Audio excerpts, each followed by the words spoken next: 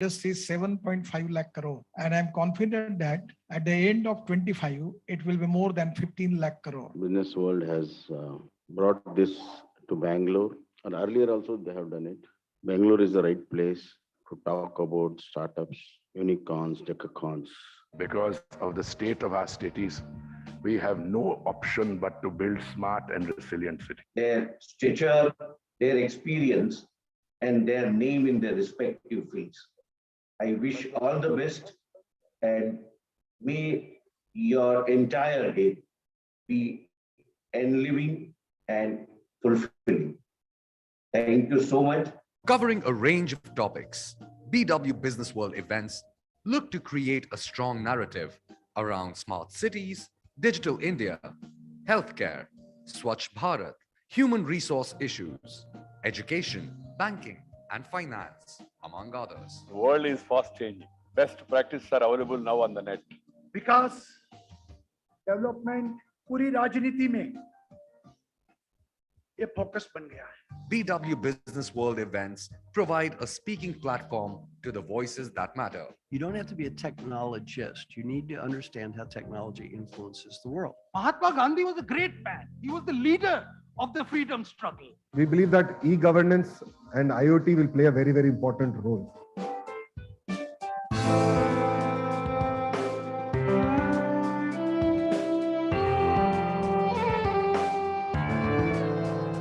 BW Business World is an excellent exhibition platform that helps you showcase your services to the right audience. BW Business World's digital transformation went on the fast track in 2020, marrying its legacy of credibility and robust business journalism with the power-packed content like BW Dialogue Series, Festival of Life web series, and custom-created webinars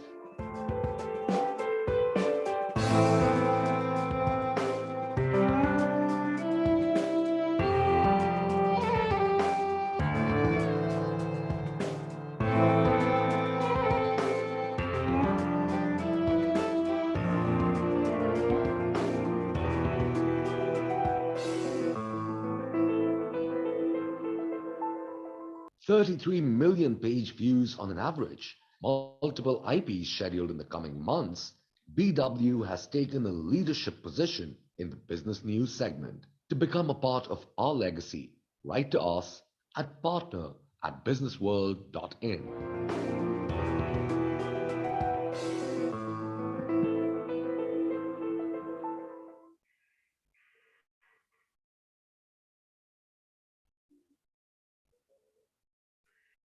Ladies and gentlemen, a very good morning. It's an honor and a pleasure to welcome you all to the first edition of BW Retail Leadership Summit 2022, a forum that focuses on all aspects of global retail industry that is in transition. My name is Aditya Malik, and it's an honor to be your host for today. As you all know, that Indian retail industry has emerged as one of the most dynamic and fast-paced industries due to the entry of several new players, due to which India is the world's 5th largest global destination in the retail space. The retail sector in India has seen a lot of investments and developments in the recent past, but the journey of the future is seeing its perils. What is expected and how will the sector deal with it? The BW Retail Leadership Summit is a global content-led event for C-level executives from across retail to come together to learn, connect, and debate. Today, we shall witness 30 plus brightest minds of the global retail community under one platform, sharing their insights and knowledge on the future of retail. May I please request my team to play today's event AV.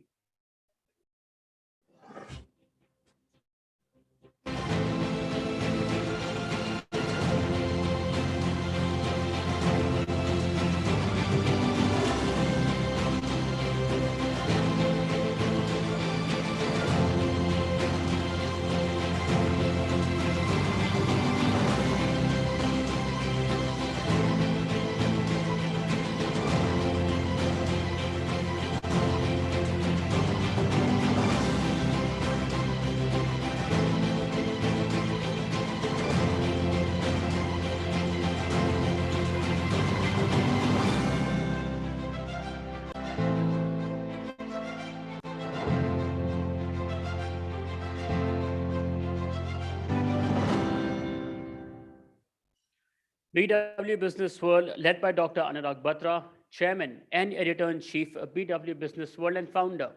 Exchange for Media Group is the fastest growing business media house in the country. With a network spanning across 27 niche business communities and 8 magazines, BW Business World is proud to be entrenched in various verticals in the domestic as well as global business ecosystem. With changing times, BW now has massive readership in the digital space as well. BW in its portfolio has 27 niche B2B communities that organize conferences and forums to facilitate interaction between sectoral business leaders and create a conducive environment for collaboration. Today's digital broadcast is being streamed live across all BW Business World platforms, including our social media channels and also on www.bwretailworld.in. Well, as you flag off today's event, I encourage everyone to please join in the conversation and share their learnings from the day by using the hashtag BWRetailLeadership. And before we move forward with today's proceedings, I would like to thank our partners for today. Our gold partner, Wasmos, Signature Global. Web3 technology partner, Chingari. Our associate partner, Firechain, Joy Travels Private Limited, Fandrum, Beanley Coffee, The Thick Shake Factory. Our media partners, IWM Buzz, Exchange for Media, Reality Plus, Impact, and Pitch. Also, many of our partners have placed their stalls outside the hall. We request you to please visit them throughout the day. May I please request my team to now play the partners AV.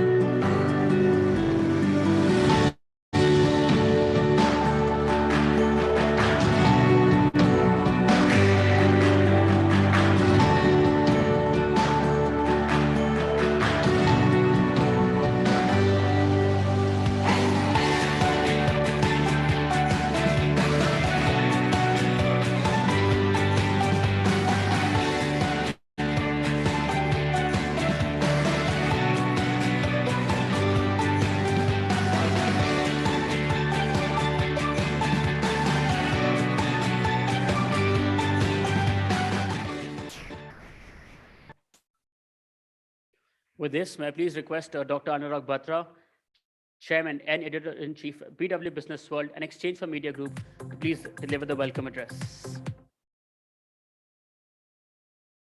Morning, it's my honor and privilege to be here. Apologies for starting a little late, but we'll catch up in tea breaks. You know, I believe dreams come true, and my friend Mr. Tyagarajan was telling me to slow down. But I enjoy what I do, sir.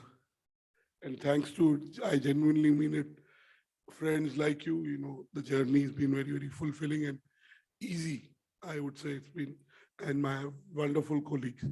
So for many years, I wanted to start something in the retail domain. We have Exchange for Media, we have Business World, but retail is such a sector that does well. And I have a friend, very close friend, who's done very good work in retail media. He's traditionally been number one. He sold one of his business. So I never got into retail. But as business world expands, we believe that every sector, subsector, we need to do a deep dive. Retail is a very big sector. And hence today we are just seeding the retail sector. This is in our own mind, it is just seeding it.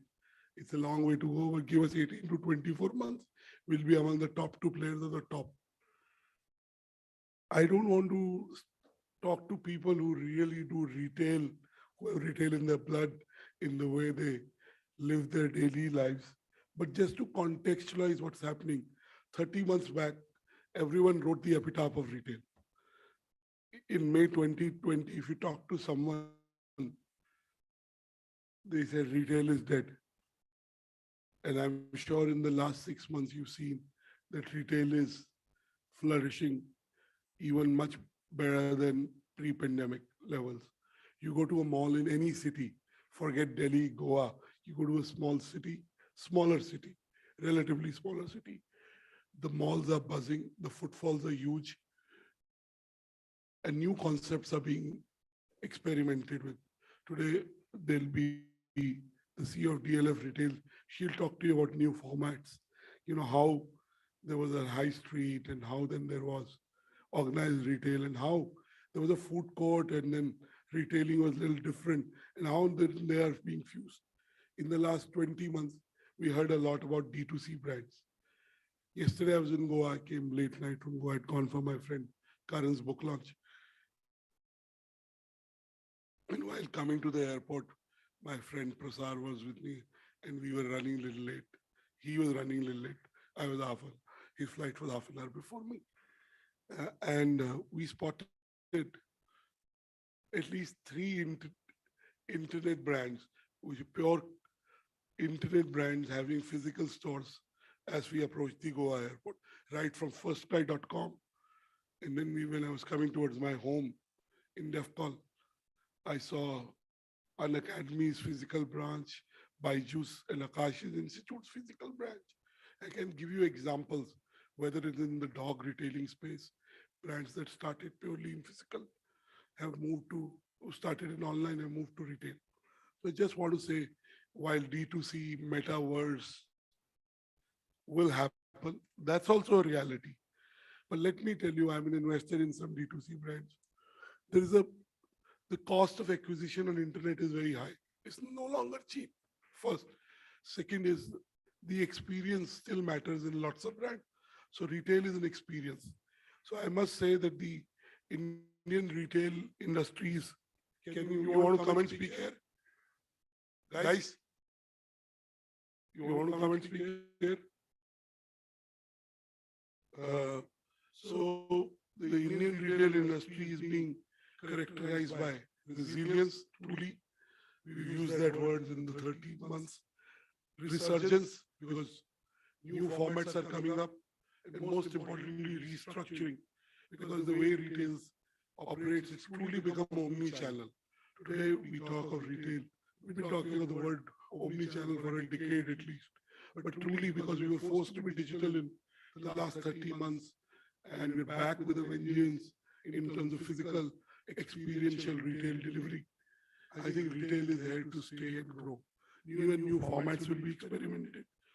There are many projections of the size of the sector, but I promise you all those projections will be overachieved. I want to say that at BW Retail World, today evening we launched the site.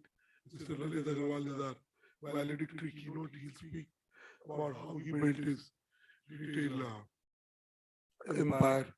Mr. Arvind Mendiratta, Mr. B. Thiagarajan are also speaking, and I'll be here throughout the day listening to all of you. But I just want to say that the numbers that have been given by various players in the consulting space, in the retail research space, will be definitely meant, in my view, they'll be overachieved. We're talking of 800 billion, 900 billion, but we'll be a $1 trillion retail sector. And I'm talking of pure physical retail. One of the things that happened in pandemic was the emergence of local delivery as a big enabler of retail, whether you call it D2C retail or internet.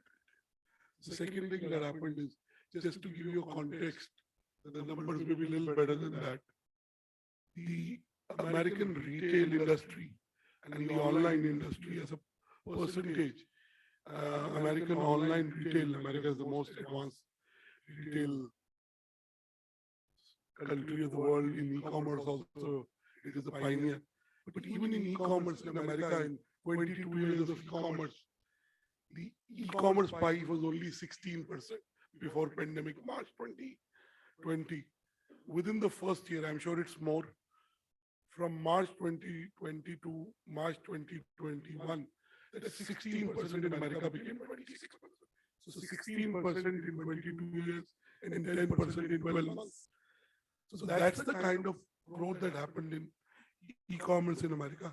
It's closer to 30% now in 30 months. So clearly, India has a long way to go. Companies like Flipkart, which is a Walmart-owned company, they're still figuring out their way, I must say. They're still burning money in India. And the retail world is seeing presence of many formats at the same time. India is not an either or country. It's an and country. Whether you take mobile phones, whether you take products and services in any sector, all kinds of players exist because there are many segments, sub-segments in the market. So the point I'm trying to say is that retail is here to stay. Retail is growing. Real estate is enabling. Real estate, the malls are buzzing again. New formats are being experimented. So it's a great time for BW Business World to have a dedicated editorial platform and community dedicated to retail professionals. Over the next 24 months, we'll endeavor to become your go-to place for content on the retail space. Get your deep dive. It's bwretailworld.in. In the evening, we'll launch it. We'll also do a lot of upskilling, training, data, insights, conferences, awards, and very importantly, make sure that we bring all the stakeholders on one platform.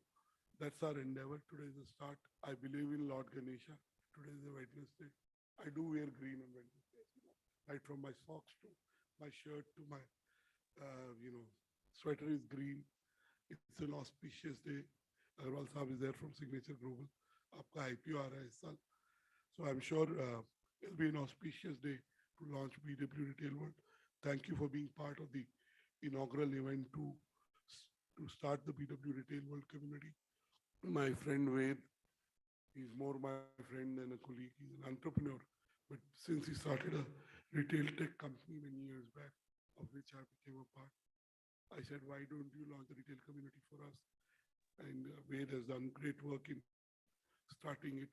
I'm sure it'll grow as we launch the community tonight. I believe starting is the most important part of doing anything, and then scaling up, growing it, making it deeper. I started Exchange for Media 22 years back. For the first 3.5 years, we struggled because we were not an editorial platform. We were not a community.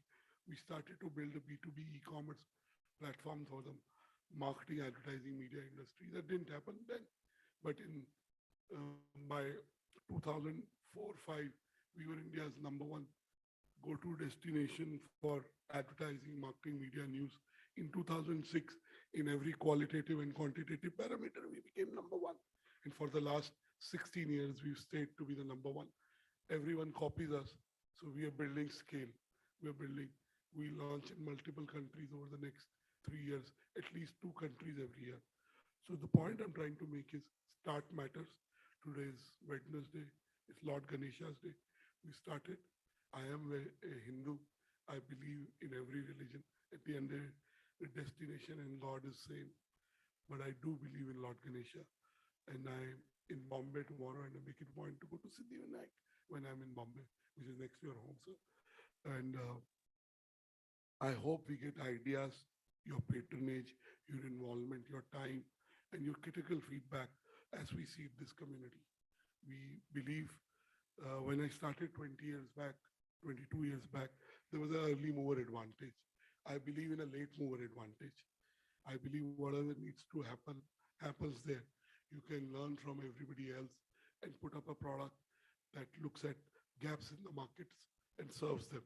So I hope while we'll do some things that everyone does, we at bwretailworld.in will do some things that nobody's done, and hopefully do it at a scale and at a depth that it is a place for your 10-15 minutes in the day, maybe more, and you go back to that community. Thank you so much. I don't want to stand between you and the leaders of the retail world, talking to you and telling you how the retail industry is back and how the retail industry is truly become omni-channel, where the physical retail is still the centerpiece and crown jewel of retail. Thank you.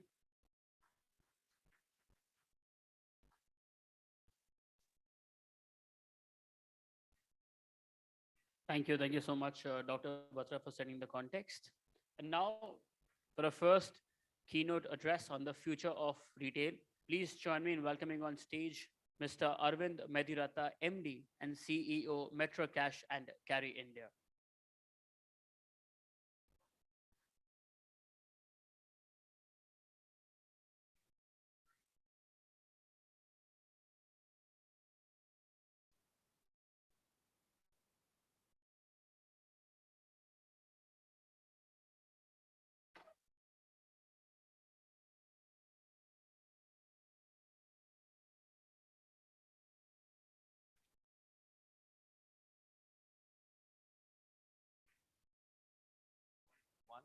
It's a pleasure to be here. And it's again an honor to talk to you about what I think are the major trends in retail. Some of these things will be familiar to you. What I'm trying to do is to put a structure to what we know about what's happening in the retail world, not just in India, but in other parts of the world too, like Europe or the US market. And the Indian market will follow those trends. So I want to start by sharing with you a quote, which I think is very inspiring. I believe the future belongs to those who can see possibilities before they become obvious. So if you look at all the game changers across different sectors, the pioneers are those who can spot the future trends well ahead of others and plan for it. And this is true even for the retail industry. And what is going to happen in the Indian retail industry? Let's look at some data and facts. If you look at the Indian retail industry, Anurag already talked about it. The current size of the industry, if I look at everything, food, non-food, general merchandise, electronics, is about $810 million. Even if we take a very conservative rate of growth of about 9%, this will be a $1.3 trillion industry by 2026. That's a huge number. And after agriculture, retail is the second biggest source of livelihood. We all know that. So it's a big industry. And if I look at the current construct of this industry, it's dominated by what a lot of people refer to it as traditional trade. The mom and pop stores, not just the mom and pop kirana stores, but so many other stores selling apparel, jewelry, medicines, etc., etc. Now, these are hard numbers because a lot of times we see euphoria in the media that e-commerce is going to run away with the lion's share of the market, but the numbers are in front of you. If you look at the size of traditional trade, if I look at fiscal year 22, the size of traditional trade of the total pie is 83%. 83%. A lot of people have written the epitaph and obituary for traditional trade, but the fact is that 83% share of the total retail industry in India right now. If you look at modern trade, it's 9.8%. And look at e-commerce, a lot of hype and hoopla around e-commerce, it's 7%. Yes, it is true that in the next 4-5 years, e-commerce will get ahead of modern trade, but traditional trade will continue to stay relevant with the lion's share of the total market, 79%. This is now total retail industry across all the sectors, food as well as non-food. If we now look at, shift our focus to the data on the right, this is for the FMCG world. We hear a lot about D2C, we hear a lot about e-commerce gaining a lot of traction, but the reality is after pandemic, the share of traditional trade has actually gone up. This is not my data, this is Nielsen data. The share of traditional trade went up from 82 to 84%. It's in front of you. And the share of modern trade, which includes e-commerce, actually came down. It's a tribute to the vibrancy and the resilience of the traditional trade sector. Right? So let's not believe everything that we read. Let's look at the facts and figures. Very important for a retailer. Moving on. There are 4 key themes which we are seeing, which are shaping the future of the Indian retail industry. First is digitalization of the economy. I think it's obvious. I am not going to spend too much time on this. Digitalization is a big trend, especially in retail. Second is formalization of the economy, with GST being introduced, demonetization. I'm not getting into the merits and demerits of these things, but they are inevitable. They are a fact of life. So formalization of economy is gaining traction, which is why GST collections continue to go up month on month. The third factor is easy availability of risk capital. We are seeing a lot of startups, a lot of unicorns burning a lot of cash to acquire customers. The million-dollar question or billion-dollar question is this sustainable? I have my point of view on this. I think we are seeing a correction in the valuations. A lot of companies have delayed their IPO plans because the valuations they're talking about are unsustainable. I've also burned my fingers investing in this space. There is a e-pharmacy retailer. Beginning of this year, I bought their share in the unlisted market at 82 rupees. Currently, there is no taker even at 28 rupees. That's the reality, right? So I don't know how the valuations are arrived at, but we believe that with the drying up of easy availability of risk-free capital, there is bound to be correction even in the retail sector. Because a business model for many e-commerce players is burn cash, sell below cost. You call it customer acquisition cost, but Indian customers are extremely savvy. The moment you stop discounting and deals, they'll switch over to the next available player. So the key is to create a sustainable business model. But this is obviously something which has affected the entire sector, including the incumbent players. And finally, the pandemic. It has had its impact on the customer buying behavior. We can't deny it. So while we are seeing a lot of shopping malls thronging with customers, but pandemic has had an impact on the shopping behavior, the consumption behavior of customers. And what does it mean in terms of customer behavior? These are the 5 emerging trends. First is very clearly, even Dr. Anurag Batra alluded to it, customers are showing a hybrid shopping behavior. They decide where they will shop, how they will shop, when they will shop. Traditional shopping hours are no longer valid. I know a lot of people who are shopping at midnight, sitting in their bed or lying in their bed. People are shopping from office. So traditional shopping hours have no meaning. People are shopping online, people are shopping offline. So hybrid behavior is there to stay. Second is instant gratification. You want everything at the click of a mouse, right? People are expecting deliveries to happen in 15, 20 minutes. Now that has an implication on the business model because there's a cost involved in delivering fast. Retailtainment. Retail is no longer a boring chore that you go and buy something and come back. It's a break from your daily humdrum existence, right? So retailtainment. We heard about retail therapy. It's very much true, including in grocery shopping, which used to be a very boring thing at one point of time. One-stop shop. People are looking for a one-stop shop for everything, not just products, but also services. That's the reason Tata came out with this massive app, super app called Tata Neu. You can book your airline tickets, you can book the hotel, you can book a restaurant, you can order grocery, you can order medicines on one app, right? How you integrate all that is becoming a challenge, and many companies don't have the capabilities to play across this entire spectrum. So that's why the need for partnerships. And this is going to be a big trend going forward. And finally, Indian customers at the end of the day, we all know that, are value conscious. They're deal seekers. The moment the deals stop, they'll probably look at the next possible options. In our business, which is B2B, I will say the shopkeepers are extremely smart.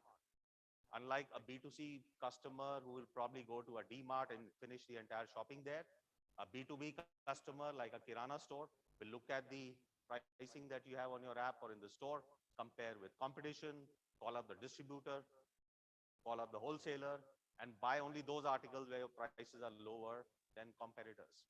This is not a behavior which a B2C shopper will exhibit. So customers are and will continue to be value conscious. And that's a very big thing. Moving on. So what do we need to do? And this is a very interesting quote from Mark Benioff. You must have heard about him, the founder of Salesforce. He says you need to get to the future ahead of your customer and be ready to greet them before they arrive. It's so true, even for our industry. So what do we need to do as retailers to stay relevant, given all these changes in the customer shopping and buying behavior? So first we talked about hybrid behavior. Customers decide where they shop, when they shop, how they shop, right? So for every retailer, it is very important to offer a seamless omni-channel shopping behavior. It's a non-negotiable. It's table stakes right now. And what does it mean It means the future is phygital. Need a combination of physical and digital stores. You know, Nykaa, which was a pure online beauty player, they're physical stores now, expanding their physical store footprint. Similarly, there are people who were having only physical stores going online. And that's a new reality. Nobody can escape from this. And of course, there are several examples. I used to work for Walmart. I worked in Walmart even in the US. You know, it was far behind Amazon in terms of e-commerce. This holiday season, Thanksgiving, they probably were the best performing retailer during the Thanksgiving season, better than Amazon. Same with Amazon, they acquired Whole Foods in the US. Even in India, they have a partnership with more. Of course, there are FDI restrictions which are in place. Even my own organization, you know, 30% of our business is now coming from e-commerce. Even in the B2B space, and you will think kiranas are probably laggards in terms of adopting digital. Answer is not. And the most evolved market in digital adoption, surprise, is not Bangalore for us. It's actually Punjab and UP, which shows that customers have become very savvy, very resilient, very agile. Moving on. This is an interesting data which is true for us, and I'm sure is true for everybody. Because everybody talks about why we should go omni-channel. But I will share with you very compelling data on why omni-channel makes sense for any retailer. So if you look at our business, if a customer is a pure offline customer, they're shopping 1.6 times a month. If they become online, pure online, the frequency goes up because of convenience factor. Very obvious, commonsensical. But the moment you look at a customer who's showing hybrid behavior, sometimes they come to the physical store, sometimes they're shopping online, the frequency jumps up significantly to 6.1 per month. Per month. Look at the huge jump. So there's a strong tangible benefit of being omni-channel. And if you look at the sales, because we look at share of wallet of our customers, how much of, if they're buying 100 rupees, a kirana is buying 2 lakh rupees or 5 lakh rupees, how much of the shopping is happening with us, and how much from traditional retailers and distributors and so on, and competitors. We find a pure offline customer. If the index of what they buy is 100, obviously it jumps to almost 2 times when it becomes online because of frequency going up due to convenience. But if they show hybrid behavior, the number is a whopping 7 times. So the clear business benefit we see with customers who exhibit omni-channel behavior. These are real numbers. We have seen them over the last 2 years. Moving on, let's talk about instant gratification. People are expecting 10-15 minutes delivery, but there are a lot of companies which have become bankrupt by doing this, right? There's an example of Blinkit, right? They've got acquired by Zomato. I don't know how they're doing right now, but I have interviewed a lot of people from both Swiggy and other organizations who are in this business. The fact is, for every order, on every order, they're losing about 150 rupees. And the average order value, from what I recall, is about 350 rupees. That's why there's an article which came recently that people are trying to increase the order size. If on every 350 rupees of order, you're losing 150 bucks, I don't think it's a sustainable business model. But that's what is happening right now, right? But interestingly, from customer standpoint, this is a requirement. And the other important thing which people forget is customers expect on time in full. All of you are from the retail industry, you know what OTIF is. They expect nothing less than 99% on time in full. If they place an order for 10 articles and 8 are there and 2 are missing, you lost that customer. So what does it mean for you? It means you need very agile and efficient supply chains. You need to have very sophisticated tools for demand forecasting, inventory tracking. You need to have micro fulfillment centers and so on. And it all adds to the cost, which is why I shared with you the P&L, how it looks right now. So obviously it's going to be interesting because in India, we have tried it. If you charge a premium for, or you have differential prices for delivery versus physical store, it doesn't work. Customers are so smart, they'll say, then I'll buy from the store. But in many other markets, like in Europe, we know, for instance, you can have higher pricing for delivery or home delivered orders. But people are willing to pay a premium. In India, as I said, customers are value conscious. They want the convenience of home delivery. They want delivery in 20 minutes, but they are not willing to pay a premium for it. You add a delivery fee, the orders will dry up. And that's an interesting model and challenge to deal with in the Indian market. And of course, there are two players left now which are still competing in this space. I know that some of them have also scaled down their operations because of the dynamics, the financial modeling that I shared with you. Because the other interesting thing which nobody talks about in India is the MRP challenge. In India is the only country, I think, apart from Pakistan, which has MRP printed on the pack. It's a legacy from the emergency days, but it is a very restrictive practice from the point of view of retailers. The balance of power in India, at least in food and grocery, is still with the manufacturers, the Unilevers and Nestle's of the world, which report big increases in profits every quarter. Because inflation increased prices 15-20%, reduce the pack size or reduce the quantity in the pack. But I think with consolidation happening in the Indian retail industry, the balance of power will shift from retail manufacturers to retailers. That's an interesting thing which is going to happen.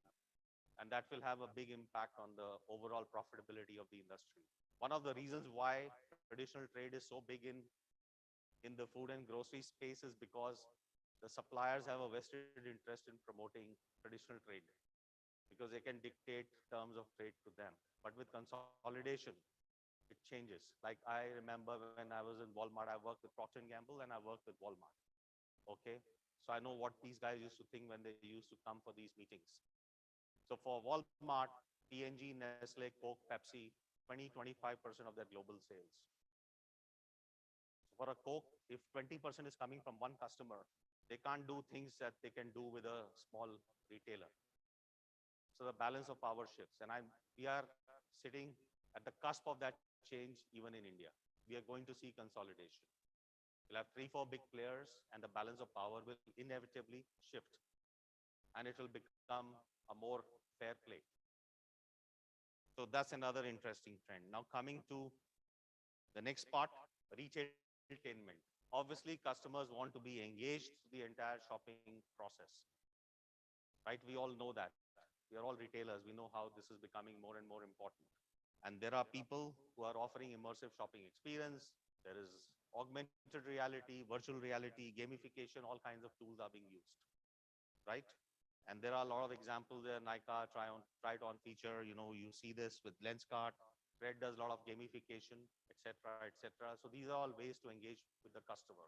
You can no longer be a boring shopper, even if you are shopping in a physical store. You know, there's Lulu's which has opened recently. I think you have been to Lulu's. Maybe it's not in Delhi, but you see it in Lucknow. You see it in Bangalore. You see it in Kerala. You look at their ultra fresh departments. They're so good. Right? And it cannot be replicated by online retailers. There were separate mutton department, separate chicken department, separate seafood, ready to eat.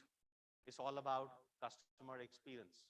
And that's probably the most busy section in the entire store. Moving on. Finally, it's about, one-stop shop.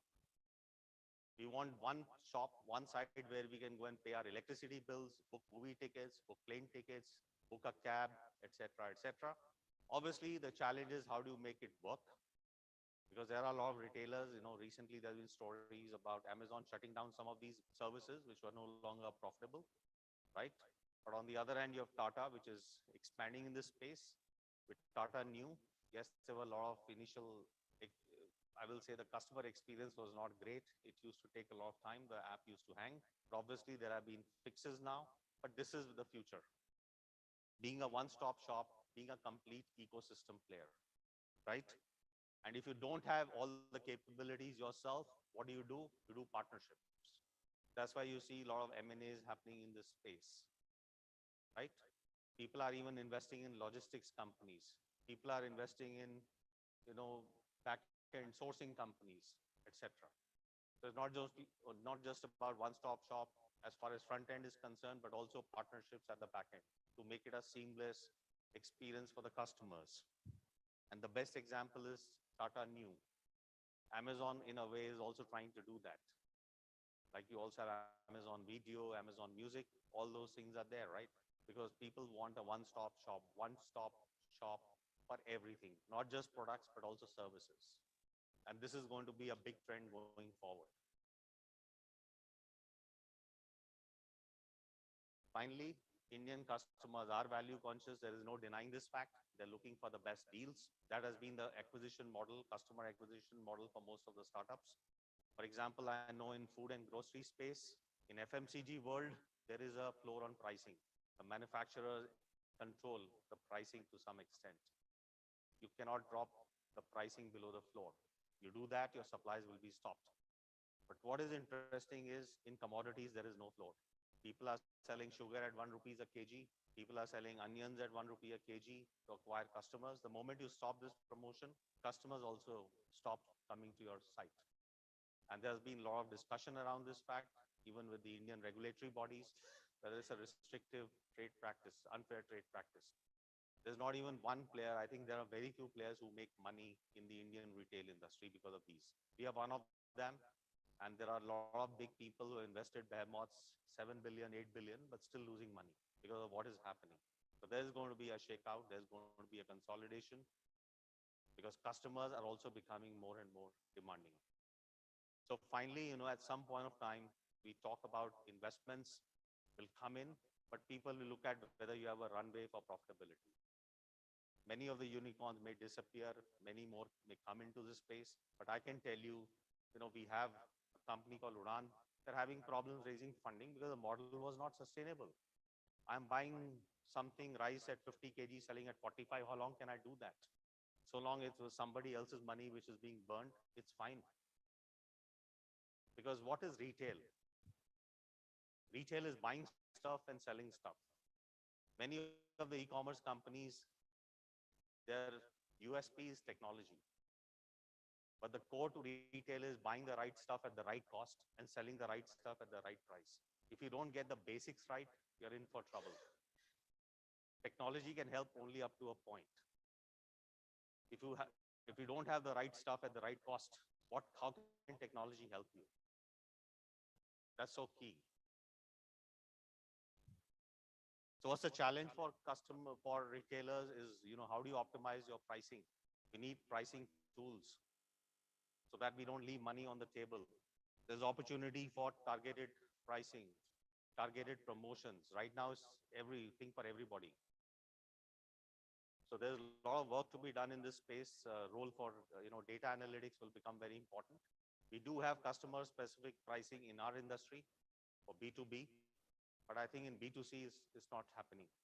So there's an opportunity to have targeted pricing for specific customer segments to optimize your return on investment, right? We don't do elasticities across different segments. It's the same price for everyone. And then, of course, if you are going to be so sharp on pricing to cater to the value-conscious customers, you also need to run very efficient operations. Because a lot of companies, their costs are out of control. Employee costs, you poach people 50% salary increases. You're paying a ton of money. Productivity, nobody looks at productivity of employees. That's why you have layoffs happening in the sector, right? Especially in the startup world, because just keep on hiring people at obscene salaries. Then you realize your P&L doesn't stack up. Then you lay off people. So this is very important, to optimize your operations. We are successful and we are probably the only company which makes money in B2B. Why? Because our operating cost is about 5% of sales. Nobody can even come close to that. Why it's difficult to beat the humble kiranas? Because they are the masters of running low-cost operations. I know that, again, I interview people from all across sectors. There are big retailers, big e-commerce players, giants. Their fulfillment cost, last mile fulfillment cost is 10%. In grocery, how will you ever make money if your last mile fulfillment cost is 10%? You will never make money. So they talk about, okay, let's partner with kiranas, etc., etc. But kiranas are no fools. They also realize they're partnering with us right now because they're being opportunistic. Let's make money while the hair shines or sun shines. But ultimately, these guys are going to take away my customers and migrate them online.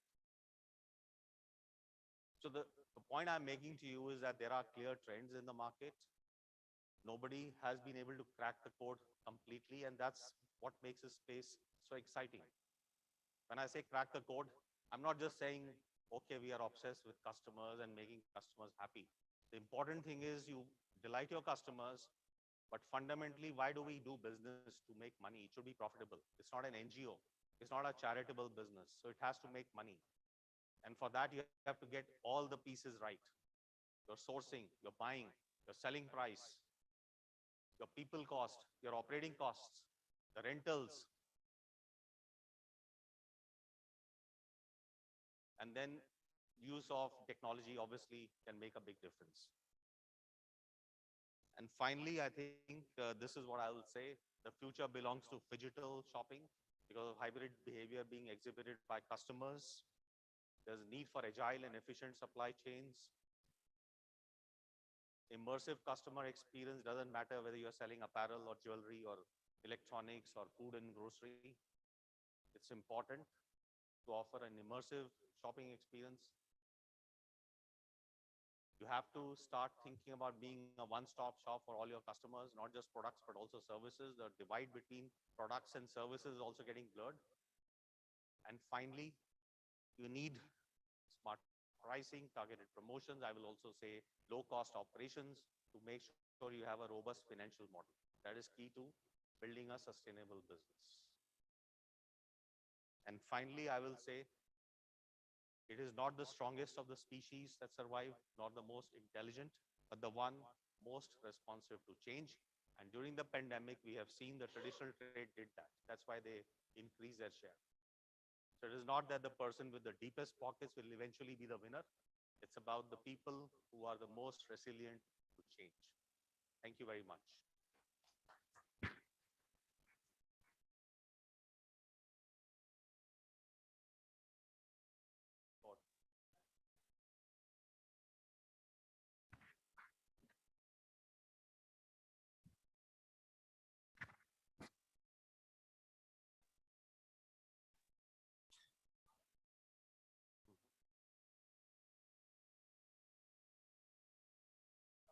Was highly brilliant.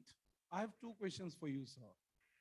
First is when you share the data. I'm so sorry, sir. that We'll was- just take one because in the paucity of time. Okay.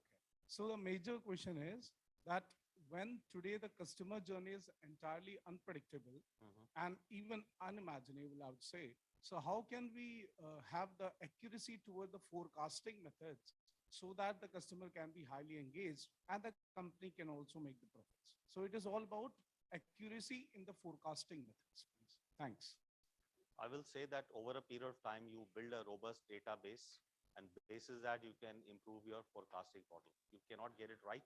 So a lot of retailers keep buffer inventory in their system to cater to the variations and fluctuations in customer demand.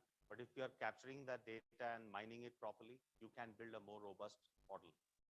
Now we are dealing with probably 20,000 SKUs. We don't have warehouses because that also adds to the cost. People used to think that you set up a warehouse, suppliers will pay. Suppliers, again, no fools, they will not pay. So we have a 100% DSD model, direct store delivery, no warehouses, and that's again key to making profits. So we have to make sure that we do a regular line review. We have a process for line review. You look at every 8-foot section in the store, or if you have online assortment, look at the rate of sale, look at whether it makes sense to keep that article. A lot of times as buyers of merchandise, we fall in love with what we buy. So I think that's the biggest pitfall. We should look at the data obsessively and look at data objectively and say, I love this article, but it doesn't sell. So let me delete it. I tell this to my team, we have physical stores. We have to grow by 20% every year. I'm not going to increase my space by 20%. So we have to run our operation more efficiently by 20% at least every year. Of course, you take out inflation, let's say 10%. How do you do that? You have to be ruthless in what we call assortment planning.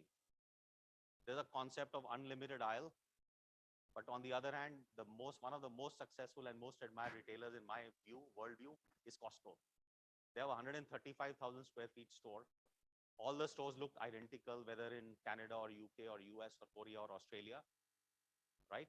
And they have how many SKUs? Can you guess? 4,500 SKUs. That's it. So who says to win in retail, you need to offer a huge assortment, right? You can have 10,000 SKUs of microwaves, or you could have 3 SKUs, which is what Costco does. One is entry level, good price point, good features, does the job. One is high end with all the fancy features, and one is for industrial kitchens. That's it. Luggage, you go to Walmart, you'll have 100 SKUs of luggage. You as a customer will get confused. I'm talking in the US. But you have a Costco which has only 2 SKUs of luggage, and one is Samsonite, one is something else, and you want to buy it. So, there are different ways of making money. And the gross margin of Costco is how much? 12, 13% on our $200 billion sales. They make 2% from membership fee. Why do people pay membership fee of $100? Because they think themselves as buying agents for their customers. I make the choice simpler for them in terms of, I know that if I go to Costco, if there's a product, I like it, I should buy it, because they have done a good job of pre-selecting the assortment for me, curating the assortment for me. In India, we don't see those models. You go to an electronic store, you'll see 200 SKUs of television. You get confused, which model should I buy? But if there's a trusted retailer which has only 20, and each one has great value, great brand, great value with all the relevant features, you probably even pay money to shop at that retailer. That's a vacuum, I will say, in the Indian space. I hope that answers your question. Thank you. Thank you.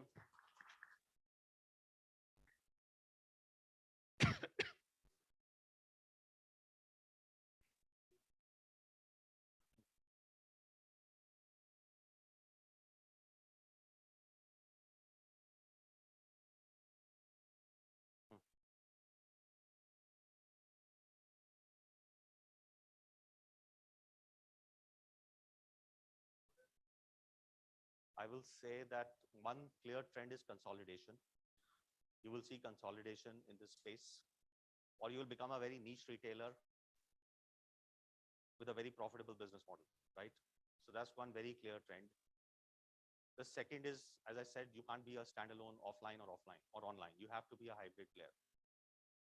So these are two big things which I see. And finally, there'll be pressure on retailers to deliver profits. I talk to so many startups. Bangalore is a hub of startups. We talk to so many startups. The funding has definitely dried up. That's why you see new innovative models of funding. They're going for convertible debentures, and nobody's putting equity. I wanted to recently offload my shares, which I invested in some company. It's an interesting story. Some people who used to work for me in Metro, they set up a startup. They said, invest money. I said, it's hard-earned money. I will guide you, but I'm not going to put money. Then I discover in the press that they have a valuation of $500 million out of nothing. I put money. Last year, I put money in August. In January, they do another round of funding.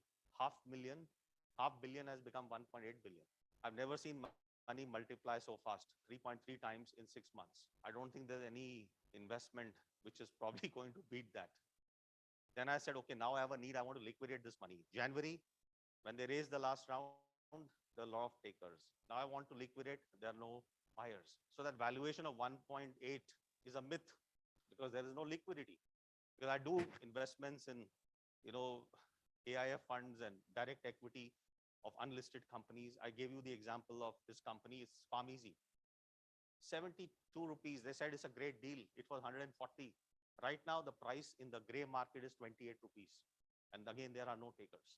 So ultimately, you have to, people who will have a profitable model will be the ones which will emerge victorious in this. I think they will survive because they have mastered the art of running low-cost operations. They don't pay the rent, or it's an old rental property, right? They employ their own family members in running the business, so they're not paying fancy salaries, which a lot of companies in e-commerce space and startups are doing. They don't have air conditioning in the store. They switch on the light only at night, right? They know every item in the store. Now they're using technology, of course. They have become so smart, they're spoiled for choice. So now, actually, it's an interesting thing. Earlier, a Hindustan Lever salesperson would go and say, "Aapko rin chahiye, to aapko ye Lux bhi kharidna padega naya wala." They had no choice but to keep it. Now the same Kirana, he says, "I have a Metro app, I have a Reliance app, I have an Udan app, I have ShopX app, I have this app, I have that app." He looks at the price. Distributors also have launched their app. If our prices are lower, they'll say, hell with you, I'll buy from you. So they're spoiled for choice. And every company is also putting feet on the street. We have a 800 strong sales force. Our competitors have probably 5 times bigger sales force. So they are sitting, he opens a shop and there are 5 people standing outside his shop, the order likhwa do. I remember visiting with lowest cost. I remember visiting, see, you need to then have, you can sell in, but you also need to generate demand so it can sell out. Otherwise, it will come back to you as returns. I remember visiting, before COVID with Sanjeev Mehta of Unilever. He was in our store. He says, "Aapke yahan kaun khareedta hoga?" Because my distributor is doing a great job. You are in Bangalore city. I have so many distributors. I said, Sanjeev, just wait. 5 trolleys, 5 customers shopping in that aisle. And he says, I don't think they will have Unilever products because my distributor is great. His sales director was also there. I said, look, let's talk. We went, they had a lot of Unilever products in their basket. He says, आप Unilever का माल यहाँ से क्यों लेते हो? मैं distributor से क्यों नहीं लेते? He says, distributor तो supply नहीं करता है. हमारे को कुछ और rate देता है किसी और को, जो बड़े हैं तो दुकानदार उनको दूसरा rate मिलता है. सारी schemes उनको pass on होती हैं. यहाँ पे मुझे आपका नहीं, बाकी सब कंपनियों का भी माल मिल जाता है. So why should I go to your distributor? Your service is not good. It was an eye-opening experience. So the point is, retailers cannot be taken for granted. Because of the plethora of choices that are available to them, they are spoiled for choice. You have to provide good service. I remember when I set up the Walmart business in India, I was in Punjab and I have worked in PNG, so I know everybody there almost. So I went to one store in near Amritsar and I said, I'm from PNG, how can we increase our sales? How can we PNG improve its sales? He says, जो आपने order लिखवाया होता है ना, उसको आप service कर दोगे तो आपकी 25% सेल वैसे ही बढ़ जाएगी. आपको कुछ नहीं करना है. That's the OTIF challenge. Even for us, a $1 billion business, we're doing 1,500 or 1,200 crore with Unilever. Our fill rates are what? 60s, 70s. If I have to offer 90% plus to my customers, I have to keep excess inventory. But with scale, you can probably, right now you pay in 2 weeks, you'll carry 4 weeks of inventory.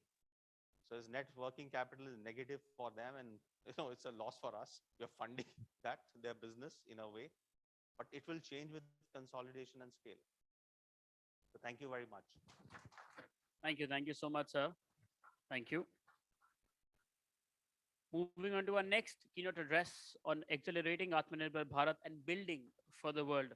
Please join me in welcoming on stage Mr. B. Tyagarajan, Managing Director, Blue Star.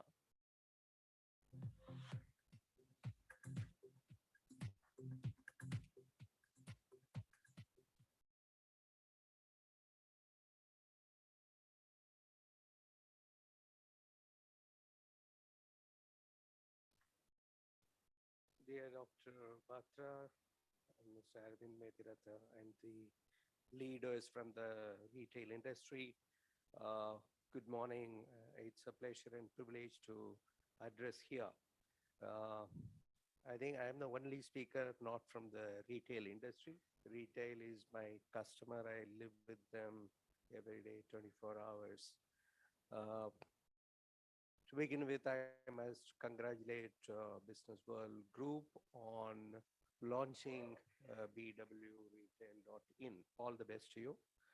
And my comment about Dr. Batra is, this is, I think, the 8th event where he lands in the previous night at 2 a.m. and walks in and full of energy. Each time I meet him, I leave with that infectious enthusiasm as well as the energy that he passes on. May God bless you, sir. May God bless your group. I also thank Ved and the entire team on this occasion for having invited me. And it's a pleasure interacting with you. My topic is different from that of the rich insights Mr. Metirata delivered on retail. Sir, I don't like non-air conditioned stores because my business is dependent on the air conditioning. One thing I know for sure that the more than 30% of our business in the past 6 months are coming from retail in some form or so. Air conditioning, I'm not talking about our sales in B2C. Air conditioning of shop, showroom, boutiques, it's an unprecedented growth across, including tier 3, 4, 5. So it's really happening there, physical retail. And as a manufacturer, we go through Salilis here, this whole dilemma of e-commerce versus brick and mortar stores. The sales team assist e-commerce. They don't want to deal with. So the philosophy most of us follow is that if our market share is, let us say, it is 15%, in e-commerce also it should be 15%. That's how we tend to manage. But I agree with the figures you shared with regard to what is really happening in e-commerce. As far as consumer durables is concerned, it has shrunk. The share specifically post-COVID, I'm not able to understand or comprehend the reasons. And we were told that 30% of the air conditioners by 2023 will be happening through e-commerce. It has not even crossed 12%. At some point of a time, it was 17, it came down to 15, it is standing at 12% for some reason. I also observed that the e-commerce and the modern retail behavior is one and the same as far as a manufacturer is concerned. The pricing power or the buying power that they have got is one and the same. Anyway, that's not my topic. It is from the supply side due to Atmanirbhar Bharat and what is really going to happen in the retail world. That's where I don't know to what extent you all from the retail industry are interested in that. There is clear evidence that it is India's decade. There is absolutely no doubt about it. And the most important thing that I'm observing is that I spend around 20 days in the market, including tier 3, 4, 5 markets, and even for air conditioners, close to around 67% of the sales is coming from tier 3, 4, 5. And you can imagine that what kind of transformation is taking place in India. And what I'm observing in the past 6 months is the optimism. It is we may be worried about the people in this room, inflation, slowdown, war, what is going to happen, or one more wave of pandemic, so on and so forth. But out there is optimism which I have not seen. This is my 43rd year of my career. I have not seen optimism across the country in consumers' minds. They are consuming. Having said that, I am also bringing in the disclaimer that is it 130 crore people we are talking about, or a minuscule portion of that? That remains the concern for India. I don't think we have migrated the entire population to consuming people, and which is supposed to happen in terms of the employment generation or the rural development and so on and so forth. But that by itself is a different subject. All that I can say is that subject is understood by the current government and how we will get them into consuming class. And as far as Atmanirbhar Bharat is concerned, that we cannot help but referring to China. So we know the history. Then many of you must be management students. It's a Plaza Accord which changed the course, led to the lost decade of Japan. Then comes China's manufacturing growth. So we have the advantage of learning from that how China positioned itself as a manufacturing country, and there is connect with the retail. That's why I'm touching upon this, and that's why Ved would have asked me to talk about this Atmanirbhar Bharat. Now, the entire thing, I believe in the Michael Porter's competitive advantage of nations, and he moved from the doctrine of that you have the infrastructure, you have the location, natural resources, and labor and population, you will automatically grow. That particular doctrine he demolished by a different theory that you should be innovating, you should have higher productivity, you should have efficiency, and you should have quality, and you should differentiate yourself. And then the government can only be an enabler, and you grow as a nation and build competitiveness. And I think through Atmanirbhar Bharat, that is what is happening, contrary to the belief that it is some money is put in the pockets of the manufacturers so that they will go ahead and manufacture, which is a myth. There are PLI schemes and many categories. I know fully about the air conditioner industry. I was involved in that for 18 months when the policy was getting formulated through CI, FICCI, and other forums.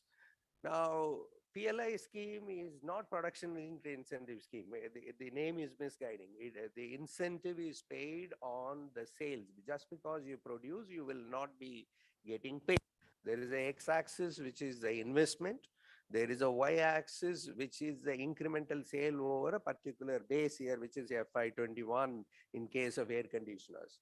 So therefore, you have an investment threshold. People have gone ahead and invested. In this case, close to around 5,000 crore over investment has gone in. And manufacturing capacity is doubling. It will double by October 2023. Like Blue Star will be commissioning next month, and you will be seeing many others commissioning their factories. Their manufacturing capacity is doubling. You know very well the market is not going to double immediately. Now, the incentive that I am supposed to get under the nomenclature PLI is based on the incremental sale over FY21. So which means you are going to be grabbing the market share because market won't grow. If I have to earn that money, I have to go and show a growth. And in the process, what will happen is the entire PLI money will get diluted and go to the consumers. That's what will happen. While the analysts, fund managers, stock markets think that you are going to get back, like Blue Star Investment is somewhere accountable under PLI. The land and building not included, only the plant and machinery, some 173 crores, I think, and 73 crores we are supposed to get back. 73 crore is a EBIT for us or a PBT for us. It is not so. It will get, my assessment is my own board doesn't like, am I stating this or the analyst fund managers, this money will get diluted. But the scheme is a brilliant one. In order to kickstart this manufacturing, become self-reliant. So you are creating a complete component ecosystem. So you are building scale. This is what China exactly did. China went ahead and grew the domestic market and encouraged consumption by bringing in people into consumption cycle. So therefore, this whole manufacturing growth in one sector, which is room air conditioners, it is, my rough estimate is it will create close to around 80,000 jobs, at least 80,000 earn more.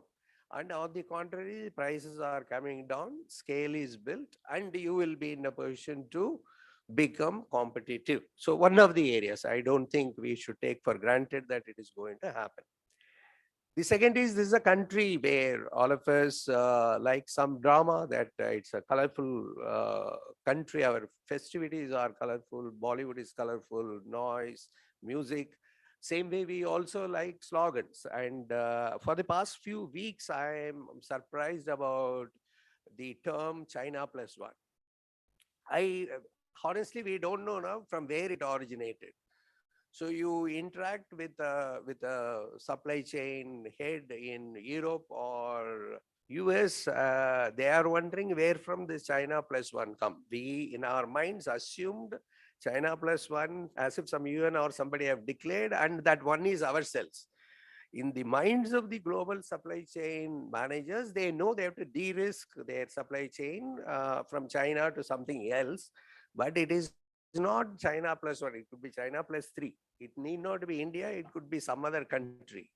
But somehow we have, in the same dramatic style, assumed that China plus one means people are looking forward to India to come and deliver to them, which is not true. We have to be competitive. As Mr. Maitreta mentioned, that the B2B buyers are even more price conscious. They are asking for value and you are supposed to be competitive. That's where it is. But despite all that, a beginning has been made that after many decades, there is a huge manufacturing growth, to the extent that I don't know from where the manufacturing leaders will come or workforce will come, because we never invested in that.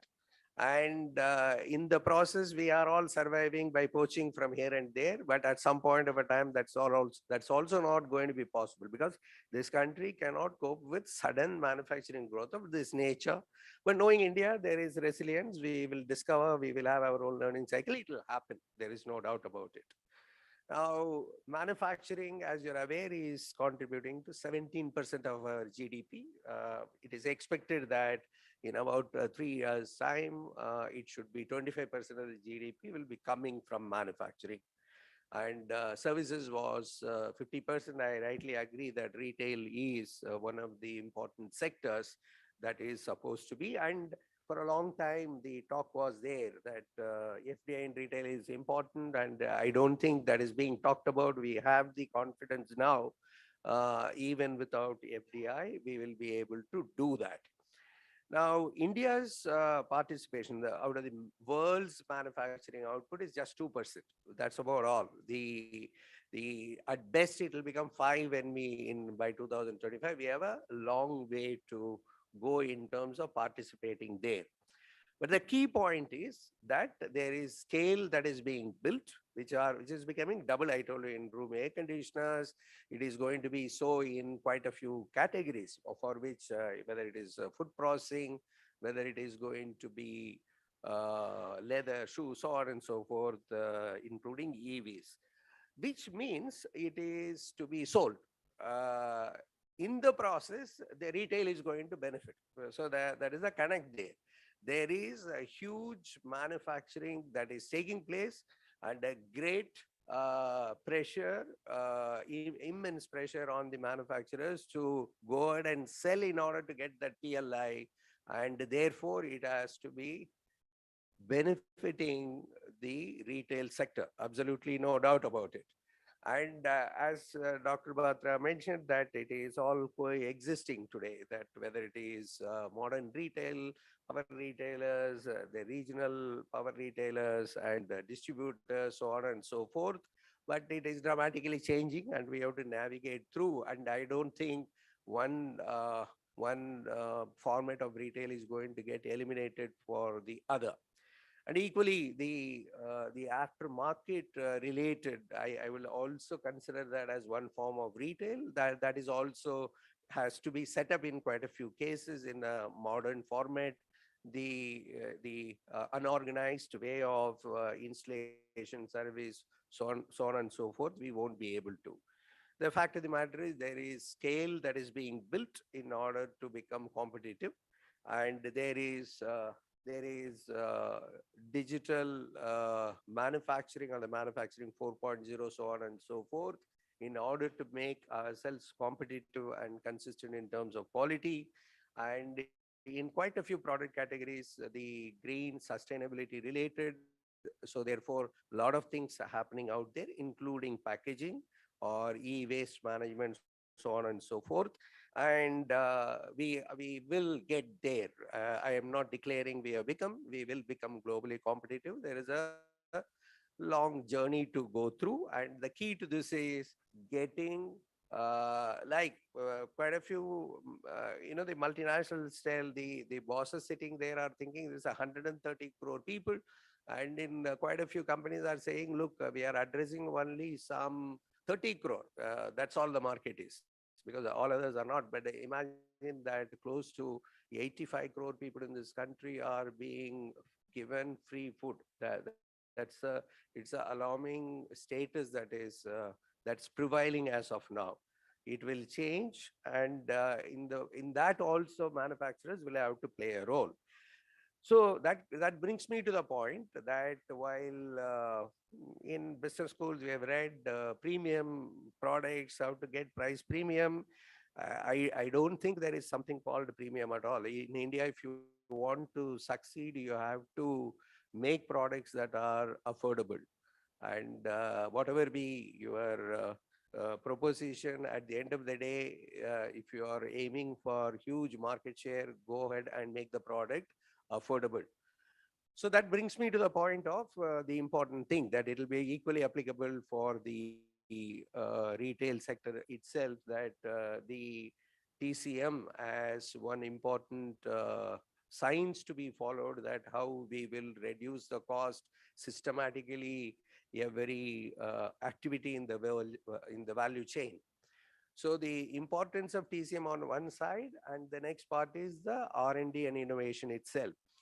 So if you plot, I have spoken about this in some other forums, the growth of Japan, growth of Western Europe, growth of US, growth of China recently, the GDP growth, and you plot the R&D spends of the country, government, private, put together as a percentage of GDP, there is a clear correlation. The countries which had grown, the R&D investments have consistently grown, keeping in pace with.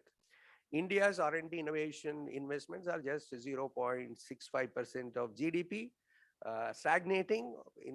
In fact, it is declining, and predominantly from government.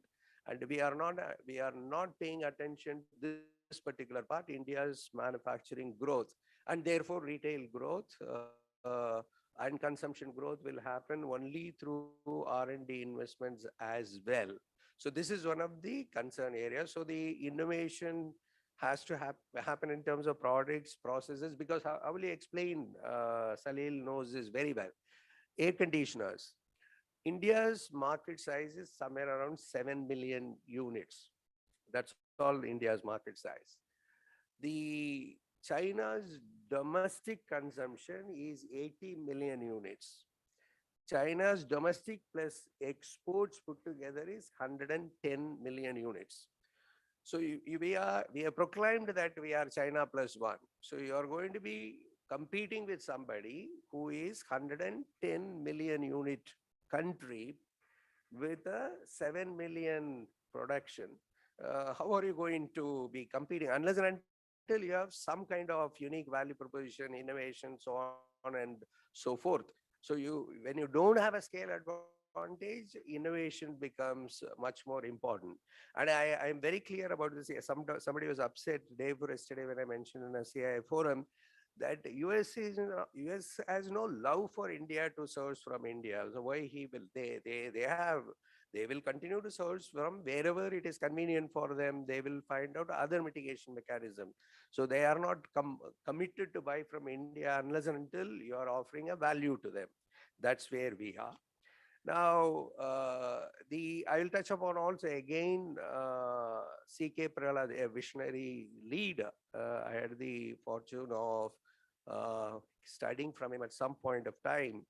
The seminal book of his, The Fortune at the Bottom of the Pyramid.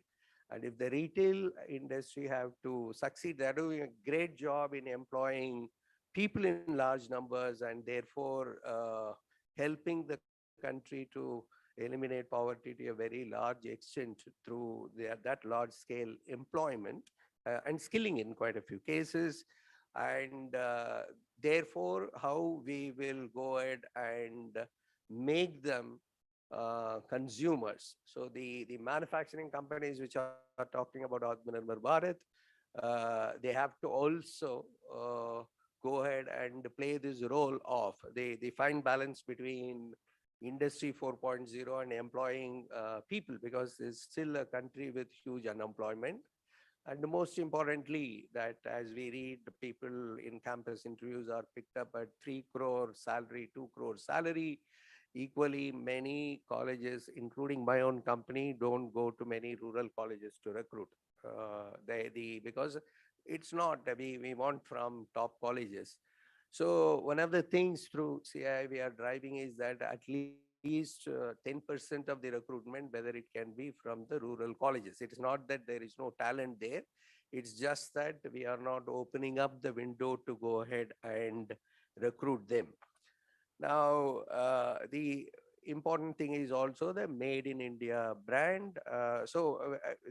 The rural development has to become a company's objective. I don't think government alone will be able to do it. Similarly, growing our global footprint has to be the job of us, and only help you can look forward to from the government is this. All we have been stating, that build a brand made in India for certain categories. That is how we can grow. Now, having said all this, there is also the factor Mr. Mahendra talked about of the quick money, shortcuts, huge valuation. That's a reality. When India is going to grow at that rate, and it is India's decade, I'm certain about. I'm sorry to say this, that the frauds, greed, all that are part of that journey. So how we will stand up, we do have a role in that as well, to be looking forward to these gaps and not allowing that to happen by voicing against that. This is the next part, is a positive thing, that how Indian industry can collaborate. They do follow the competition law provisions, but together how we will go ahead and ensure that India gets a place in the world stage. And personally, I believe there are few industries which are very exciting ones, that when I reflect back, I should have got employed in one of these industries. Like I consider airline industry to be a very exciting industry. And the next one I will say is the retail industry. But the third one is the hotel industry. But all the three are highly competitive industry. Seasonal, goes through cyclical pressures, and retail industry is a happening industry, backbone of Indian economy, not only in terms of employment, how else the manufacturers like us will sell. Thank you all for listening to me, and it's your decade as well. I wish the industry all the very best. Thank you.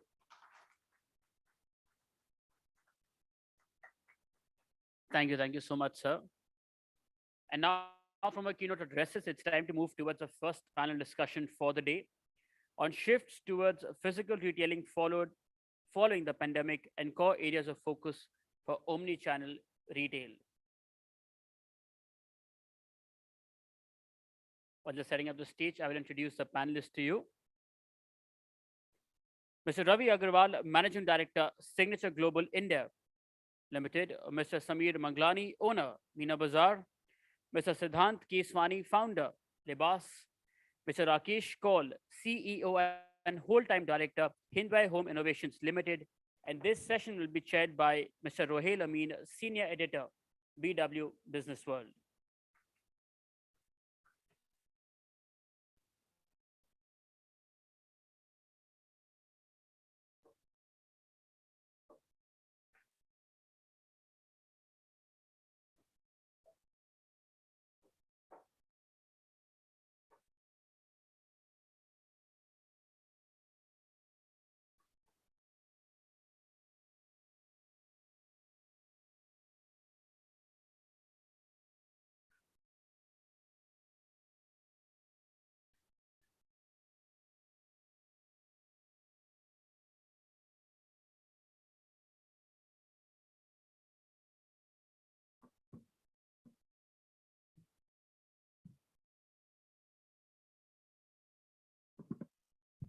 I would just request everyone to settle down, and if we could close the door. So we have a very interesting topic, shifts towards physical retailing following the pandemic and core areas of focus for omnichannel retail. I think all said and done, whatever we saw during the pandemic, it has reinforced the idea that experiential we cannot do without experiential. I think somewhere we had with this concept that digital is, of course, going to take over everything, but a pandemic has profoundly made us realize that the physical touch points, the brick and mortar story is here to stay. I think that's a positive aspect, in fact, of what the pandemic has made us realize. I want to start with you, sir. My first question to you, Mr. Agrawal, is so during those couple of years, we saw retail, say commercial retail, these commercial, establishments, they were shrinking. People were giving up on the rentals, and there was a lot of shift happening, a lot of challenges. But then it's a different story right now. If you can take me back to those couple of years and the story now, how did the entire story, come full circle for you as a leading, a real estate builder? Thanks, Will. First,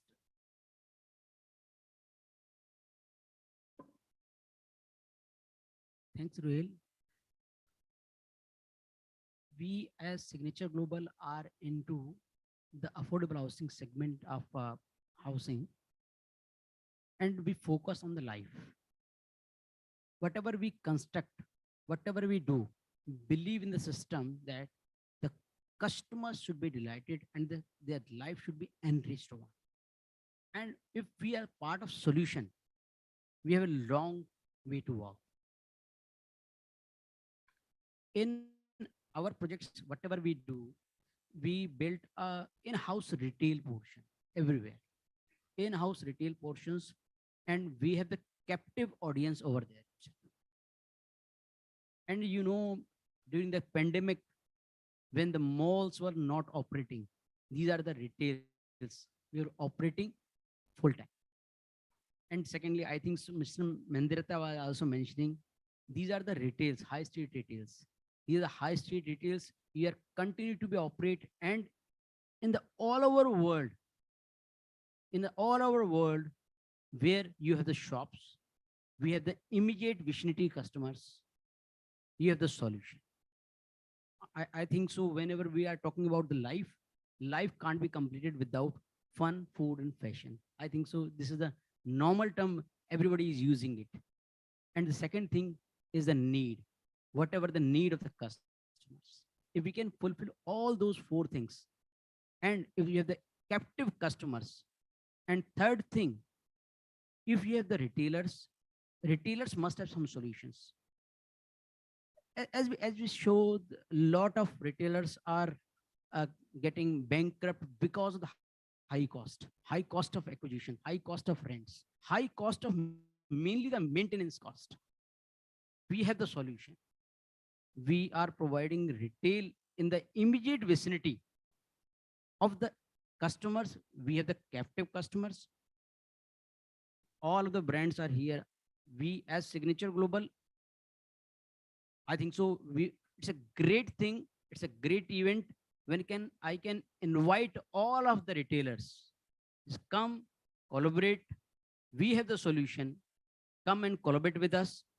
When we are talking about the omni-channel, lot of discussions were happening over there. We have the base. You can do the physical and the digital with us. We have the low maintenance retail hubs. We are working in all segments. Post-pandemic, I think so, a new trend has been emerged. Earlier the saving philosophy was going on in the India. But now in 2 years, when we have seen those kind of things in the pandemic time, then now the mindset of the customer is getting changed. Live your life completely. it's not just the saving part that he is focusing on. Can Yeah. I get this mic? Yeah, okay. That's fine. Okay, Siddhant, I want to come to you. What is the brick and mortar story in the current times?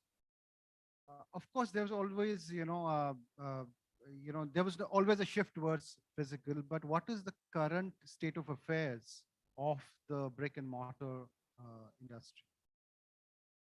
So, hello. Yeah. So, of course, brick and mortar has existed for so many years now, and I think in the last 5 6 years alone, we've heard so many new words have been added to our retail dictionary, starting from e-commerce, then omni-channel, then phygital.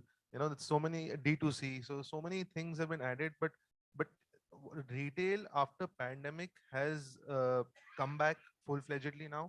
And but how the customer behavior has changed is now that customer doesn't look at brick and mortar or online separately, because uh, there was a time till 4 5 years back we used to say that the customer online customer is not the same as the offline customer, but those things have changed now. That's why most players like Reliance or Tata are now looking at ecosystem, because now the next big thing is going to be building an ecosystem.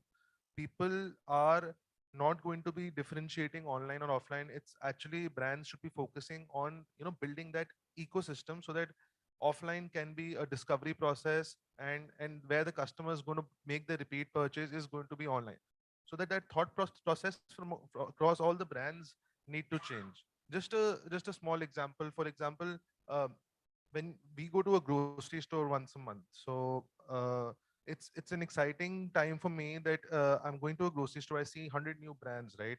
But I see a new brand, say a bottle of milk, and I'm coming back. Obviously, I'm not going to go to that store again the next day or 3 days later when I actually need it. And as a brand, if I'm not available in a different ecosystem of, say, e-commerce or guys like Zepto, Big Basket, then I lose that customer. So there's no point of acquiring that customer, which is so expensive in today's competitive world, that if I'm not available across other platforms, I am going to lose onto that customer. So customer post COVID is used to getting products on time, sitting at home. So they're very used to that ecosystem. Retail, offline, brick and mortar retail is always an experiential kind of a thing for a customer, right? So today, going out on a weekend to a mall is actually like an occasion for the whole family. They're going to continue to do that. But as brands, we have to create that ecosystem, so that once, I mean, consumers discover us in a mall, they should be able to buy from us online or through different formats. Rakeshji, your category is quite different. It's not an everyday shopping. So how did you pivot during the pandemic? And has digital emerged a strong part of your marketing and sales touch point after that, or is it back to where it was? Yeah, thanks, Rohel, for having me out here. So I think I'll go a little bit before when the pandemic started, and the consumer evolution journey around 2016 showed a significant change when we saw, it's important for the manufacturers or marketers to realize that they don't necessarily have to sell where they can sell it easily. Like we have a base of 100,000 retailers, should we go through them? It's important for us to realize where the consumer actually wants to buy. So from 2016, we could see a definite shift happening towards digital. So at that point of the time, we brand being a very strong brick and mortar brand, we've been a traditional bathroom company with a 6 decade old legacy, and we had moved into the appliances and the retail part of it. So it was very important for us to be, evolving and being embracing the consumer journey. So that's where we decided to be digital first, digital first and digital first. So what does digital first give you for a relatively new brand? Why do you see evolution of so many D2C brands, so many new brands? Because the physical reach of a digital presence can spark you. It can give you thousands of pin codes in no time. So our digital first journey gave us reach to more than 1,500 towns and around 12,000 pin codes in a matter of 3.5 years. And just imagine, for any distribution-led company, product-led company, it would have taken 3 decades to reach to 16,000 pin codes across India and spending millions of dollars in marketing. So that helped us. But the story didn't end there. So having started early in digital approach first, being a bathroom-led and being a retail-led company gave us significant, turnaround for us, in the sense that we got recognized as digital first. we had thousands of SKUs which you could showcase to the consumer, which you could not have done in retail because of the paucity of the space. So I think if you see when the pandemic actually started, so things started changing, and for us it became a winner at the start because we had adopted that strategy first in a commoditized industry of appliances. And then you had the larger players, very big players who embraced this much later than what we did. And today you see a fierce fight happening on that space within them and within us as well. But having said that, I think the basic fact of life, even in 2020, when the pandemic was at peak in 2021, we were fundamentally of the opinion that India is a place which has more than 4.5 crore shopkeepers, and they're supporting the lives of more than 25 crore Indians. So you cannot just 20% of Indians who depend on the livelihood of retail cannot disappear overnight. So this has to be an inclusive story. So having said an inclusive story, as brands move to omni-channel, I see a lot of people talking about omni-channel, talking about phygital. So primarily, if I see what brands actually mean that by that is, okay, you shop online and take delivery from offline, or you touch and feel it offline, buy from online, and this is like a 360-degree. But I think it's much more than what it's not so easy as it sounds to be. The omni-channel thing, it's not going to be so easy. I think one of the biggest things which the brands will have to do is to integrate technology, because you have to actually map the consumer footprint at all the places he experiences at some place. Then he goes to online, reads the content. Content is the biggest form which will drive business. My firm opinion is that content will drive business significantly, and in the digital space as well. So it's important for us to realize we have to map the digital footprint of the consumer in his journey, whether it's offline or online, to actually create a data bank to understand my consumers better. Having said omni-channel is very easy, but I think it will take much more technology. Companies will have to embrace strong technology matter, which will actually create a complete data bank of the digital footprint of the consumers, learning his journey, funnel journey of buying, and then actually marketing and remarketing your efforts towards getting that consumer. So we've seen that. So I think one of the best ways which we did was, we have one of the brands, a furniture brand called Evoke, and we have franchisees across the country, and we have a very strong during the D2C. During the pandemic, we actually opened a very strong D2C, which now has more than 4 to 6 lakh consumers visiting that space. And today, what we have enabled is that, we enabled a hyper local where which a consumer can actually, have a look at the entire catalog on evoke.in and actually go to a Bangalore store and buy from there. So we get the delivery enabled.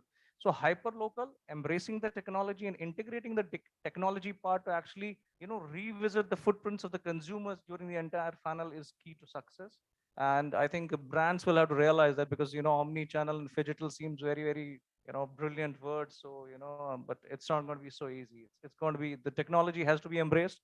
I think I would slightly disagree with Mr. Mehendirata that the profits don't come only from cost minus selling minus cost, but it's a lot to do with technology, because technology will give you that scale. Technology will make you understand the consumer and will bring your cost lower on a significant scale. So I think we cannot undermine technology at any stage.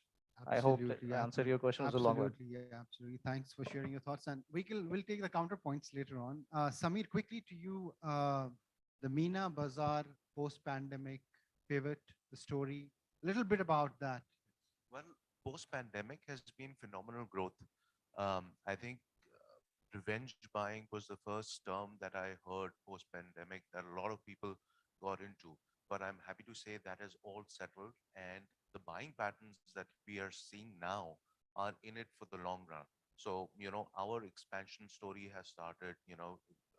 Internally, we have committed to opening 3 stores every month, 3 new stores, focusing on tier 2 cities, focusing on tier 3 cities, and really going to audiences who are now looking at outlets, who have now wanting to go shopping to their local mall, to their local bazaars, and sort of enjoy that time out of away from their screens. So that is something that post pandemic we are looking at. Right. Mr. Agarwal, what is the current scenario when it comes to investing in high street retail outlets? If you can give me, are these bigger brands alone? Are these the startups?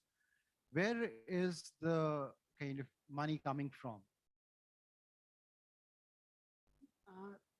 I think so. The, uh, all of the brands which are operating in the segment like focusing the need and the solution of the customer.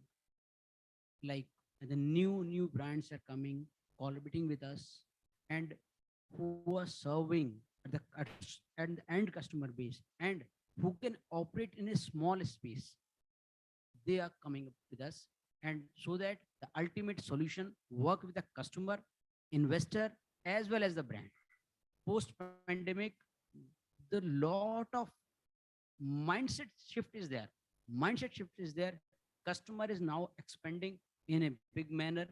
They are enriching their life. They believe in the livability of the life, not just by saving. I think so. It's a good time when the market will grow further. Right. Siddhant, the entire, we are living in times where you have multiple, what do you call, attention deficit is the current, the way it is, it's difficult to get the attention of the customer. And physical and brick and mortar has this advantage that you can create experiences, immersive experiences. That's what the advantage is. But, the largely, if you look at it, it's like an enclosed box. Largely, the format is changing, but it's been like that. How is your brand trying to create that immersive experience, and those customer touch points, which are those wow factors for them? And give me your story, what all is happening on that front, if you could. So, being an e-commerce first brand, how we look at retail is slightly different because we started with e-commerce and then ventured into retail. And yes, it definitely is difficult to kind of draw customers' attention in today's competitive space.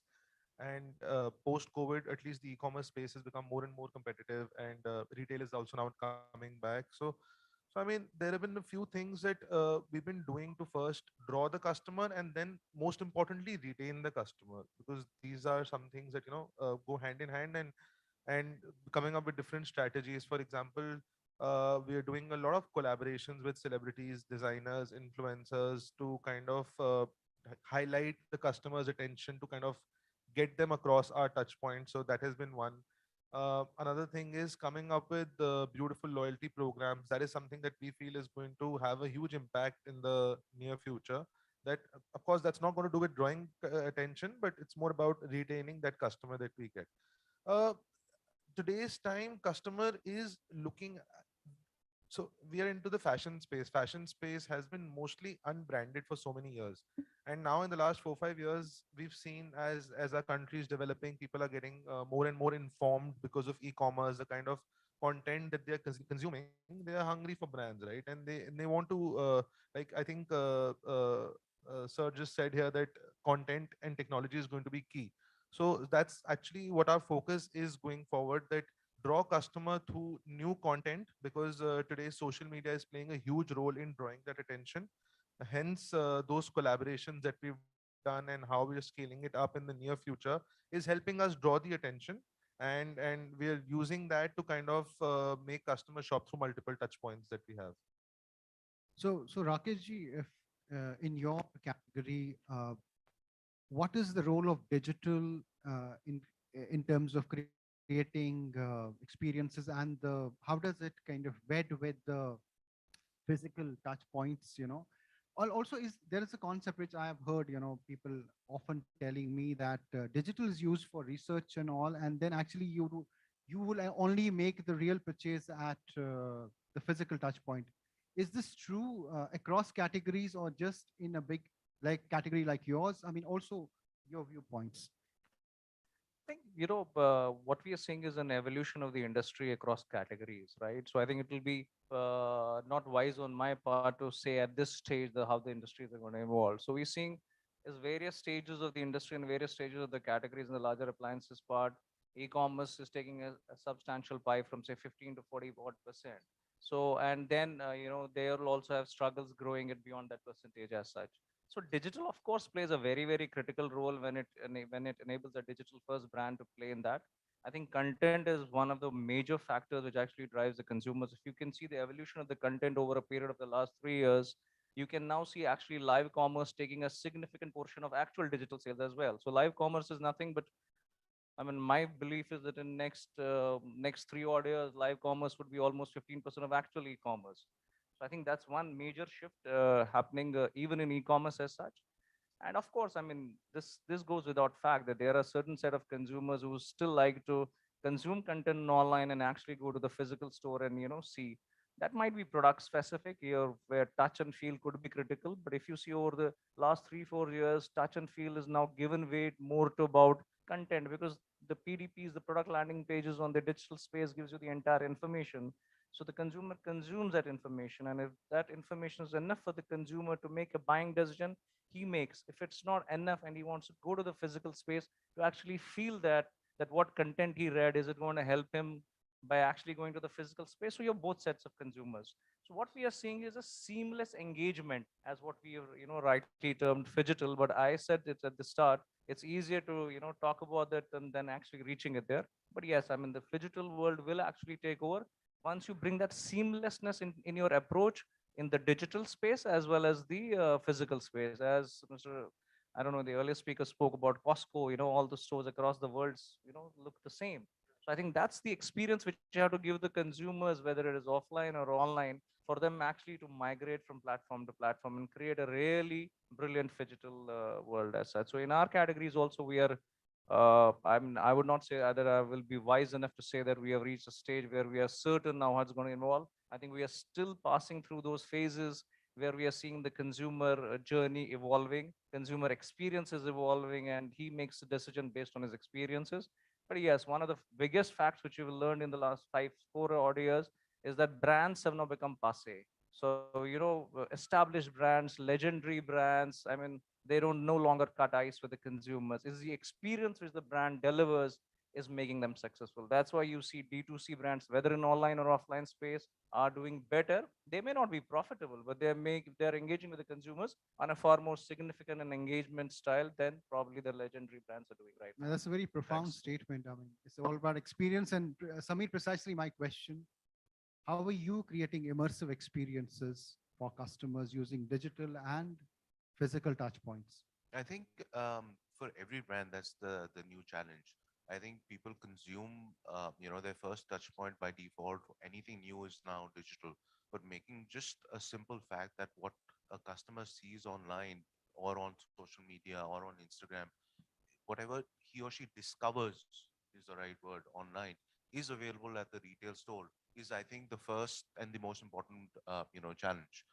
Be it a new outfit or a new, hand shower or anything. If that person cannot find the same product at the store or at the retail touchpoint, then it's of no use. So just getting that organized and making sure that's in place with your inventory is a critical point. Apart from that, it's just making sure the customer has a good time. I mean, they just relive their memory of their first experience of retail or their long-standing experience of retail, and actually get into questioning, is it only the convenience factor that they went into online for, or was it anything else? If it's just for convenience, then definitely that kind of a customer will be serviced, online. That needs to be serviced online. But someone who enjoys that shopping experience, trying on clothes, especially in women's wear for us, trying on that clothes, trying on the different colors, new work, even seeing fresh new fashion, in front of you. We have daily new stocked updated at all our retail stores, and physically it becomes impossible to have everything online for us. And so even the customer seeing new inventory come into the store and enjoying that experience, enjoying that first look, is something that for me creates that experience and sort of just reaffirms the retail journey. Right. So we're almost out of time, but one quick 30-second answer starting with you. Outlook for 2023 as far as commercial retail is concerned. मैं इसको बहुत simple बात में कहना चाहूँगा, कंक्लूजिंग remark है। एक post pandemic एक नया ट्रेंड डेवलप हुआ है कि कस्टमर के जो सपने हैं वो पूरे हैं। जो भी पर्सन उसके लिए आने वाले साल में कोई भी सॉल्यूशन मेकिंग का हिस्सा होगा, क्योंकि उसकी availability of funds are limited, but they want to expand, but उनको cost effectively आप उसको timely जो person delivery कर पाएंगे, जो उनकी services को पूरा कर पाएंगे, they will be the winner. Customer के सपने पूरे हैं. Let's come make a solution for them. I think so. Stop living in the glory of your past brand, and start focusing on the experience part to the consumers. I think that will be your the biggest takeaway for the next couple of years as well. I think most of the brands should focus on that. Before you say something, so revenge is out of now because Absolutely. enough revenge for 1 year. Now, what do we do in 2023? What will drive? I think phenomenal growth all across there. The buying power is increasing. Just the ability of a brand or brands in the retail sector to just keep up pace with the demand is something that brands and companies should focus on.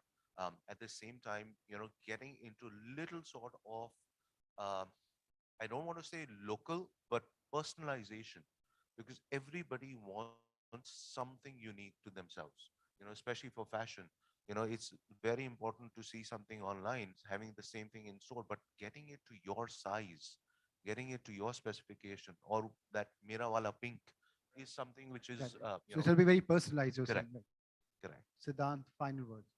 So, like I said earlier, I think for us brands, we should just focus on building a very convenient ecosystem for our consumers. This is India's decade, and I think 2023 is one of the first steps towards that, us reaching that kind of goal. So, So I'll just wrap up this. We're out of time, but with this statement, one profound statement which still stays with me is what Mr. Cole said, that it's not the big brands, the legendary brands, it will be the experience that will drive the retail. But thank you so much for sharing all your thoughts, and thank you for your time. thank you.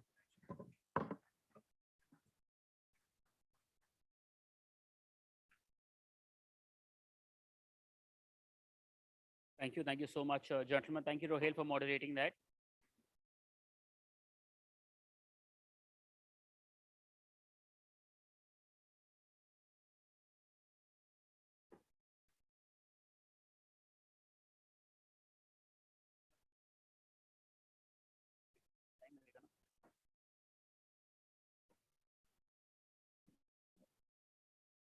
I'll request also everybody to please settle down.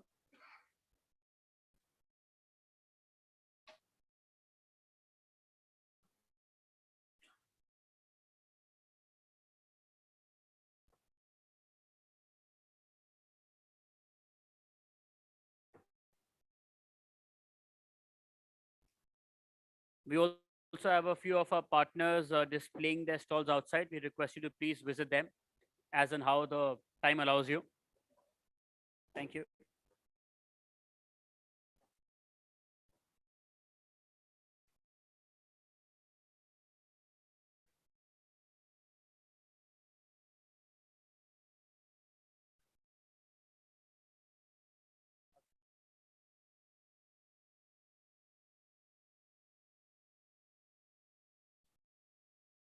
May I please request everybody to please settle down as we're about to begin with the next keynote session. Gentlemen.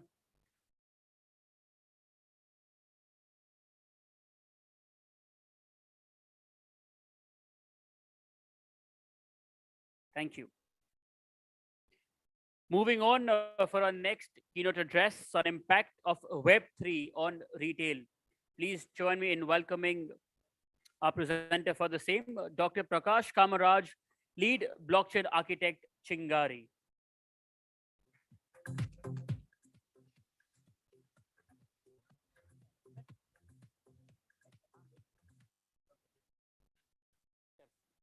He'll help you with that. That's it, sir. There.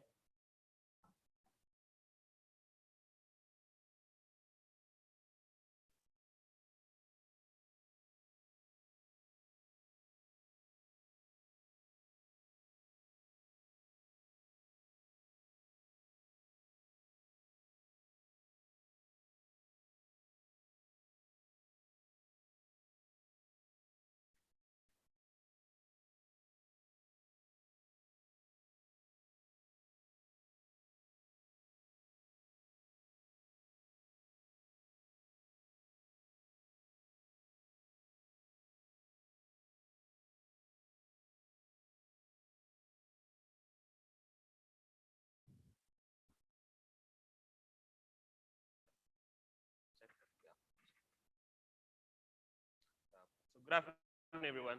So yeah, a lot of sessions today. And Hello. For all the ones standing at the back, may I please request you to take your seats? Gentlemen, if my team is there, Ved and everybody can help me do that. Please.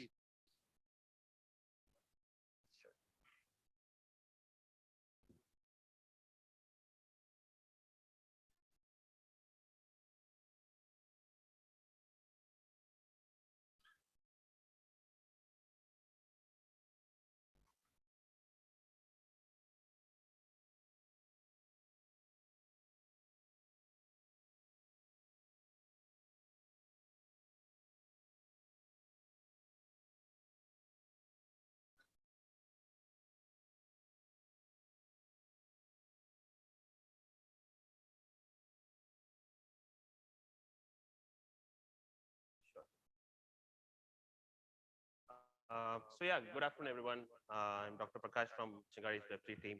So before we begin, I just want to have a quick question. So how many of you have heard of Chingari here? Okay, good. How many of you heard of Web3? Okay, nice. That's nice to see some interest in recent innovations. So yeah, I think of course, our main focus has been on retail, especially with respect to tier 2, tier 3 audience, right?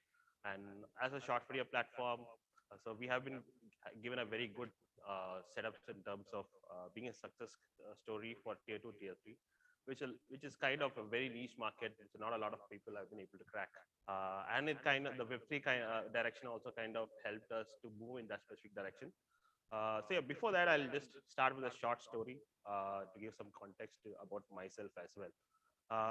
So till 2014, I was actually a medical doctor.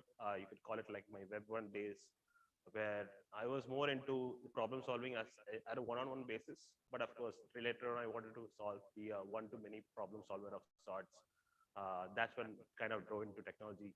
So at the time when people were literally asking where I would be setting up my next clinic, I actually took a year off and spent tech, learning in tech. I did my medical engineering at IIT Kharagpur, doing my master's, where I had the chance to learn different verticals, competing with engineers in the core technology and products as well. So this kind of gave me skin in the game in terms of learning any kind of tech and building good products. So back in Bangalore, of course, and after that, after being to many other places in Europe as well during my master's. And later on, kind of explored different articles like AI and product building as well. So this, and during this period as well, of course, all of us remember the pandemic times. So that 1 year was literally like in terms of 3 years for a lot of people, because we had a lot of time in our hand at home learning newer stuff. So a lot of people were actually holding out jobs. I did the reverse in terms of I quit full time from being a medtech person to consulting. And I actually spent, that was the point I actually realized you could actually build products out of the three currencies, right? So that was kind of curious. So a lot of people, of course, look at it from just from the price point aspect. So since 2019, I had the chance to kind of build specific products, work with engineers, and getting hands dirty in terms of shipping code as well. I think these are the main things that one needs to do to understand newer technology. Otherwise, it's always going to be around what you hear in the traditional news, right? So that gave me kind of exposure to building on specific ecosystems, starting with Solana specifically, right? And so during the entire of 21, I kind of had the opportunity to work with Solana Foundation and the Solana Labs people as well. So that kind of gave me, in terms of how the ecosystem was evolving, in terms of scalable L1s. When I say L1s, it, of course, referring to the blockchain, right? That kind of enable innovative apps to run on them. Older ones doesn't allow the tech to kind of evolve in terms of specific applications to build on top of them. But now we have like the tech is just beginning to start in terms of supporting specific app-based products as well. I think that's kind of, I got kind of introduced to Sumit as well later on. And so that was literally my Web3 transformation in terms of went to 1% and 1 to million, joined the Web3 team as the blockchain lead as well. A step further, I think taking a step back, wanted to talk about like what is actually Web3, right? Because if you're looking at let's say, look at three different eras, right? Web 1 is, we can call it the internet era. So when the internet era started, it's more like a read-only function where it started off with its trough of disillusionment as well. Like there was a dot-com boom and everything. So it always, when a new technology always arrives, there is different revenue opportunities, but before that, there is always a rise and fall. So it keeps getting dismissed as a fad. Then people try to kind of notice what actually drives the tech. And then, of course, we kind of evolve towards adopting it right now. So right now, it goes without saying that internet is part of our lives, daily lives. It's almost very difficult to separate, especially in the emerging markets as well. Web 2 is, of course, was when the era of social media. So back when, of course, even our own parents used to say that they'll never get on Facebook or WhatsApp, but that is what drives the current business world as well. So I think that's why they call it as Web3 is because there's a new opportunity to kind of, for the users to have ownership in a specific product or an ecosystem. I think that's where it's kind of a big opportunity, so to speak. And technology is only as good as the number of problems that it kind of solves. So how do we look at it in terms of problem solving? So in traditional Web 2, the problem is there is always a same set of everyone is competing with the same set of users, same set of problems. There is always a kind of skewed competition where there is lack of innovation happening, right? So I think that's how we kind of look at it from our lens perspective, where kind of, okay, how do we actually bring in new incentivization there? Not for us, for actually the real users who kind of are able to kind of benefit from our platform as well. So yeah, I think how we look at it as like different building blocks. So initially, like, of course, this is again an analogy to the previous Web 1, 2, and 3. So in Web 3, right, we had the opportunity to kind of bring it to the users much earlier. Like imagine if you're able to kind of creating a monetization layer for the users first, and their loyalty to the platform will always be multifold, and they'll always try to keep coming back and offer their feedback in terms of building, improving our own product. So I think that's how we kind of started looking at it in terms of retail relationships and partnerships in terms of with the users, especially from tier 2, tier 3, so to speak. So our story in short, of course, the value prop is kind of simple. If you look at it, what did we want to solve? Traditional social media, you spend a lot of time, you arbitrage your time, but you just get the dopamine out of it, right? It's very hard to kind of think of a monetization layer unless you're like a full-time creator, sponsored brands. But what if you're able to kind of have that 0 to 1 journey on a platform that kind of enables you just for spending time on the platform? I think that was our first and foremost question we want to kind of address. And now, of course, in Shanghai, you can do that. It doesn't matter how the markets are. A top 10 content creator is able to kind of earn as good as a software developer in India. I think that's the biggest success story that we are able to crack in the past year.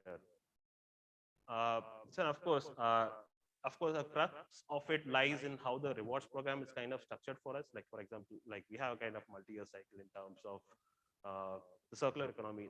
That's how we would like to see it. So because we're able to kind of fractionalize different products with the monetization layer, it's easier to reach international users as well. We have kind of had that organic growth where 15% of a user base is also from international markets, especially from the emerging market sector.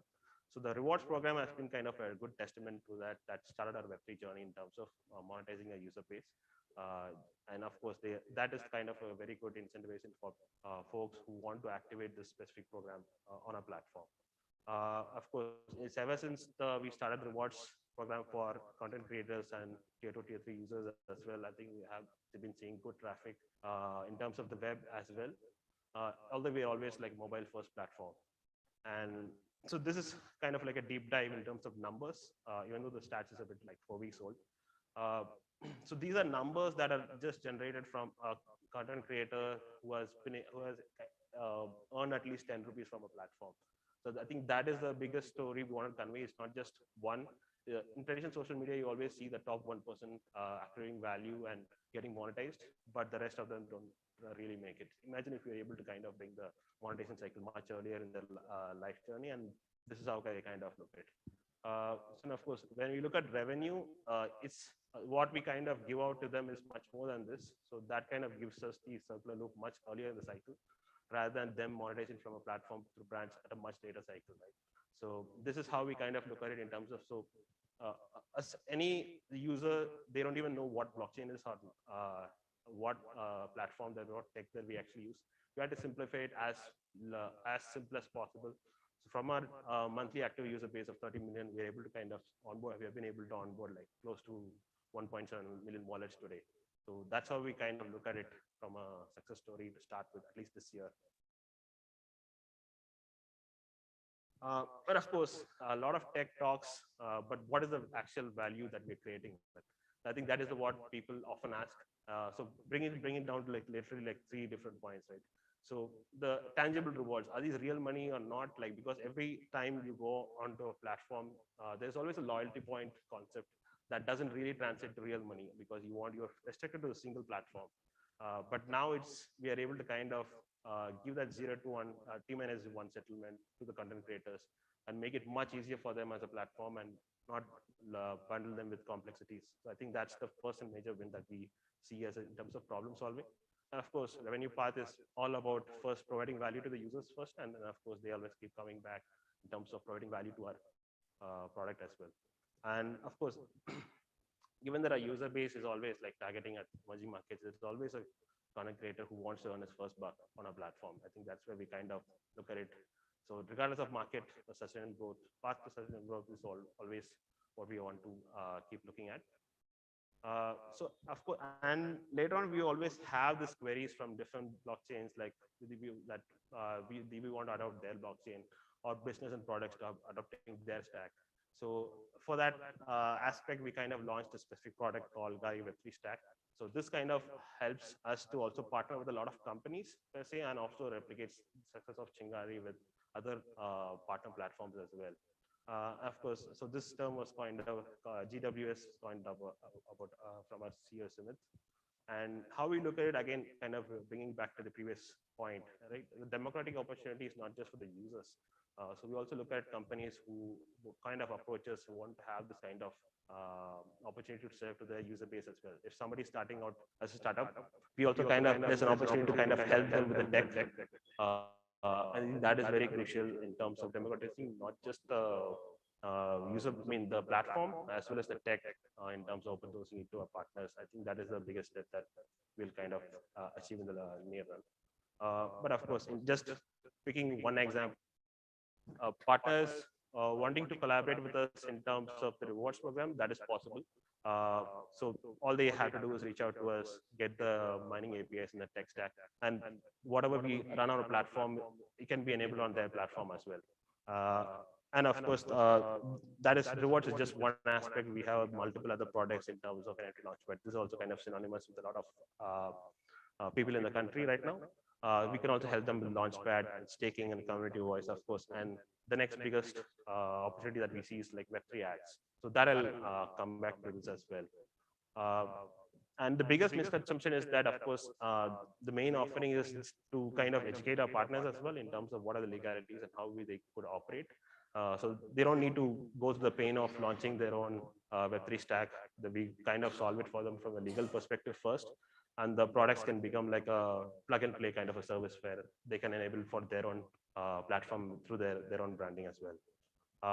I think this is one of my favorites, how we look at it in terms of Web3 ad experiences. I think down the road, we are going to have a lot of privacy standards set up, and cookieless marketing is also going to be one of the biggest tech that's going to take over. So how do we direct ads without knowing as little as about the user? So this is going to affect KYC really differently because this will also kind of set a new standards in terms of from KYC to just know your wallet. So that could be a direction that people will be looking at if we could help their onboarding a lot easier, and of course knowing as little about the users and their history as well. But there's a good opportunity here because performance marketing is not just about how much data banking you can get from the users. It's also about the spending patterns that they are willing to disclose. I think that's going to be the revolutionary one tech that's going to be future. So in Web3 ads, so just to take a step back, Web2 ads, like traditional experiences, like very painstaking because you can't wait to press the skip button, right? So in the new ads that we're kind of piloting with like at least 20 companies right now, is how do we incentivize the users in real time for watching an ad and receiving rewards in real time, which they can exchange for real money. So that is going to boost a lot of watching ads opportunities as well. So that rather than skipping, they will actually try to search for newer ads to kind of watch and get rewarded in real time. And of course, and when we have this kind of a seamless manner to kind of establish an ad stack, it also kind of helps to kind of expand to international markets as well. I think that's how we want to look at it as well. In terms of verticals, of course, we don't want to be the only social media. We want to bring a lot of social media enabling this stack. Of course, performance marketing and ads is also going to be one of the verticals that we're kind of looking to innovate. E-commerce and hospitality industry, that goes without saying. With the live marketing, live commerce is going to be the biggest vertical that we're going to be building in the next year. And other aspect is also the education industry. I think that's so Web3 education is very crucial, not just for the technology people, it's also crucial for the retail users, whether it's like they're from tier 1 or 2 or 3, right? So so far we have seen of people selling courses for learning very different technology stack, but now I think now we are also seeing this trend shift towards learn and earn at the same time. So that is going to be really huge in terms of incentivizing the user as they learn, and of course getting rewarded in NFT certificates. So that's also going to be a change in trend that we kind of see, and we have some partners with us who are looking to expand in this direction as well. Of course, there's a Rockstar team, and of course our early backers. So they are from the land of Facebook. They could have chosen to invest in any specific company in their own land, but they chose to bet big on India, and I think that's the kind of big grateful to them and shout out to them as well, who has been supporting us through our journey. And in fact, they coined the term legal engineering because they've spent a lot of like close to a decade in the US, and in fact they daily battles with SEC and literally sits them in their office. So they're pretty well versed in their experience, and we kind of bank on their experience as well in terms of educating our partners in terms of legalities as well. And of course, there's always going to be a question of why would they choose us? Why would a partner choose us than approach a blockchain that is already doing this? But here's the thing. So a blockchain is always going to be focusing on infrastructures and as many first-party products to build on their stack. But they will not have the bandwidth and expert in terms of product and business expertise. And of course, we also have this advantage to be multi-chain. And a lot of L1s reached out to us in the past year. We kind of said no to them. And we also say no to exclusivity, mainly because it allows us to explore different problem statements and kind of tackle them from a very unique perspective. And of course, in a very short sum, like how do we look at Kari Web3 stack as a kind of conduit to collaborate with companies is because Kari is established as a US-based entity, and the success story of Chingari stands for itself. So how we are able to transform a Web2 product towards a Web3 product, and Web3 is all about complementary technology. It's nothing new that you build from scratch. It's how you kind of expand your current market and also current use cases with a unique monetization layer as well. And of course, the best part of being interfacing with the blockchain system is the transparency, right? We're able to kind of publicly kind of audit, okay, this is a number of users, and you can't fake those numbers because it's kind of verifiable. And of course, in terms of revenue, everything is kind of seen in real time. And I think that's how we'd like to progress as well. And of course, so if anyone would like to approach in terms of tech and business, you can reach out to me as well. If you want to approach us in terms of partnerships per se, you can also kind of email us to explore about Kari Web3 stack as a service. That is one vertical, but of course our focus is mostly on rewarding not just the users in our platform. We also want to reward users on partner platforms as well. I think that's going to be the biggest game changer that you'll be building towards. Yeah. Thank you.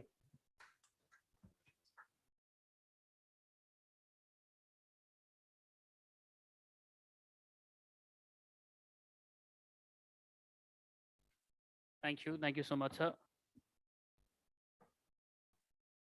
And next, we have a keynote session, which shall be followed by a fireside chat.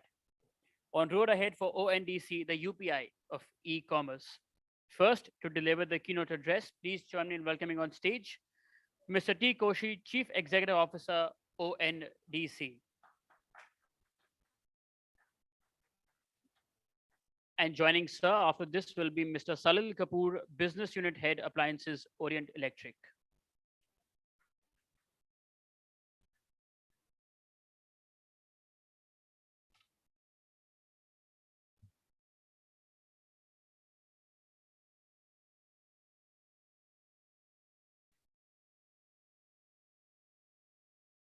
Thank you and good afternoon. So on a morning like this, I'm very excited to be here among the captains of the industry. I know that some of you have already have a deeper understanding of ONDC and happy to know that some of you might be already become partner or might be in the process of integrating. So I'm not going to go in detail with respect to how you become a part of ONDC, and I'm sure that you can reach across to us and get all the information that is needed from my team. So what I plan to do briefly is to sort of make some very tall statements, throw it at you to stimulate your thinking, and also share with you some of the impact it could have on the industry, and also give you a very brief on the progress that we are making. So we are at the cusp of a big transformation in commerce. The very, very bold statement that I would like to make, which is that e-commerce as it exists today, as we all know, is going to become irrelevant, and it is going to be a completely different world. Why am I claiming it so? All of you have, both physical and digital presence. And for most of you, it's a physical presence, which is more than the digital presence. In the physical world, you have the complete control.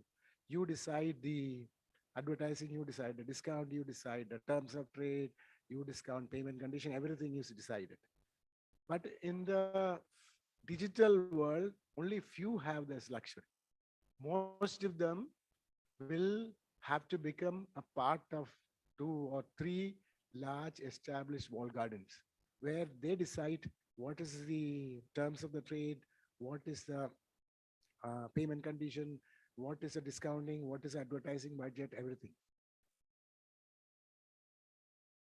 And you have very limited choice.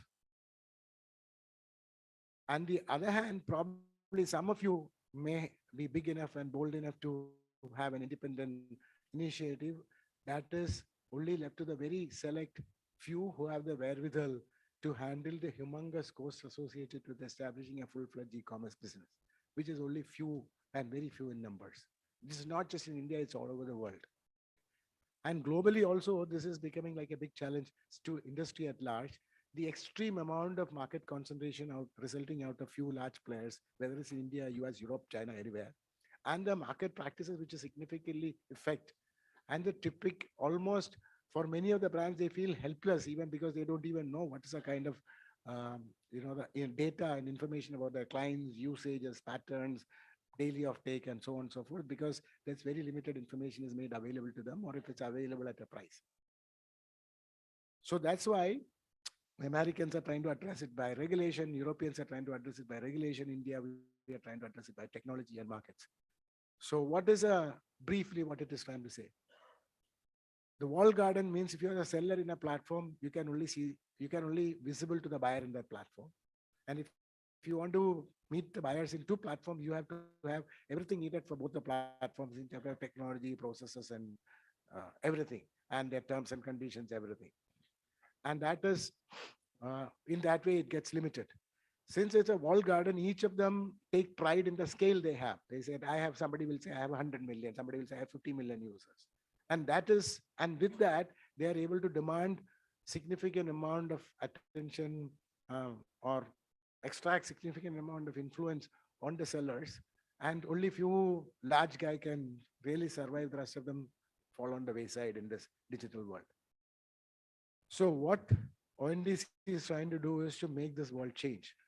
Says, can we make any seller who is making his catalog visible using this ONDC protocol, which is open, to be visible to the whole network? So it doesn't matter. It's almost like when you create a web page. Let's say if I create a web page, koshi.com, I don't say, should I go and register myself in Chrome? Should I register in Firefox? I know that any browser will be able to discover me. So long as and the traffic will be determined on what I have to offer. What's the product that I'm offering? What's the content that I'm offering? If I'm not good enough, I'm not relevant. It doesn't guarantee me market.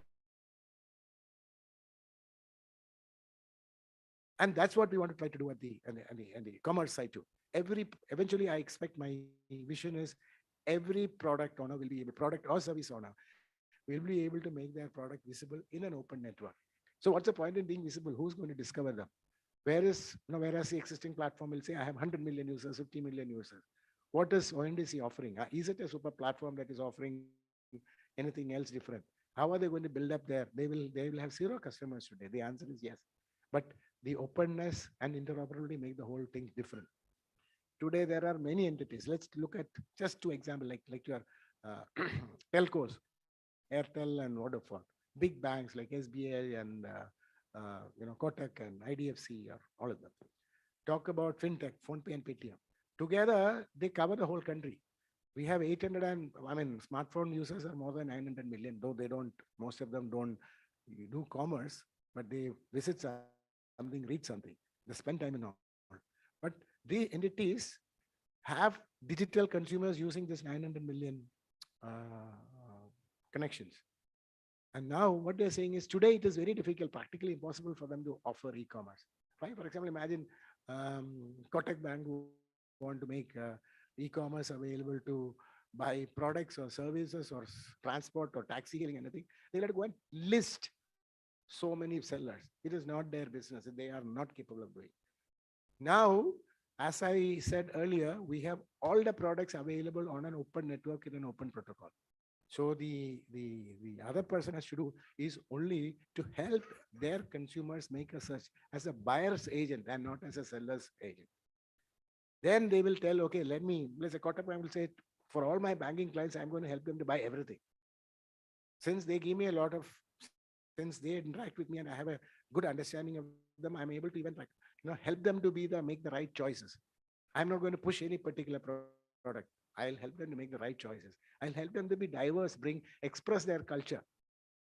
Okay, when there is a cultural nuance that is happening, let's say that I'm a Kotak Bank customer and they know that I'm a Malayali, and they say that Onam, Koshi, don't always you wear Lacoste brand, but during Onam you wear Malayali Juba, it's available here and I'll take you to the best shop in Delhi. He has an incentive to do. Otherwise, he has no incentive. Otherwise, he's no Lacoste more because he's a more famous brand. So this is what I'm saying, is they become the truly buyer's agent. And and collectively, they are making 1 billion customers on a pool to be visible to the smart sellers with the right product. And that is a world we are changing. And that is going to humongously affect the supply chain. And when you have so much digital transaction happening, we are able to unbundle product and credit. Now, I'm just giving you throwing up on some of the ideas. With all this saying, it's going to be a journey. It's not going to happen. And its beauty is that it's the first time that's happening anywhere in the world. India truly is standing in front and saying that while the whole world is trying to drive a problem through regulations and control, we have a digital solution which is market friendly. And that will become a real success only when all of you become a part of the network. It's nobody's private property. It is a collective journey. So if I, try to be, take some few words from our Honorable Prime Minister, it is vocal for local, and something that is becoming setting an example. And I'm happy to announce that, we are still very much in the pilot stage and beta testing is going on. We are gradually building up our, presence little by little as people get more and more confident. But the good thing is some of the biggies and the smallest have already become part of the thing. If I just give you some name without any priority preferences, if you look at Hindustan Unilever or ITC, Nivea, they have already become part of the making it available. They are expanding it. And they all have an agenda. It is not going to kill the supply chain. It is to empower the supply chain. It is not going to make the neighborhood shows irrelevant, make neighborhood shows more relevant. And another thing is that we are also seeing few hundred startups who are also able to give specialized seller applications or buyer applications. If I look at, so we have something like 700 entities who are under various stages of integration with us. 26 of them are live. Even if the buyer application, we have 2 large big names like PhonePe and Paytm, 3 startups who are also making their presence felt. In the seller side, as I said, we have HUL and ITCs of the world and Microsoft and Googles of the world. On the other side, we have many startups who are making very specialized solutions for very specialized sellers to make their catalog visible, attached with a lot of other solutions that is happening. So this is where we are going. So I will only ask you one question. What is your ONDC strategy? And as I talked to a lot of fund managers and investors and all, they said this has become the standard review question. And so what I'll just stop at this point of time, considering the time, is that you have to go back to your product team and the technology team and tell them to work together, not just integrating as a tech solution, but changing what is a strategic change that you need to do in your product management, strategic change that you need to do in your supply chain management, strategic change that you need to do in your business processes. Plan for it, reach across, and let's do it together. Thank you.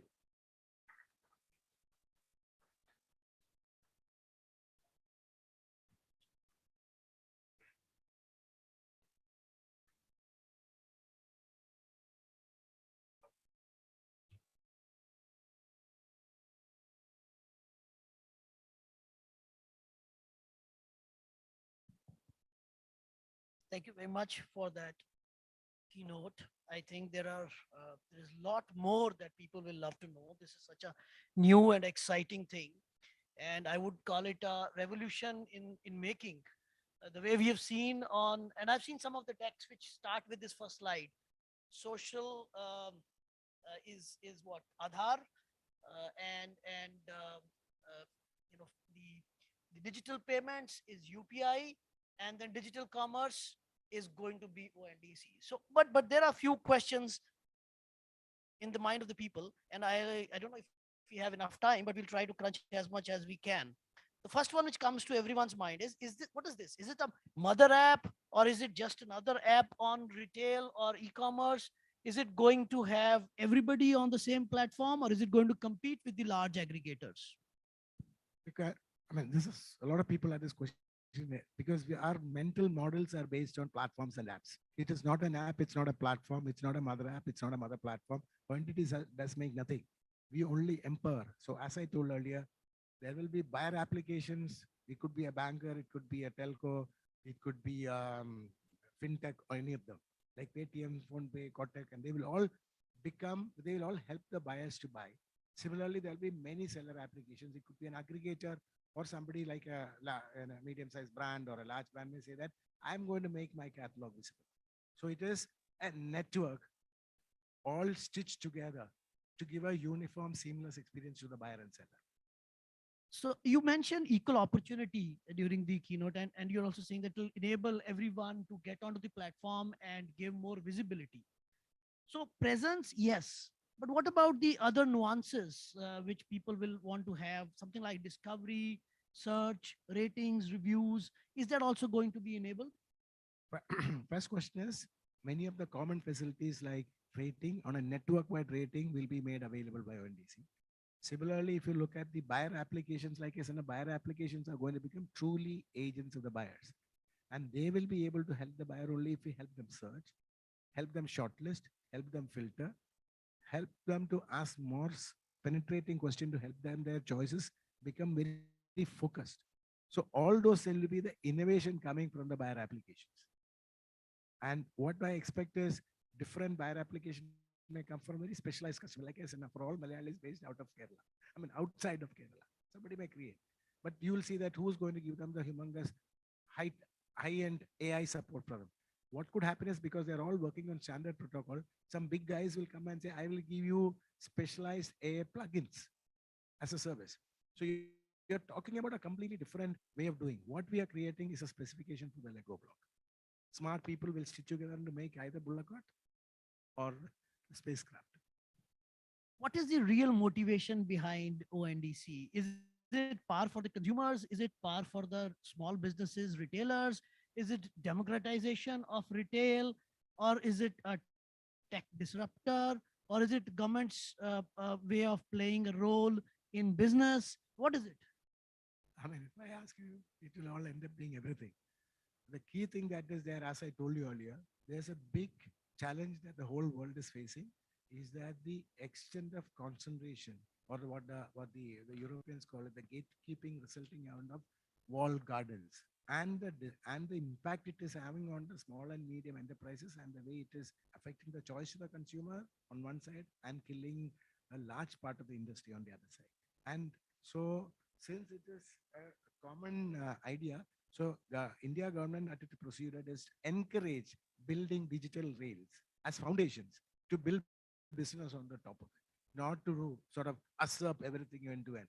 If you look at that's how internet started. HTTP, if Mr. Tim Lee had made HTTP as a private network, he would have been a personal trillionaire, and most of the internet business wouldn't have been there. The foundation made sure that there could be multiple billionaires, and that is what it will happen. It will enough a lot of innovation coming from the diverse diaspora, not okay, whether India and internationally, trying to make a change, not focused, concentrated walled gardens who are trying to maximize their interest, which is fine, but they're maximizing only their interest and others have no opportunity. We've usually seen that, somebody who drives and builds the platform or the network always has the key to control that network as well and the platform. And in case of large aggregators, we are always told there's an algorithm which is controlled centrally. In this case, it's a government backed. Should there be a cause of worry for the businesses because it is going to be controlled somewhere, the way visibility will emerge, way businesses will interact with each other? Is it going to be controlled or is it going to be left open to individual people who will build up businesses on top of that network? That's the beauty of the network. Nobody has any central control. The buyer application will have information with respect to the people who came to buy from their buyer apps. That seller application will know all the information of the people who bought from them. Nothing is hidden from them, but it's only what is bought from them. And nobody has the aggregate picture squeezing either control or premium. But what as ONDC would do is that we realize the meaning of data for everybody. So we will work with all the network participants to aggregate performance indicators which are non-PII, non-proprietary, and asset that also become a common asset for the larger business and the policymakers without anything. Because for the whole network work, there is no central page where the data comes. So nobody has that control as you thought. The initial partners, other than you mentioned some of the FMCG players also, but the initial investors, if I would say, are mostly banks. And you also mentioned the people who are building a protocol on top of it, like Paytm and Kotak. They're all related to financial segment. Is this by design or by default that most of the early adapters or people who want to build pipeline over this platform are coming up as coming from the financial institutional background where they have a set of customers, or it is just an initial trend and you will see more of these people, other people coming up? So what happened is initially when such an entity was being considered, government said it's not going to be a government company. It has to be an industry initiative. It has to be like a collective. Almost if I just use the word like a mul, it has to be a collective. And collective has to have a start, and that's why it's set up as a Section 8 private company. Then it said that who is going to be the one who's going to contribute, who can build on top of it. So finance institutions being large institutions, they were asked and 19, 20 of them came and said, yes, we are there. And it's not limiting any fashion. In fact, for a Section 8 company, I'm one of the luckiest person that another 10, 15 of them are standing in line. I said, I don't want at this point of time. But our idea is in future, we will attract more participation. Nobody has controlling interest. Each of them today has equal interest. And we expect that more and more people will come and become a part of it. Like I said, it is going to be a collective. And that will also ensure that it will work on for the benefit of the larger user segment and not to maximize its own return. Because he has no dividend to pay and no listing in the inflation. At the same time, make all the users more powerful. The role that large brands have in assisting this build-up or assisting the migration or the early learning of the retailers and small businesses onto the network. What I'm trying to say is that the role that say a Lacoste has or Unilever has or the brands have, what do you expect from them? What should they do to help faster adaption as far as their own partners on ground in the offline space as of now, as we call it, is concerned? The first thing they should do is that they should also express their confidence and become part of the system. They always, whenever I when I coming out, which is a standard refrain for me. And secondly, while they're developing, that's why I say it's not a technical innovation story, it's a product story. And in that product story, anybody, any sensible brand manager knows that life is not just digital. Life is has to be empowering the supply chain in the most smartest way and trying to help them to take advantage of the digital as their partners, not as some use and throw material. And that is a kind of dialogue I'm hearing from all the big brands. And they are all, while they said we'll start in a certain way to show, but we are going to build on to make sure that the larger ecosystem players benefit. Okay, a last question from my side. What would you say your learnings have been in leading this? I would say it's a very complex, initiative. I'm trying to describe it in 4, 5, or 6 words. It's government supported, non-profit, tech-based, commercial, business model-based, disruptor at scale. So this is not what usually happens as far as some startup leaders are concerned. This is something totally different and much, much bigger and more complex, probably more moving parts to it. So your learnings from it, and what would you want people, the youngsters here, to learn from it in case they come across such opportunity? 2, 3 things. One is it's very demanding. Second thing, there's nothing to copy paste, so we have to be continuously innovating. Third one, like if you look at all the management gurus will tell, is that any company will succeed when it has a purpose. And the beauty is that we start with a very clear purpose, and that gives a drive to every member of my team, every consultant working with me. And it is encouraging a lot of people to come and volunteer themselves and become a part of it because they believe they are working with a purpose of strengthening their company, their ecosystem, and finally putting India in the top of the map. Thank you. Thank you very much. Thank you, everyone.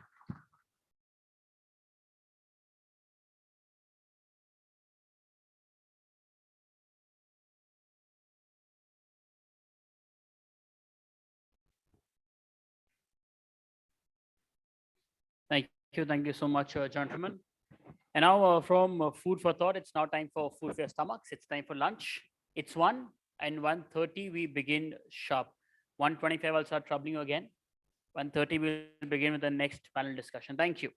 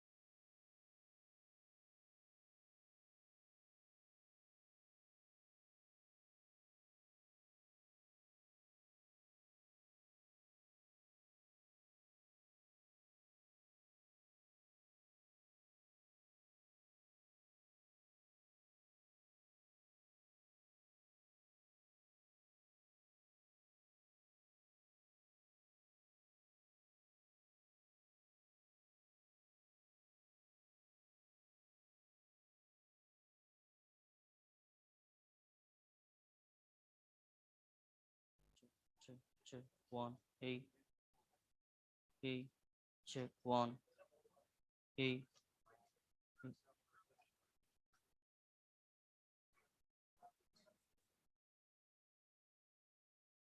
Hey, check one. Hey.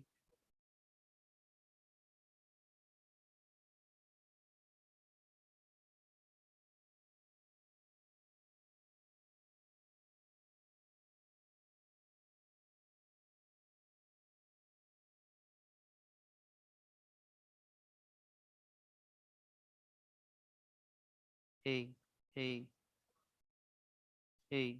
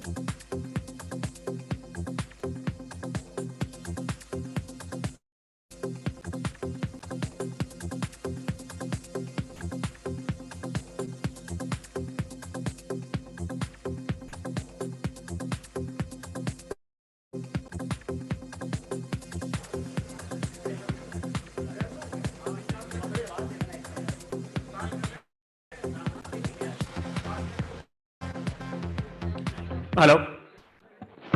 We'll be starting in the next 3-4 minutes, so I would request everybody to please take their seats. Thank you.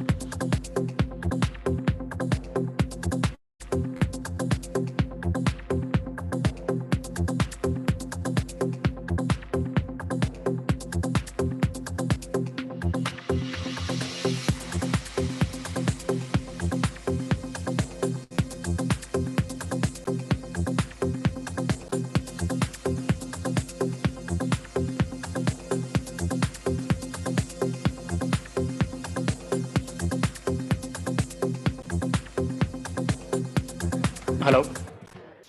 Welcome back, everybody. May I please request everyone to take their seats? The ones at the back.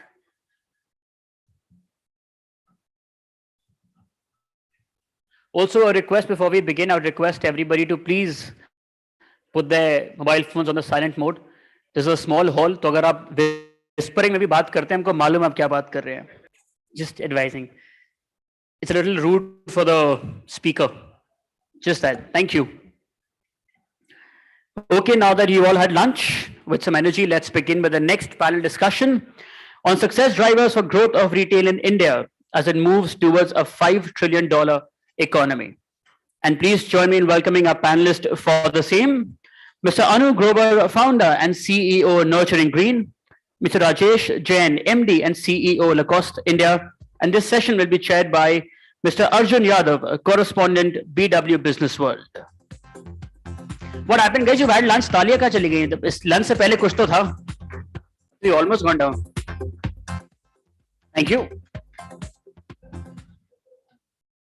Thank you. Check.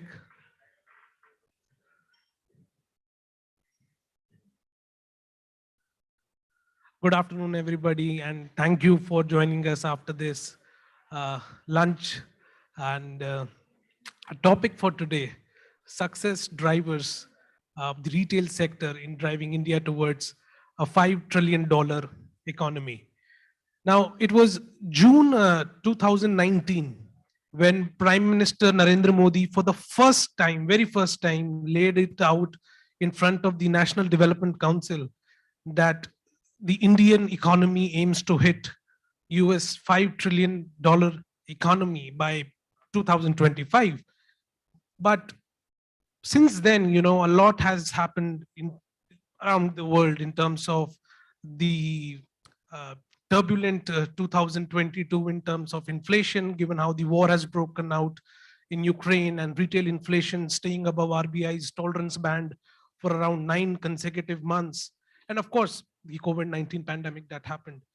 But a word that has emerged for the Indian economy after all of this is resilience. Now, when we're talking about resilience, it's the sectors, the various sectors of the Indian economy that has shown and has contributed towards that being the resilient, you know, be it global brokerages, the India shining story is at the top at the moment. And that's what I would like my panelists to start with in their opening comments as to how much of the retail sector has shown that resilience, you know, from that COVID slump and then, you know, this inflationary 2022. Sir, if you would like to start first. Thank you. Good afternoon, friends. Difficult to keep everybody awake, especially after lunch, but we'll try our best, I hope so. So if we see, when we talk about resilience, I guess retail is almost a synonym for the word resilience. And why I am saying this is not only because of the recent COVID chapter. If we see the last 2 decades, especially in the current century, we have seen these kind of downsides periodically after every few years. So in the early 2000s, there was a dot-com bust. Then in 2007, 2008, there was a recession.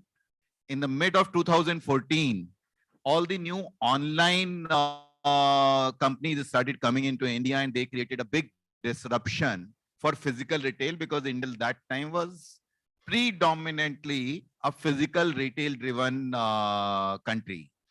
Then after that, demonetization came. That also had a big impact on retail. Then GST, and then finally one of the biggest disruptor for our lives in personal capacity as well as professional capacity was COVID. However, if you see, when I say retail and retailers are very, very resilient. After all these events or after all these disasters that happened in the country and especially to the retail sector, retailers were able to bounce back very quickly. They were able to adapt and they were able to evolve themselves. Taking an example of the very recent online and offline disruption, because that created a big disruption in entire retail industry at that time. And the talk was whether it will be online or offline.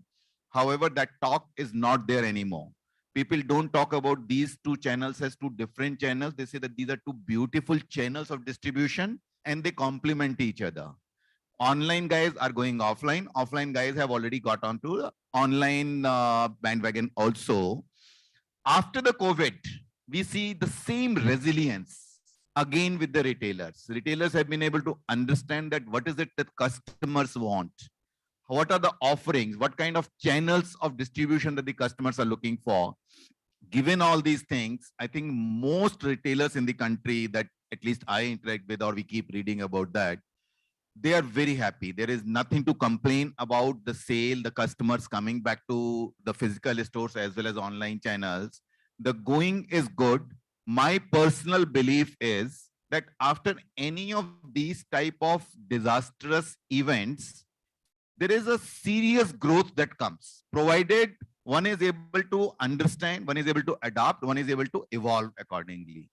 And that is the growth that I see for the next 2 to 3 years, at least in the country. There can be only 1 or 2 stumbling blocks there. One is if global recession hits, India is not living in a silo. India will also be impacted. In retail, human psychology plays an important role. So if you remember in January 2020, when COVID had not even entered India, it had started hitting India's retail. Similarly, in case of global recession, if anything happens in any part of the world, it will impact India, especially the retail sector. So that could be a stumbling block.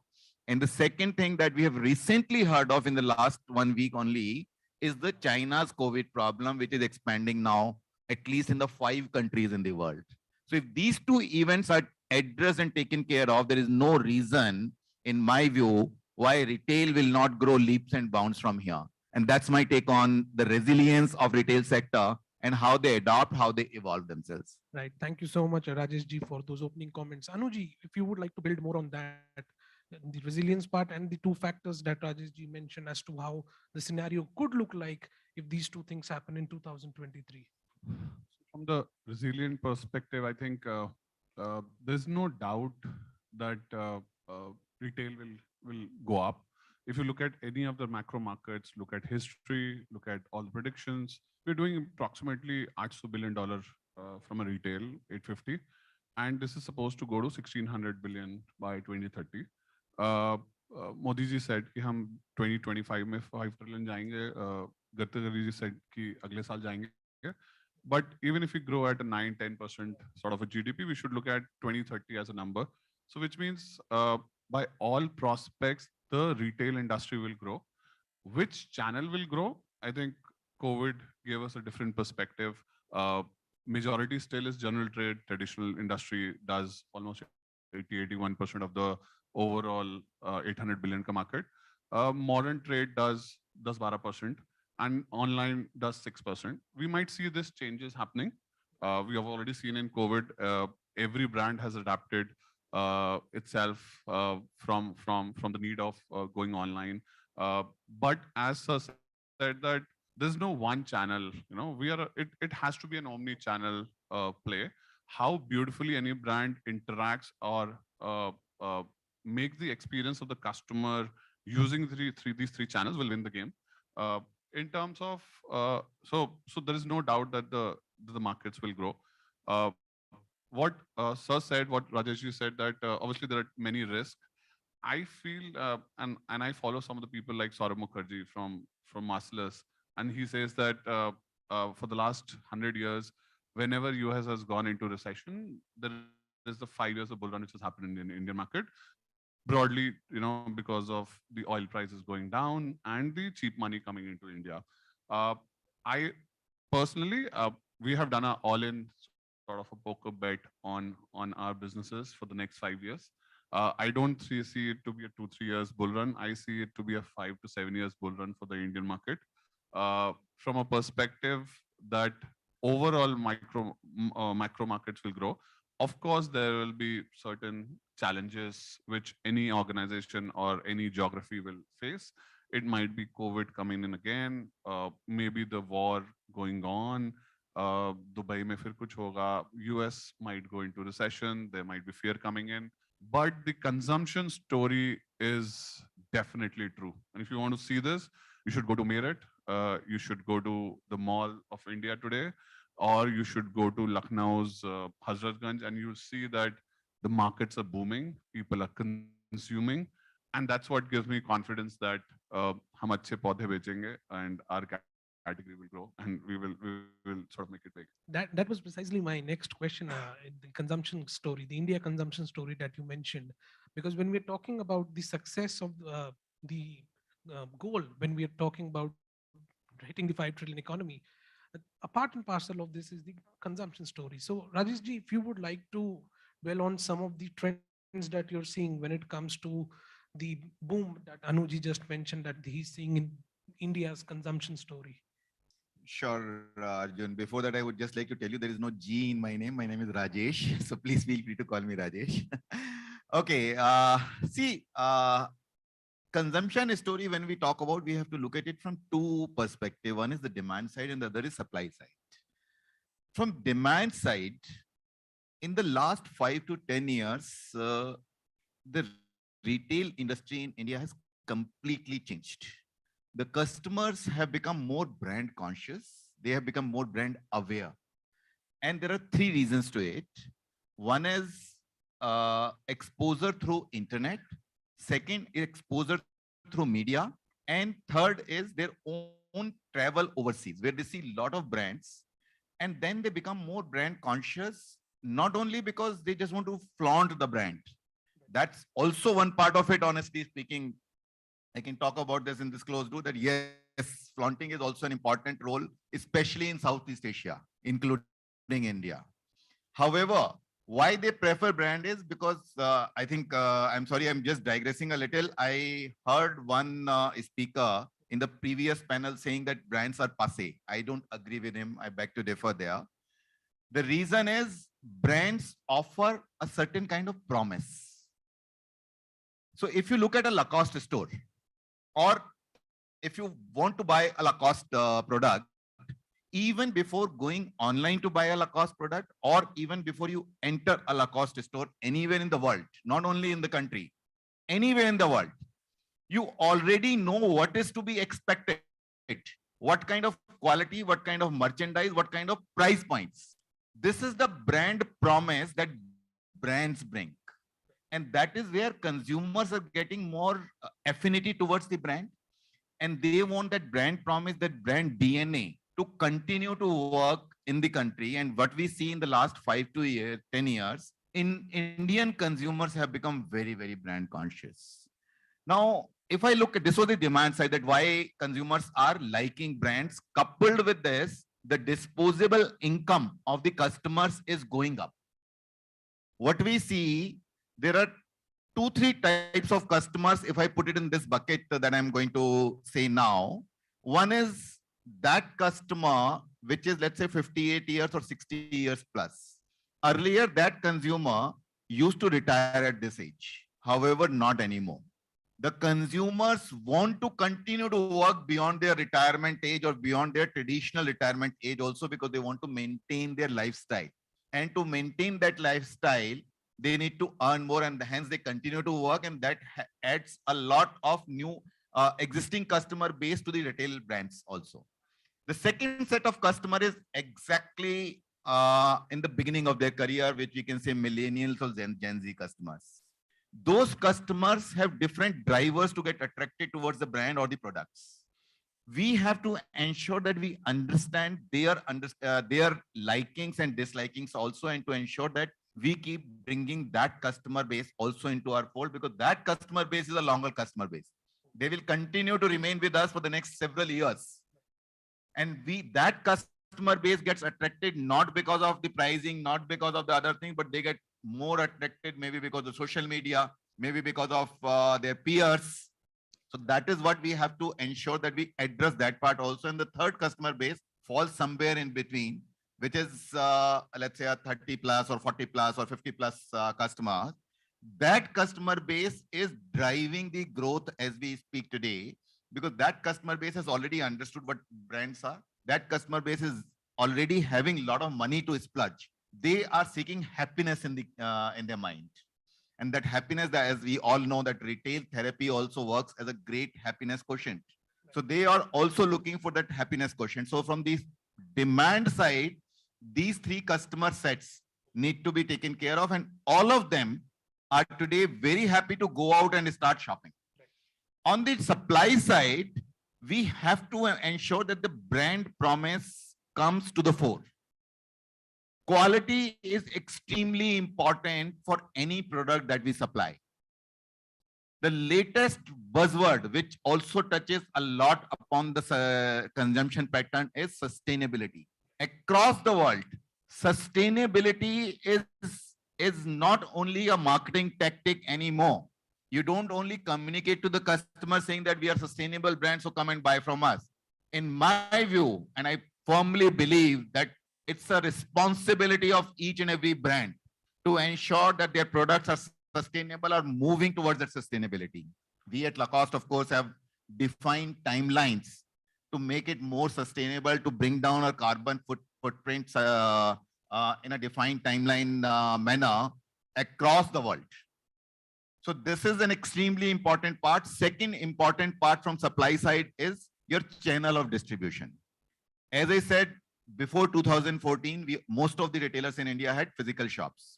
But today, that physical shop is not sufficient. You have to have multi-channel. And multi-channel, when I say, it should be online, it should be offline, it should be travel retail, it should be city retail, it could be MBO, it could be EBO, all kind of channels. Wherever your TG is there, you have to be present there.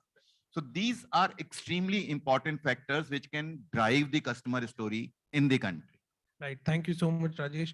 Mr. Grover, of course, he mentioned the demand side and the supply side factors, but in an important aspect that he mentioned about sustainability, I'm sure you could dwell more on that in your answer, and the consumption story, of course, if you would like to add something to it.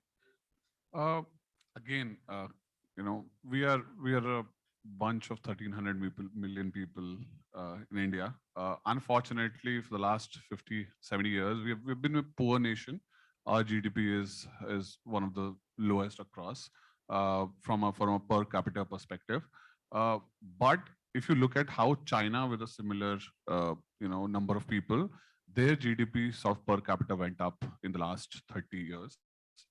I foresee the same happening in India in the next 30 years for us. From 2020 to 2050, we will see the GDP per capita going up, which means जो आज आपके यहाँ driver है 20,000 रुपए कमा रहा है, वो 50,000 रुपए कमा रहा होगा in another 15-20 years, and there is more organized labor which will come into the new mainstream economy, which means people will have more disposable incomes. Obviously, rich will become richer, middle class will become upper middle class, and lower class will obviously keep getting up.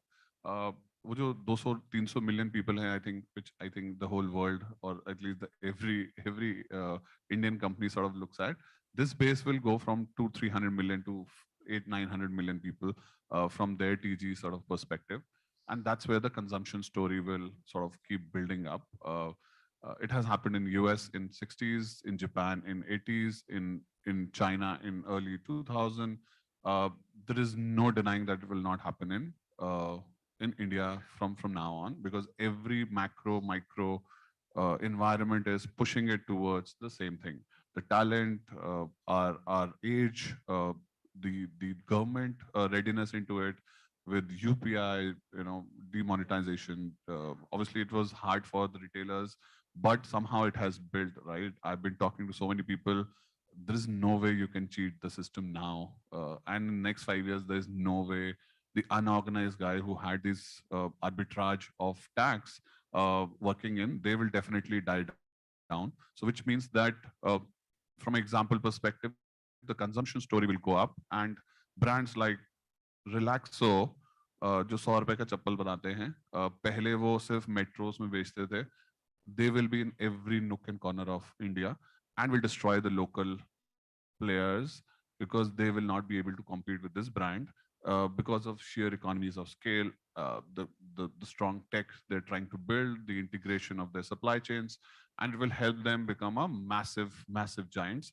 Again, similar story happened in the US, 70s, ketchups for that matter, unorganized players there, and then Heinz came up and they become the world's biggest.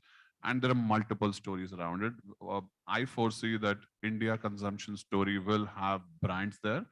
Obviously, there is no brand loyalty as a term coming up. So there might be people that who will shift from one brand to other, but brands will become powerful in the next 15, 20 years, which means that the consumption story will majorly be defined by these brands who are able to sort of innovate, is able to sort of make their supply chains better, integrate their distributions and tech together to make a use case for their end customers. And there are many examples happening in the startup world, in the organized retail, in traditional brands like for that matter, Relaxo for that matter, right?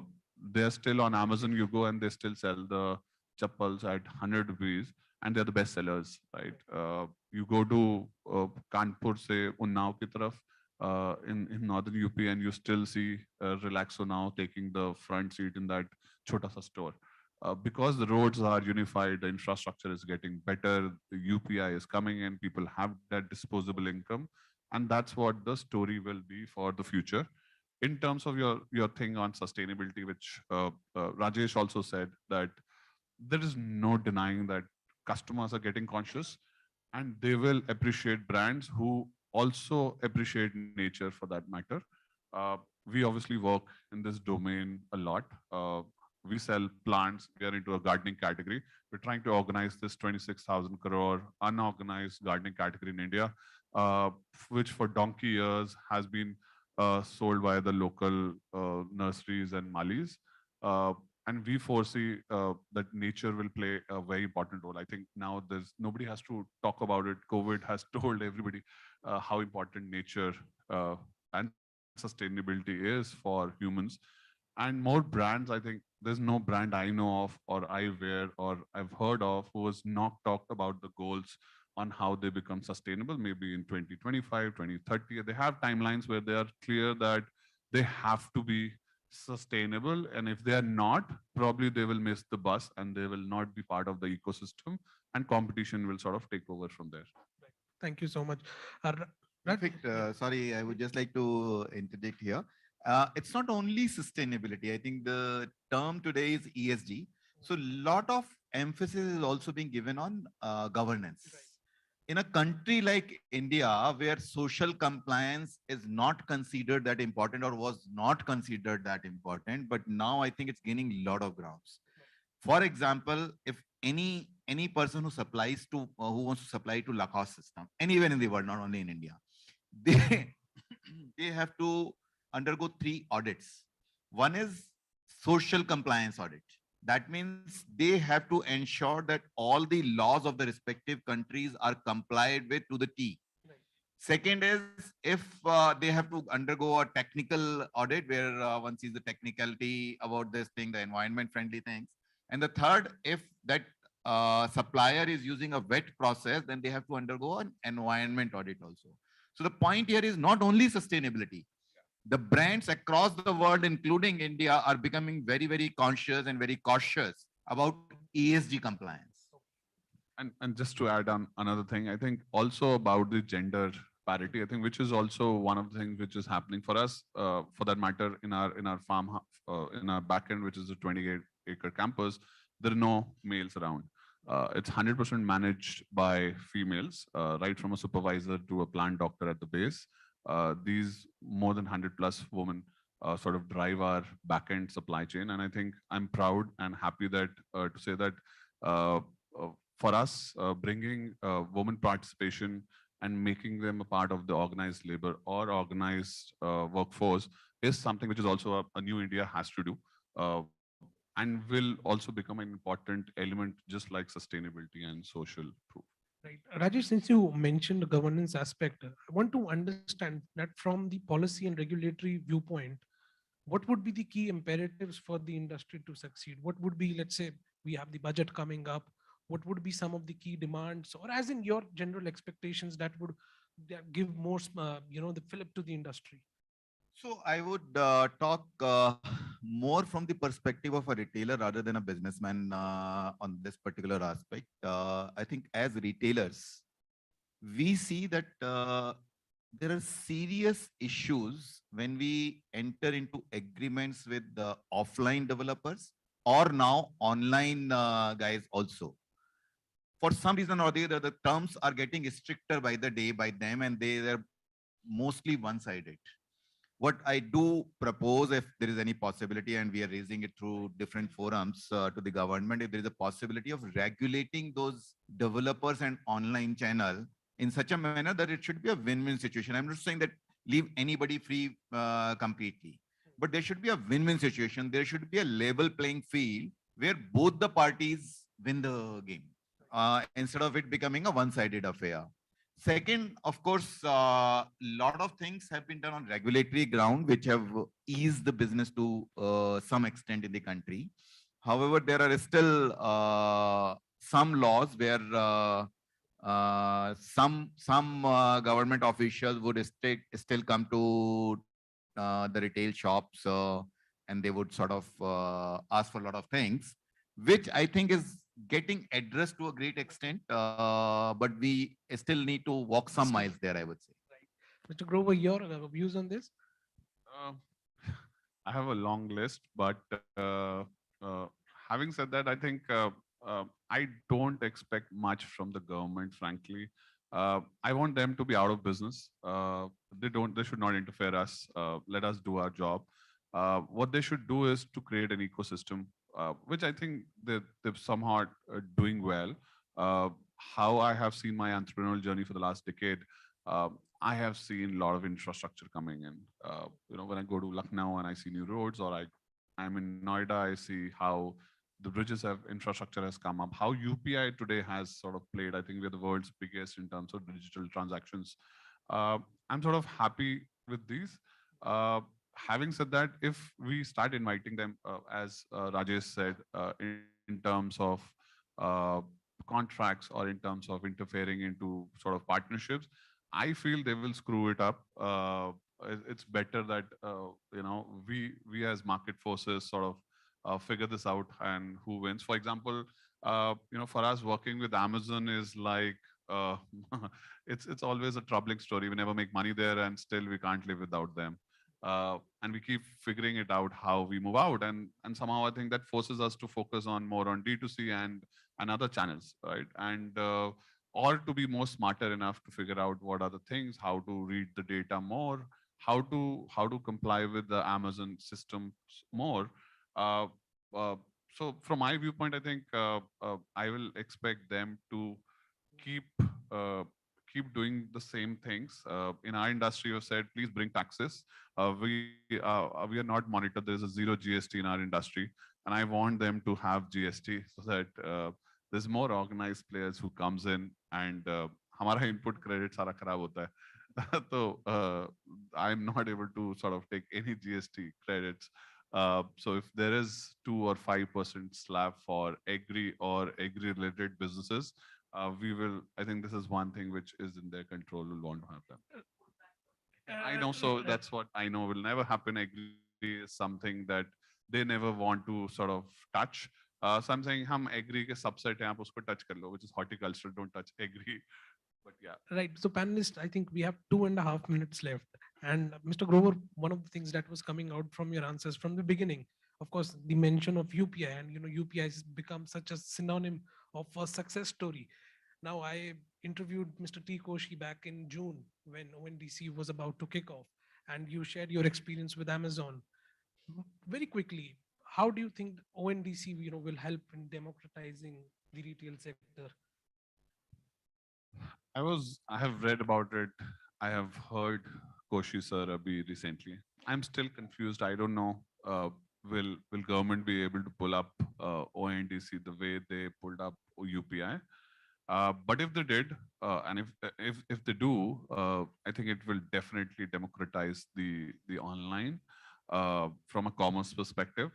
And if they are able to sort of patch up all the stakeholders and all the parts of the ecosystem, right, from payments to supply to demand, well, which I have very unlikely sort of probability as per me. But if they, I think, be able to do, of course, there'll be no Amazon or Flipkart's monopoly in the world. Just like today, UPI is the monopoly and not Paytm and Bharat Pay or Phone Pay.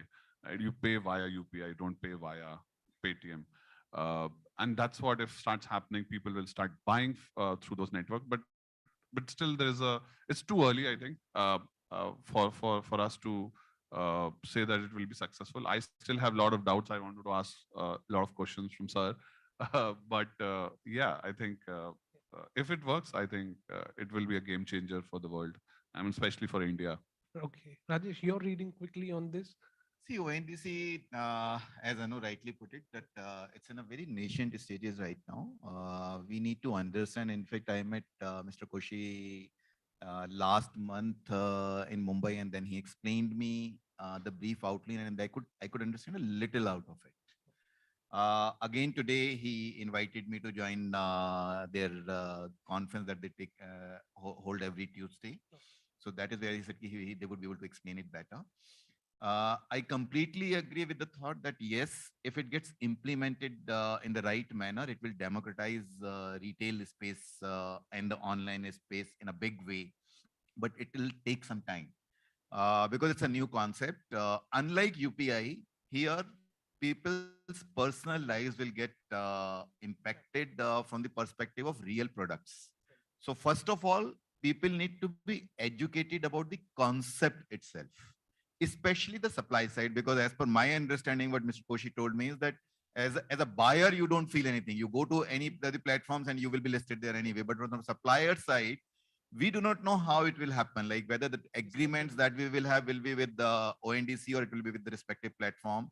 Similarly, one big issue in a market like India, and not only limited to India, but in a market like India, is the big problem for brands like us is the fake. A lot of counterfeit gets populated on online, and if ONDC is democratizing it in such a manner that they don't put the checks and balances to ensure that those counterfeits or unauthorized products stay out of their system, it will actually become counterproductive for a brand like us. Similarly, when we enter into direct agreements and direct contracts with these online marketplaces, we are able to convince them to not discount our products. They can do it legally, but they also understand that it's a premium product and that cannot be discounted. Otherwise, the brand value will get diluted, etc., etc. We also are able to negotiate that we should have a separate brand store on those third-party marketplaces, whether it's an Amazon or a Collective or a Tata Click or a Jio, etc.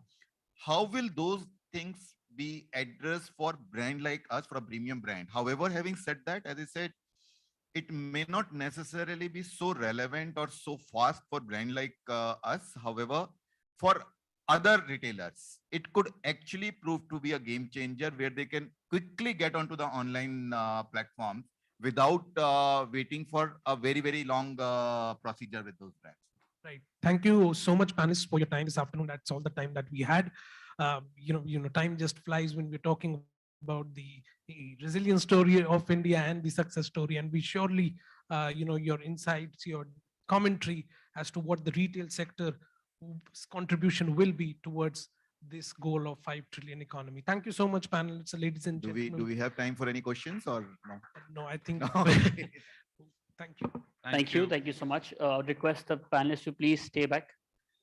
I request Ved sir to please join me on stage to present a token of appreciation from Beanley. A picture first. We also have Somesh, please.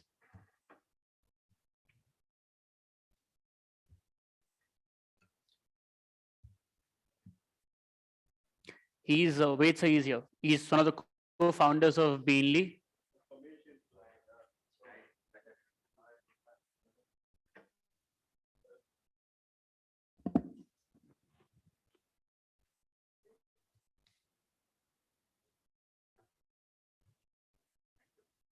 Thank you. Thank you so much, gentlemen. Thank you, Arjun, for moderating that. For you. For you. Thank you. Okay, now since the morning we've been listening to our panelists talk about that how it's all going to go digital and phygital, etc. So हमारा जो अगला panel discussion है, that will lead us a little more into detail on that topic. So our next one is on connecting with the Gen Z consumers in the digital age and how to drive loyalty and retention. Please join me in welcoming a panelist for the same. Mr. Pankaj Vermani, founder and CEO, Clovia. Ms. Anshita Mehrotra, founder and CEO, Fix My Curls. Mr. Fanish S. Prakash, business head, Porter for Enterprise. Mr. Mayank Mohan, partner and CEO, Mohanlal Sons. And the session will be chaired by Mr. Rohail Amin, senior editor, BW Business World.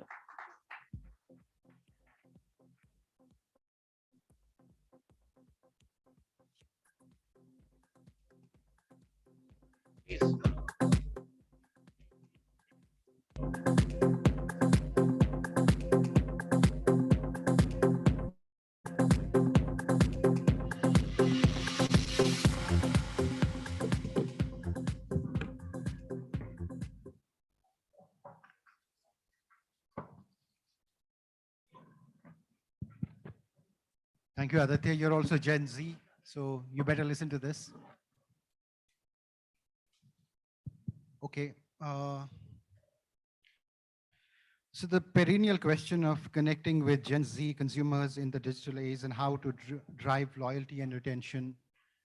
We're just having a chit chat outside and I got some headline stuff from my speakers right there out there. And when you mentioned that consumers don't keep the brands, consumers are not on their toes, they're on their thumbs now, right?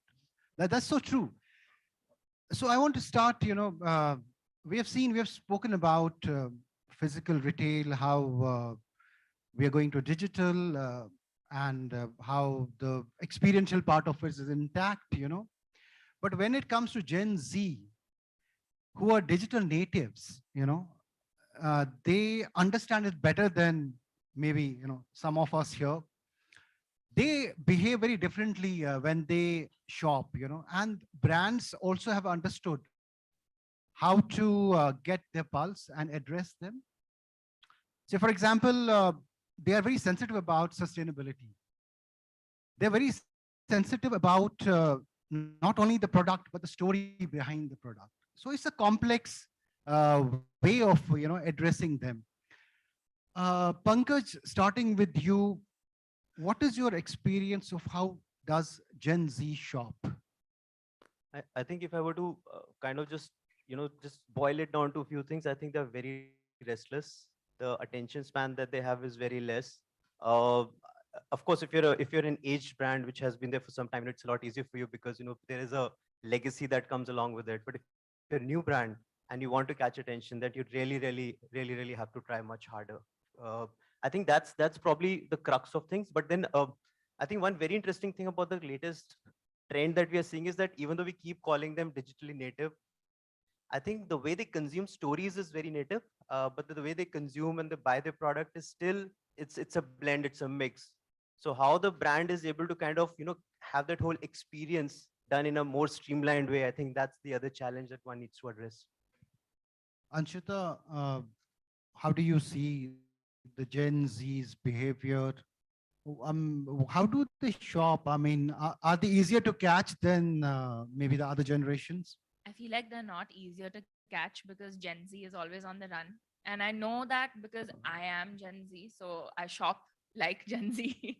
And it's hard to pinpoint them, but you can in one way, and I think I see that consistently, is emotion. As long as the emotion behind the product or why you're selling it or who you're selling it to is very consistent, you're more likely to catch them in that moment. Because if you can make them feel that emotion, let's say it's happiness, let's say it's sadness, you're connecting to the consumer in a way that's a little far away from, this is the product quality, these are our USPs. No, today they want emotion. It'll keep them sticky. And honestly, yes, they are on their thumbs, they're on their phones, and their attention span is 5 seconds. So if in those 5 seconds you make them feel something that makes them remember the product, you've gone a much longer way than other brands today. 5 seconds. That's all you have. Amazing. Funny. So your question is a little different because it's about enabling the ecosystem. For example, when I order from Blinkit, I expect 8 minutes to be 8 minutes, or it goes to 10 minutes, I'm all cool. But is Gen Z impatient when you see, from a delivery side, how do you map the behavior of, Gen Z when it comes to the delivery side? How are they reacting to it? So it's very interesting. Anshita just mentioned that they have 5 seconds. Back in my days, I'm a millennial. So I would say that it was 15 seconds. We had this phrase, 15 seconds of fame. So it has reduced. And one of the main factors that we have seen, Gen Zs adopt as compared to, let's say, their other generational counterparts is that they grew up with the technology. So it's more of a learning Born curve. in the thick of technology. Yes, born in the thick of technology. Their adoption, they know in and out. They know how to leverage technology for their own needs and requirements. And coming to the expectation versus what has been said, they are very finicky that way. Yes, they need the delivered goods delivered immediately. And which is where, Porter has seen an amazing, tremendous growth in the last couple of years, because it has been largely fueled by these last moment on demand requirements. So if, let's say, companies are not able to give that, they get it themselves. So that is the biggest understanding. That is the biggest realization, at least we as a group have been able to get to so far. Mike, your initial comments on how do you see Gen Z's behavior? So I think, while Gen Z is obviously a new generation, but I think every generation is looking for a story. So, what we have realized as a brand is that, what is most important especially for Gen Z, is the story behind the brand. So we are selling a product, but what is the story behind the product? So I think that has helped us to connect with the Gen Z customer. All right. So a lot of consensus here. Pankaj, people say the sustainability. Okay, there was an earlier panel where a profound line, which is not leaving my head, is there. That brands, Gen Zs don't see legendary brands. They don't see the pedigree. They see the messaging, the engagement, and of course, the responsibility that the brand comes. They're outspoken, they speak their minds, and they expect brands to do the same. How true is this for this generation? So I think, again, if you go more on the emotional side of things, and again, that's my vantage point to see Gen Z, millennials, right? Because I'm a little older. So I think the way I see it is that over a period of time, and I know it's a little politically incorrect, it's gone more relationship based to transaction based, even in relationships to a huge extent, right? You see that the transaction has started to happen a lot more than the way it was consumed earlier, right? I mean, so if you interpersonal also, you see, it's changed a lot. And I think human behaviors are very similar, right? So the way you treat humans is also the way you treat brands if a brand has done its job well, right? So I think that's a very standard trait that you'll see across the board. Now, is sustainability an important aspect? I think that was one question. Absolutely, I think. And I think post-COVID, a lot of that has happened. It's very cool also, frankly, to be sustainable. And I think, again, I'm just being very, very blatant about it. It Right? can be no filter. Yeah. Yes, So I mean, please. there's no sugarcoating it. And since it is cool, and I think it's a very good idea because whatever is cool kind of gets, absorbed and consumed better. So I think because sustainability is something which people have started to respect a lot more, and people who respect it get more respect, I think that is something which is helping a lot to get the story out. Uh, Whether sustainability will help create a great brand, yes. Whether the Gen Z person or the person who's buying that brand is buying only for sustainability, the answer is unfortunately no. Otherwise, fast fashion would not have survived. So there is a conundrum there, unfortunately. So there is consumption happening, which is very so what you respect and what you end up consuming, there is a little bit of disconnect even today. But I think over a period, but the direction is right. We are all in the right direction. We are expecting the right things now, and the brands are taking note that the right things are getting respected. So over a period of time, it will streamline. But I think right now we're in a very that conflicting place where we love one thing and we buy another in some ways, right? Of course, there are certain brands which are doing phenomenally well because they believe in X and people buy them for that X, right? And we have so many examples, right, out there. But yeah, I think it's a journey that we are on, and I think that it's a beautiful journey. That's the good news. Anshita, how important is the story side as far as appealing to Gen Z is concerned, and the sustainability? Do they really look at those things, or is cost the final thing, cost and quality?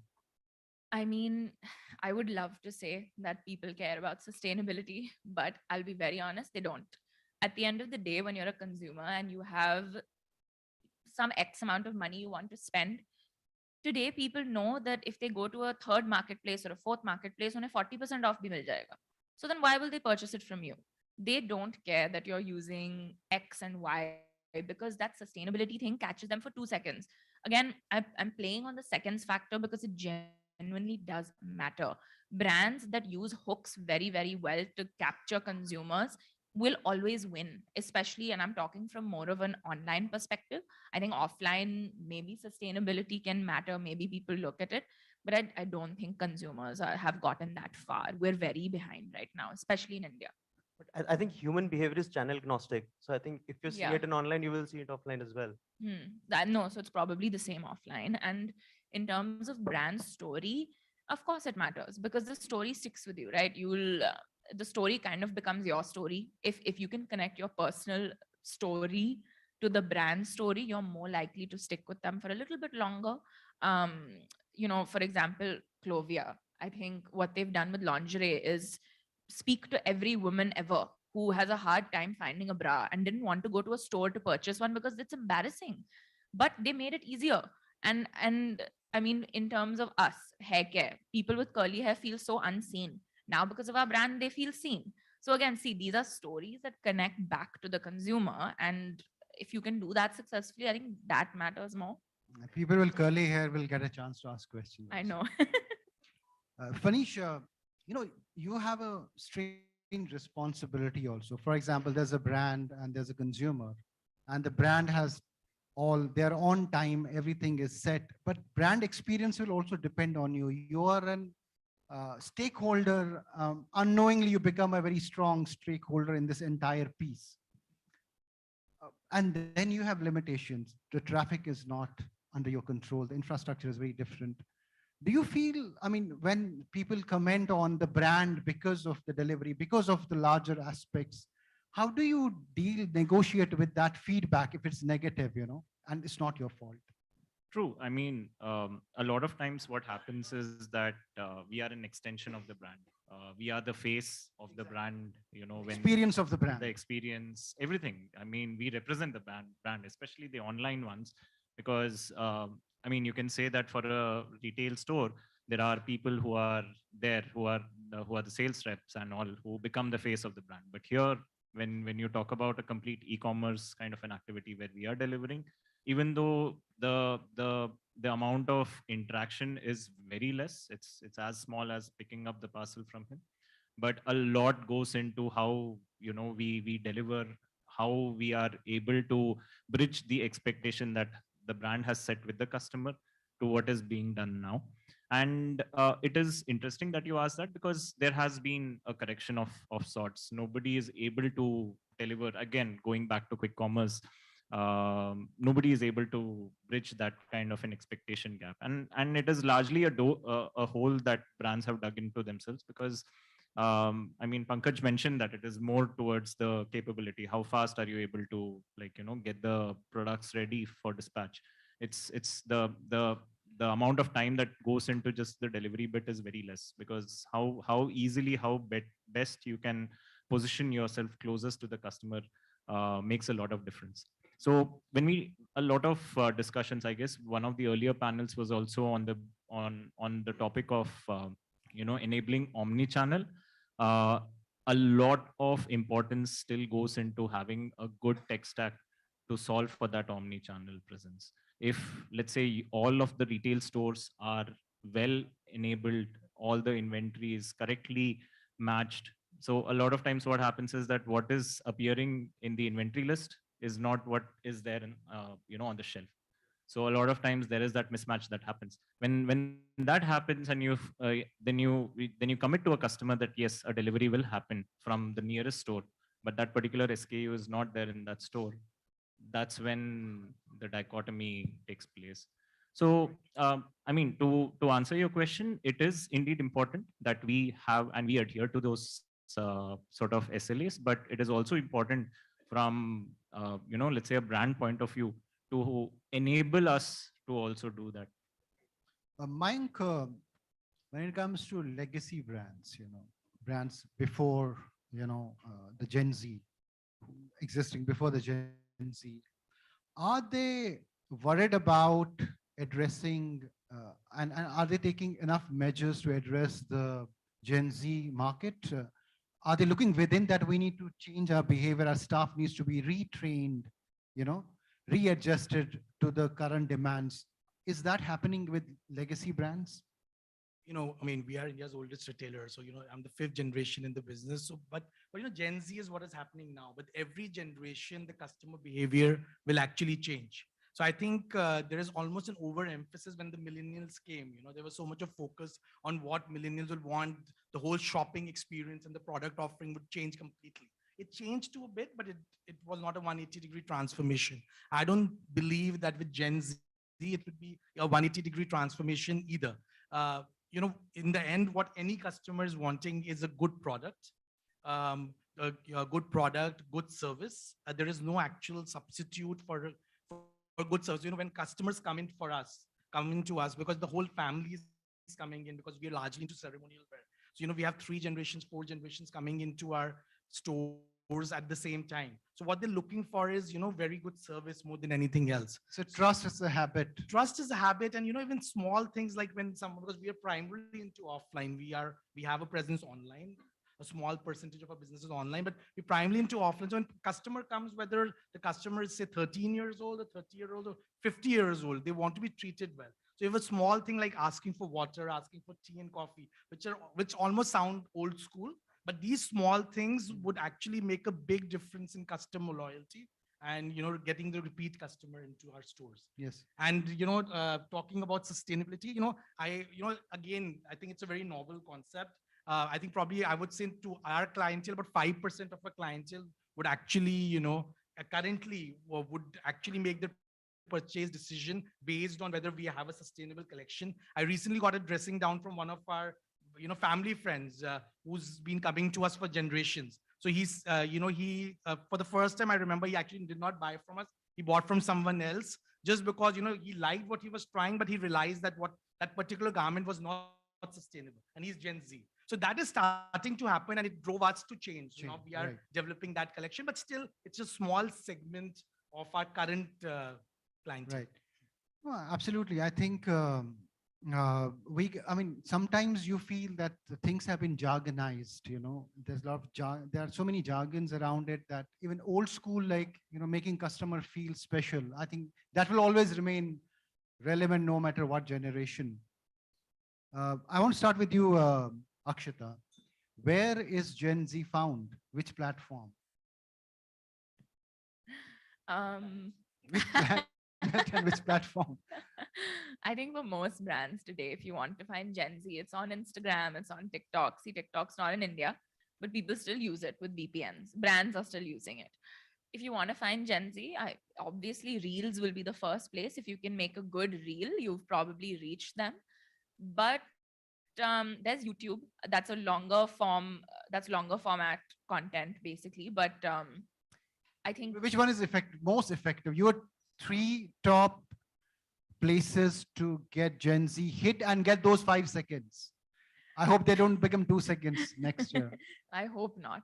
But so definitely reels, definitely like any collaborations that you do, brand to brand collaborations will call Gen Z very well. And then I think not YouTube. I wouldn't say Facebook. Facebook is dead now. So I think YouTube is going to be the next place because YouTube has launched something called Shorts. So Shorts and Reels are basically the same. So what's happening is that the TikTok craze is going to come to India. It still has not come because still today trends are being copied from TikTok and being pulled onto Reels. But what's going to happen is that we're going to have to make our own. And I still think we're a few years behind in terms of that. Pankaj? I think, again, going back, if you look at consumption, how it has changed from content perspective, right? It was text, then it was images, and now it's videos, right? So I think that's how you will see the evolution of the customer base also. So today it's all video, right? Even for commerce, I think live commerce is another thing, which is about to go very big in India. It still hasn't, right? So I think for us, it's the so the Gen Z has already answered. So if I say something else, I'm anyways going to look stupid. So right. So I think it's for sure Instagram. One more place which my team has been very constantly evaluating, and I like an idiot because I don't use it. It's Snap, right? I think Snapchat is something which a lot of people are hanging out, and now we've started to do some experimentation there. So there's some juice, but yeah, predominantly that. Twitter, etc. I mean, for example, as brands, it doesn't work. It's very it's too polarized. It's not cool. It's not fun. It's too I think acute. you have to have very strong opinions on Twitter to stand out as a brand.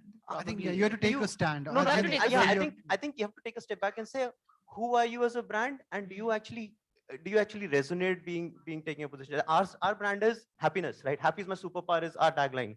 So if I go and say happy is my superpower on Twitter, people say like whatever, I mean, so that's the thing, right? Yeah. Funny, slightly, I know you guys don't make reels, right? We do. Okay, We do. lovely. I have to watch those. I'm so sorry. So how does that impact the brand positioning, business? I mean, and where do you target it mostly? Are you also reel first, or are you Twitter first, Facebook first?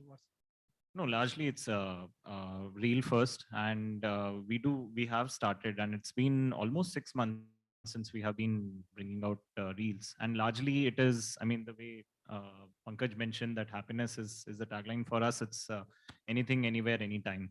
So that's the kind of a mantra that we are taking. Largely, it is like putting the onus that if you are not able to get something, then why don't you get it yourself?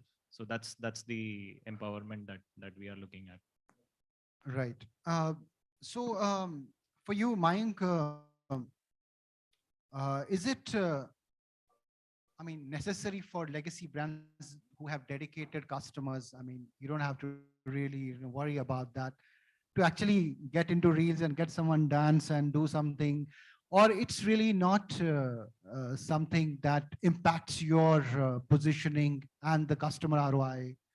It is important because, not many people in India get remarried. So I needed new customers. So then I need need to attract new generations. But again, this is, we treat it as, one part of our strategy. We are still, we still do print, we still do traditional, and also not increasingly in the last couple of years, we are focusing on digital, and reels is definitely one part of it. So it helps drive engagement on Insta, on FB, on other platforms. How much is it actually impacting our sales is honestly an open question that I or my team hasn't been able to answer yet. Right. So I have 8 minutes, and I want to bring in one question from the audience here before I go on to my next two. Anyone? Yeah, please. Yeah.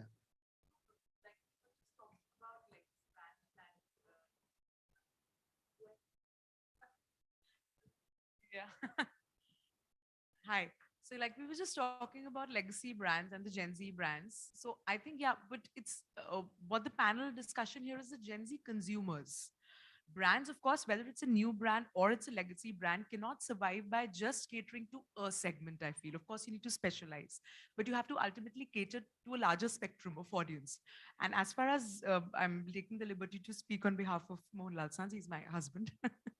So as far as even at Mohanlal Sons, I mean, we wouldn't be surviving if it wasn't the Gen Z consumer, because if it's whoever's getting married, it's a, it's today's generation. So, yeah, they come with their own ideas. And for that, there's some element of tangibility required. It also depends on the segment that you are into, because you will not just go buy a Sherwani or a Indo-Western, online. You might, but yeah, I mean, you definitely need that tangible factor. I think it's the Gen Z now which is getting married. So of course, you will have to factor in their likes and dislikes. Pankaj, so your three suggestions. How can brands step up their game to win over Gen Z consumers and get their attention and loyalty? I think one most important is don't try to be somebody else and customize for them. I think they catch faff, they catch fraud very fast, right? So if you try to be somebody just to woo them, you'll be the first ones to be kicked out, right? I think so even if you're not for them, you tell them that I'm not for you and this is who I am. They might like you that way. They might like you and they might as well start consuming you. So I think that's one thing that I respect about this new generation a lot, is that they are very, very, they catch bullshit very fast. Their bullshit meter is like up there, right? So I think that's one thing that Highly developed. highly developed. And maybe our generation has trained them to be that now because probably we bullshitted way too much. But I think that's one very, very critical thing. Other is you got to be fast to as we were saying that earlier we used to earlier the customer used to keep the brand on its toes. Now the customer keeps the brand on their thumbs, literally, right? So now the way it has happened is that we have a very short span, and we've talked about that short span so much. But just trying to squeeze your brand into that short span again, do not shortchange your brand, because that again goes back to point number one. Then again you'll start bullshitting. So I think be true to whoever you are. If you cannot talk about who you are in 5 seconds, please talk about it in 30 seconds. It's fine. If you're good enough, message is strong enough, they listen. And third is please, for God's sake, do not try to educate, right? My entire business is about educating, about, education for the customer is a very big deal, tier 2, tier 3 brand. So, the focus was always tier 2, tier 3, 62% is tier 2, tier 3. And we were about size, we were about everything. And the first thing that we said was education is boring, and people don't like boring anymore. So we thought that even if we have to tell the most boring thing, we'll tell it in the most fun way, because that's the only way people will consume now. So I think that's the third and most important thing. Please do not. And I think in your case, it's also it's a mindset shift that is required. And that too in tier 2 and tier 3 cities. Yeah, and if I start giving a bhashan around it, people will throw me out. But if I start, if I start talking it today, so we launched our first television commercial. The first time a Bollywood celebrity is doing mainstream, and God knows how hard we tried to make that happen, right? Because kisi ka mummy will not agree, kisi ka papa will not agree, right? That's how this category is. But now I think, and thanks to Shraddha, that she's kind of taken that mantle and said that I'm going to make this a household thing, talking about lingerie. I think that is something there also, we've said that we will not educate. We'll say, yeah, if you wear the right thing, it will make you happy all day long. You just stay happy. And I think then you will start understanding that wearing the right thing is important. So the message has to be an undercurrent and not the main Not thing. a preachy one. Let me go to the Gen Z herself. Anshita, how do you win over Gen Z consumers and keep them really engaged? See, I think keep your story consistent.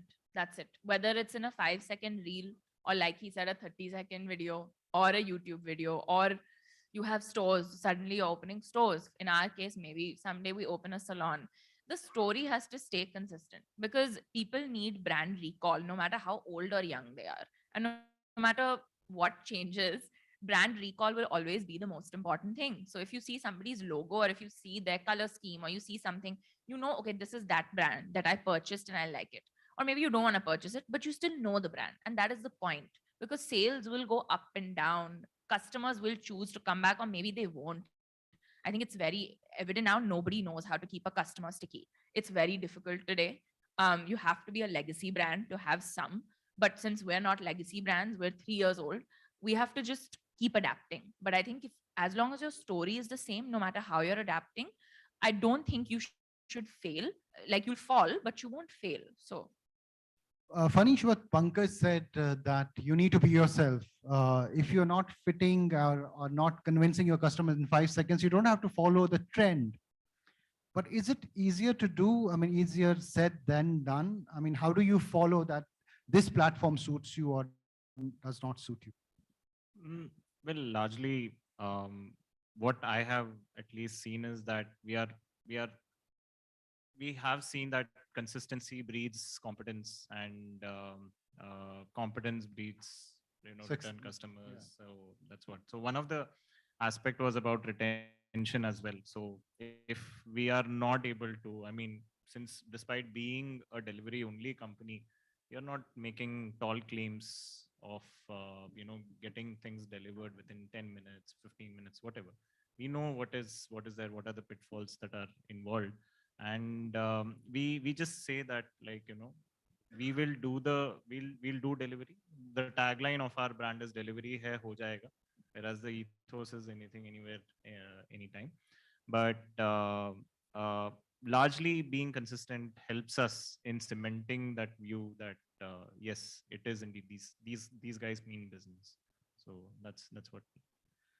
Finally, your take on this, Mayank, ways to address Gen Z and overall, I mean, how do you build a lasting brand, because they are younger brands compared to yours. Maybe you can also add that bit to it. It's not much different. You need a great story, whether it's legacy, whether it's, any way of engaging with the customer. A great story will get the customer in. Even my legacy can only get the customer into the store.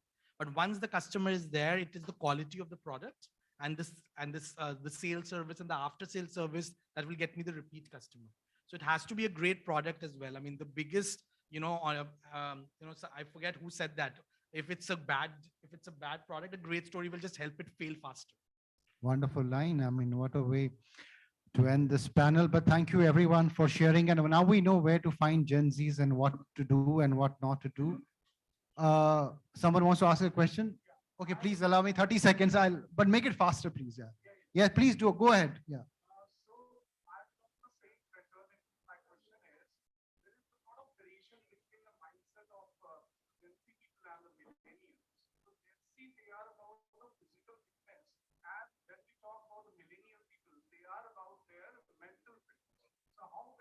Okay.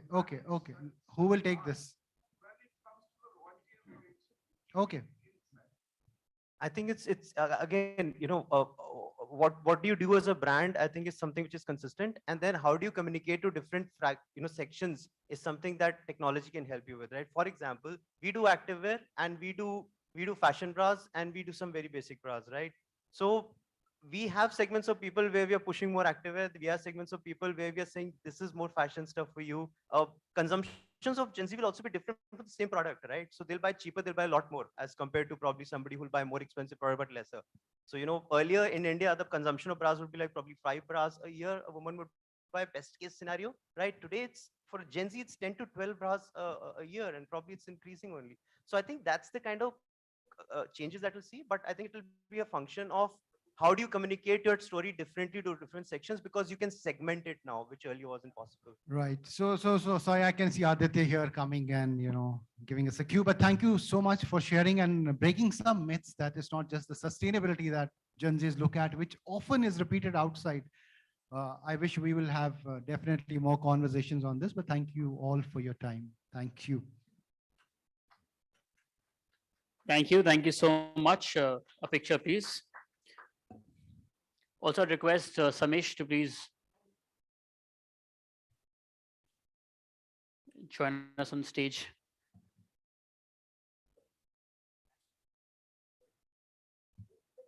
A request order.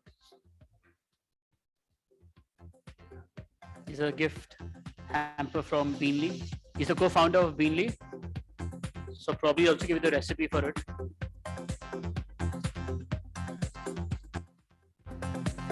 Thank you so much. Thank you, Rohit, for moderating that. Thank you. Also, just to repeat once again, we have an experience zone by our partners Wasmos and Chingari right outside the hall. We request you to please visit them, indulge in some conversations, get to know a little more. You never know what works out for either one of you. So up next will be a keynote address, followed by a panel discussion, and then followed by another keynote, and then a valedictory keynote address to end the evening.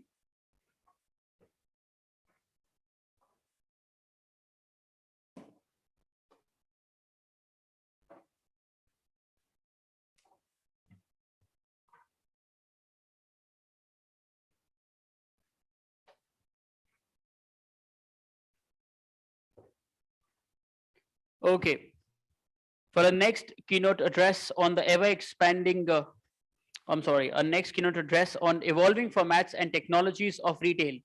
Please join me in welcoming on stage Mr. Prasad Sharma, Director, BW Business World. Audience members, let's collectively welcome our next speaker, please. Thank you. Thanks for that. So we're just going, so obviously this was supposed to be a panel session, and we're going to be talking about it in terms of a keynote now. So essentially, just to give you a quick background, I have, amongst other things, a background in physical retail, and can we get a little bit quiet at the back of the room? So essentially, over the last few years, we've seen technology pervading into every part of our lives, and obviously we've seen online retail coming into vogue and e-commerce. But there are profound changes that are happening in physical retail as well. And I think one of the key features that's come out in the last few years is self-checkout and automated retail. If you've been reading the headlines over the past few years, we're talking about self-checkouts or automated checkouts, but in fact, it's now almost moving to automated retail, right? And this is a headline from earlier this year, although this has been happening for the last couple of years. So just quickly, show of hands, how many of you all have heard of Amazon Go? Okay, not enough people, but let's just go back. Can you just? 4 years ago, we started to wonder, what would shopping look like if you could walk into a store, grab what you want, and just go? What if we could weave the most advanced machine learning, computer vision, and AI into the very fabric of a store so you never have to wait in line? No lines, no checkouts, no registers. Welcome to Amazon Go. Use the Amazon Go app to enter. Then put away your phone and start shopping. It's really that simple. Take whatever you like. Anything you pick up is automatically added to your virtual cart. If you change your mind about that cupcake, just put it back. Our technology will update your virtual cart automatically. So how does it work? We used computer vision, deep learning algorithms, and sensor fusion, much like you'd find in self-driving cars. We call it Just Walk Out technology. Once you've got everything you want, you can just go. When you leave, our Just Walk Out technology adds up your virtual cart and charges your Amazon account. Your receipt is sent straight to the app, and you can keep going. Amazon Go. No lines, no checkout. No, seriously.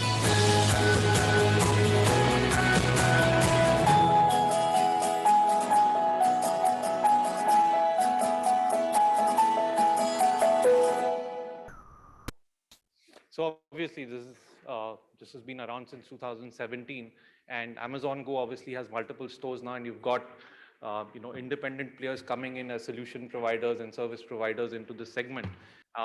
There's a study, and we'll talk about it a little bit later. But in the next decade, part of the decade is already over. They say that 90% adoption would happen for this technology, and right now North America is driving it, because if you go in the US, studies say anywhere between 50 to 70% of people have already experienced automated checkout, and most retailers are actually adopting this, even in manned stores, right? If you were to go to a Walmart or a Costco or any of the stores in the US, you have self-checkout lines. Of course, some of that requires you to scan your items and swipe a card if you want, but there are a lot of retailers that have started creating these lines where you just walk in and walk out, pretty much like what you saw in the video. So if you look at it in terms of evolution, this is what's been happening, right? You had small to medium stores with physical payments and with physical processing and cash payments. This is what we know mom and pop retail as. In India, of course, it's been relatively recent. It's been a few decades now, but modern retail has come in with superstores, and there's been some level of automation that comes in with with modern retail. And of course, you've got your digital payments, and nowadays we have a number of other payment modes coming in. But as AI comes in to the picture, right, there is full automation. So what you saw, actually required you to swipe your phone, but for people who, for example, give approval for facial recognition, you don't even need to swipe your phone or have an account. You just walk in and you're recognized. And while videos like this or material like this uses fancy terms like deep learning and computer vision and sensor fusion, it's actually fairly quite simple, right? It just uses facial recognition in cameras. It monitors where you're going, and it actually uses weighted shelves, right? And actually there are companies in India which are using weighted shelves for warehousing and delivery, right? And with drone-based replenishment, you are actually looking at a scenario where you have zero employee cost in stores, right? It's something that's going to be automated end to end. So what's the problem that if we were to define the problem that's being solved, and why this is coming into demand?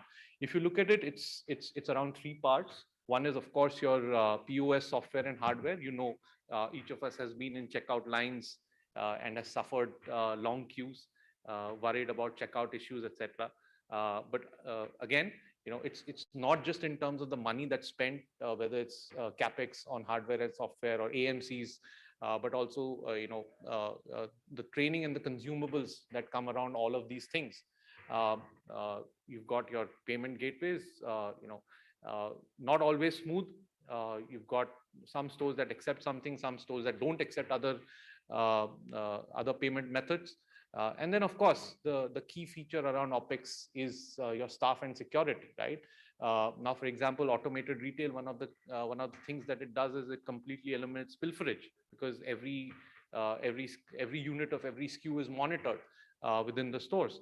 Now, the problem that retailers face is that when they come up against this complex web of tech and payment and physical issues, cost can go up to about 21% of revenue. Now, tech is typically about 1%, and MDRs, of course, those of you and most of you are in retail understand what's the kind of MDRs we have now. But it's the staff and pilferage that eats up most of this 21%. When you bring in automated retail along with AI, it has a substantively material impact on the costs. You're able to actually reduce this 21% to anywhere between 2 to 5%. So that's the kind of margins you're able to add to your bottom line, and that can make a big difference for those who are worried about profitability and P&L on a daily basis. So if you look at AI coming into retail, if you see that's the kind of way the adoption and penetration is going to happen. So as of this year, that penetration is about 5%. It actually ended up being slightly more than 5% as the year is drawing to a close. But it's expected to go up anywhere from 60 to 90% in the next 7 to 8 years. And the CAGR for this industry, this is more in terms of the technology adoption. it's actually ended up being 15% for this year, whereas the estimate was more in terms of 13 or 14%. In at least 40% of the queues that you see, and these are North American numbers because obviously automated retail is more in vogue in North America, but it's 40% of the stores that are seeing this kind of or 40% of checkout queues that have become automated with this level of technology. So those that are in retail, they need to worry about, or at least prepare about the wave that's coming. As you can see, on the top right of that graphic, 40% of the growth that is coming in automated retail, in AI-based retail, is coming from North America, which means that we have not seen a profound impact of it on the ground. But if you look at Amazon having launched its first store in 2017, and they did not launch a second one, I think, till mid 2018. And with COVID having passed by in between, if this is the kind of penetration that it has seen over the last 4 years, you can imagine what will happen now. If you were to compare it with another metric, right, before COVID, China was #1 in digital payments, and India was probably #5 or #6. Although in terms of penetration, we were amongst the top 2 countries, but the usage was much lower. Last year, and it was a very interesting anecdote, I was in Nepal recently, and as you know, Nepal has a large profusion and pervasiveness of Chinese payment methods, Alipay, etc. And this friend of mine that I was staying with was talking about how how things are easy in China. He sources his products from China, and I had to actually tell him that in the last year, India has had more digital payments than the next 7 combined, and it's 2.5 times that of China, and it's happened in the 2 years of COVID. So you can imagine if technology like this comes into India with the kind of margins that we live with, right, in retail, what's the kind of wave that will come in? It would be unprecedented. And if you're seeing a 10, 11, 12% CAGR in 2020 that's grown to 12% or to close to 15% in just 2 years, you can imagine the kind of growth that we're looking at in the next 8 to 10 years. So I think this is the concept that's coming in. We've obviously been studying this. We've got for us to be able to plug it in at Business World, we have a partner company which is Audience Matters, which works in helping businesses set up and adopt some of this new stuff. So we'd be happy to talk to any of you if you're interested. But yeah, that's the topic that I wanted to cover today. I've kind of, anyways, it was short of time, but I still have about 8 or 10 minutes on the clock. If there are any questions, if there are any points anyone wants to discuss, I'm happy to take questions now.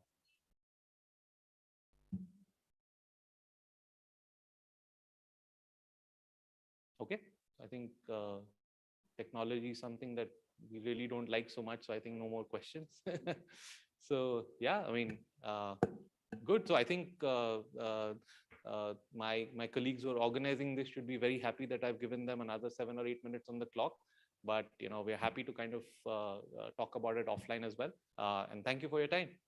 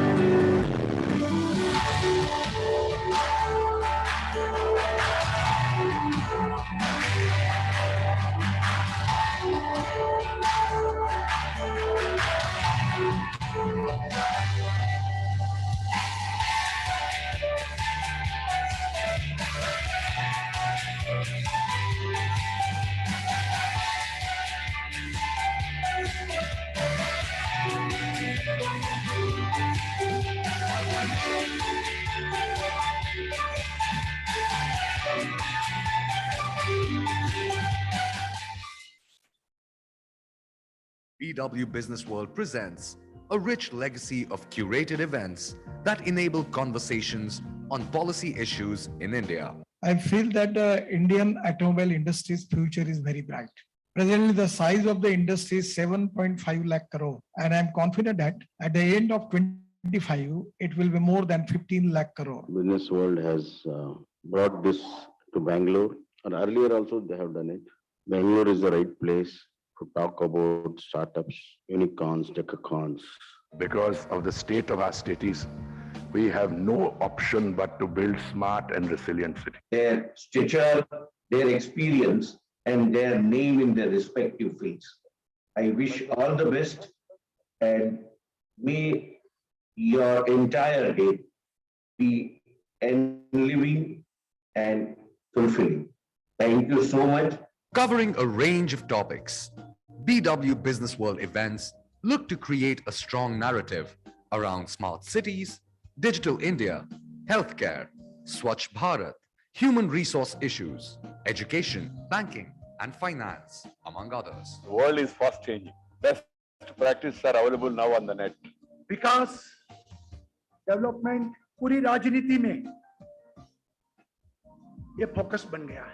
BW Business World events provide a speaking platform to the voices that matter. You don't have to be a technologist. You need to understand how technology influences the world. Mahatma Gandhi was a great man. He was the leader of the freedom struggle. We believe that e-governance and IoT will play a very, very important role.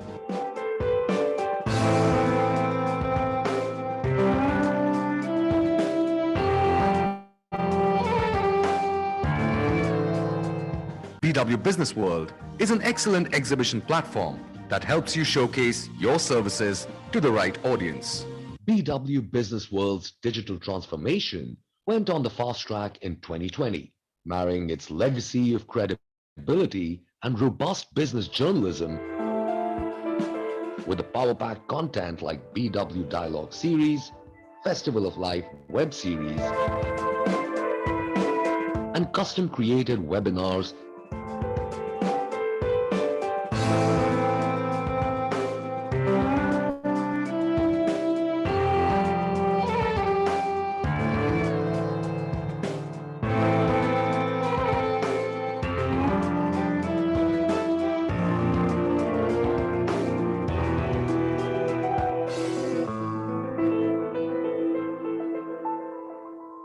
$33 million page views on an average, multiple IPs scheduled in the coming months.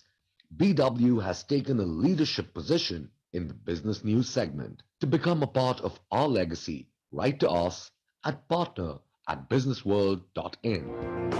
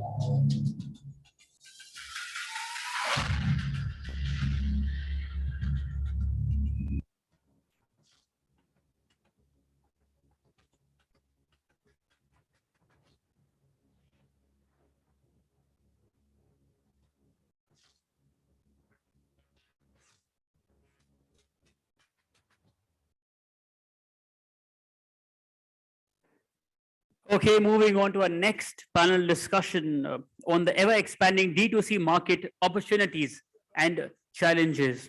Please join me in welcoming our panelist for the same. Mr. Deep Bajaj, co-founder, Sarona Hygiene, Ms. Ayushi Gudwani, founder and CEO, FS Life, Ms. Meghna Narayan, co-founder, Slurp Farm, Mr. Vishal Jindal, founder and co-CEO, Biryani by Kilo, and this session will be chaired by Mr. Ved Shukla, founder and CEO, Milomart.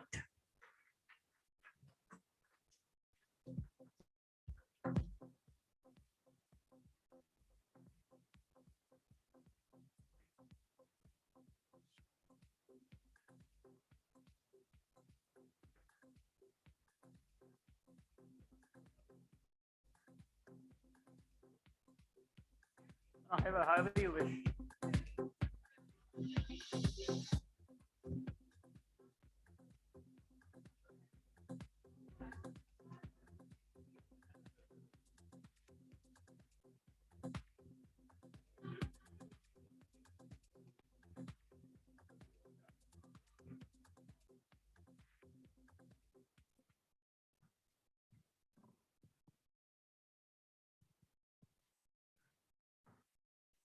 Okay, good evening, everyone. We didn't serve you tea.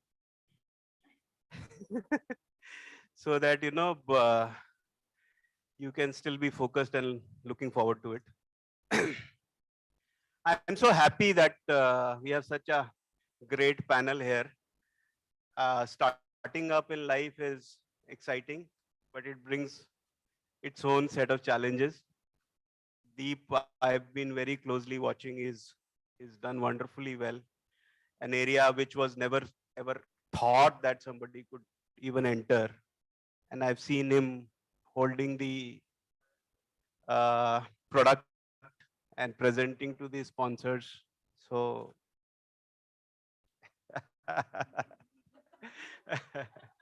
I would like to introduce Ayushi. I mean, she's also a name in the industry now, Fable Street, starting up garment and doing wonderfully well.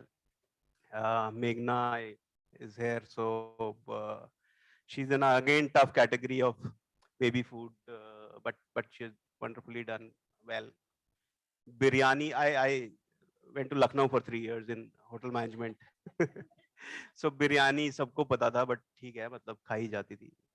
But building such a large company out of biryani, so these are very accomplished founders. They have really done wonderfully well, and that's why we chose the topic D2C opportunities and challenges, because D2C we haven't heard for last couple of years, 3-4 years. पहले तो हम जानते भी नहीं थे कोई D2C कुछ होएगा, ठीक है? I mean, yes, you guys started in that fashion, but it was not a every household thing. Now I'm being told that there are 2 lakh something D2C brands, which I doubt, but I read somewhere. I said, oh, 2 lakh log घर से काम कर रहे हैं. Okay, so let me start with Ayushi. Garment is traditionally offline business, and ever since morning we have seen legacy players in talking about, and then they are thinking of how to go online. So tell me how was the journey building this in terms of online stuff like that? So thank you for the question. When I was starting Fable Street back in 2016, at that point in time, offline was treated or thought to be as one of the doom of the future of the retail. So the world was very different, right? Today we are back to saying Omni is the next big thing. Yeah, sorry to cut you, but there was a conference happening, and Mr. Amitabh Kant was talking about, banks will go away. There would be no. So I stood up. It was a Thai event. I said, look, I'm building something anti-e-commerce, because my mart is like bringing entire offline place. Because I was a firm believer that it will not happen, right? So offline would stay. I was the firm believer ever since 2012-13. So yeah, no, I totally agree. But I think for us to plan on why online, it was primarily linked to the fact that the largest challenge in scaling an apparel brand is one, inventory, and second is the amount of money that gets invested in offline. So those are two long-term challenges for us to explore. So at least when I was starting out in an already established space where there are legacy brands, as you rightly said, right, we had to do something which is dramatically different. That's the only way for us to be able to carve out a niche or be able to create something which resonates with consumers. So for us, therefore, the channel selection was very obvious that we will start with D2C and then eventually go offline with a very clear line of sight that you cannot build a very large brand without going offline. And then the other aspects of the journey, I would say, and I think all of us have run startups in some shape and form. I think the core fundamental building blocks of any business remains the same. We had to win in the product. Our product has to be distinctive and relevant to the consumer. And that journey is something that we took with Fable Street by anchoring the brand around fits, which is the largest issue when it comes to women's Western wear as a category. The second is in the long-term journey, you have to think about building brand first before you start selling just product and growing. And that's again a journey we consciously took. And third was how do you build in the fundamental metrics around profitability, etc. And therefore, I think for us to even start online, it was easier to start online back then. Today, it's not. Was a first choice of this. So it's been an interesting journey. I am glad that we decided to focus on the fundamental business principles, and that's how we ran through it. And you have to be at it. That's the only way to build it, right? So I can say that I did these 5 things right, and that's why Fable Street is what it is. But end of the day, it's been hardcore journey of execution for the last 6.5 years, and that's why people know probably for Fable Street for what it is. Thank you. Wonderful. Thank you so much. So all the Sorry, just one thing. She yeah. forgot to share a very important part of that journey, which was her first model, you know, who she got for free was me. So really critical. So Meghna, yeah, so basically a part of the journey is also to be chindi when you start. So the first shoot was also in Meghna's house because she has a lovely house. It's like, why not? That's how we start. No, such a beautiful thing. So, all the guys who are there in the room who want to start up and are, in the early stage of their businesses and who are there listening and watching us online. I mean, these are nuggets of wisdom, right? You have to be very, very focused. The product has to deliver, right? So be frugal. Product has to be has to deliver. You have to build the brand. And I mean, people, even in D2C, you have to build the brand, right? Without that, nothing happens. And obviously, execute, execute, execute, execute. I think that's what, if I miss something, you can add in. No, I'm asking Ayushi, kuch chhoot gaya, 5 point aapne also. Okay. So this is what it is, right? And we have 20-25 minutes. There would be a lot of wisdom. So you keep on noting in your diary and then, implement that in your startups. I think that would be just D2C I'm talking about. And later on, I would now go to Deep. I mean, having a category which is seen such taboo, first thing is even starting up in that, then telling your investors, possible investors, ki ye bada ho jayega, then actually doing it, So I just want to understand, and if you can share something, it would be lovely. So yeah, for me, it was never about taboo or non-taboo. I saw a need, and I had observed with my professional and personal journey that there is a very strong need, right? I was in events earlier, so there were never toilets were very, very difficult for us to keep it clean. We met once for one of those events, and then personally, when we were expecting our first child, there was a miscarriage that happened the first time around.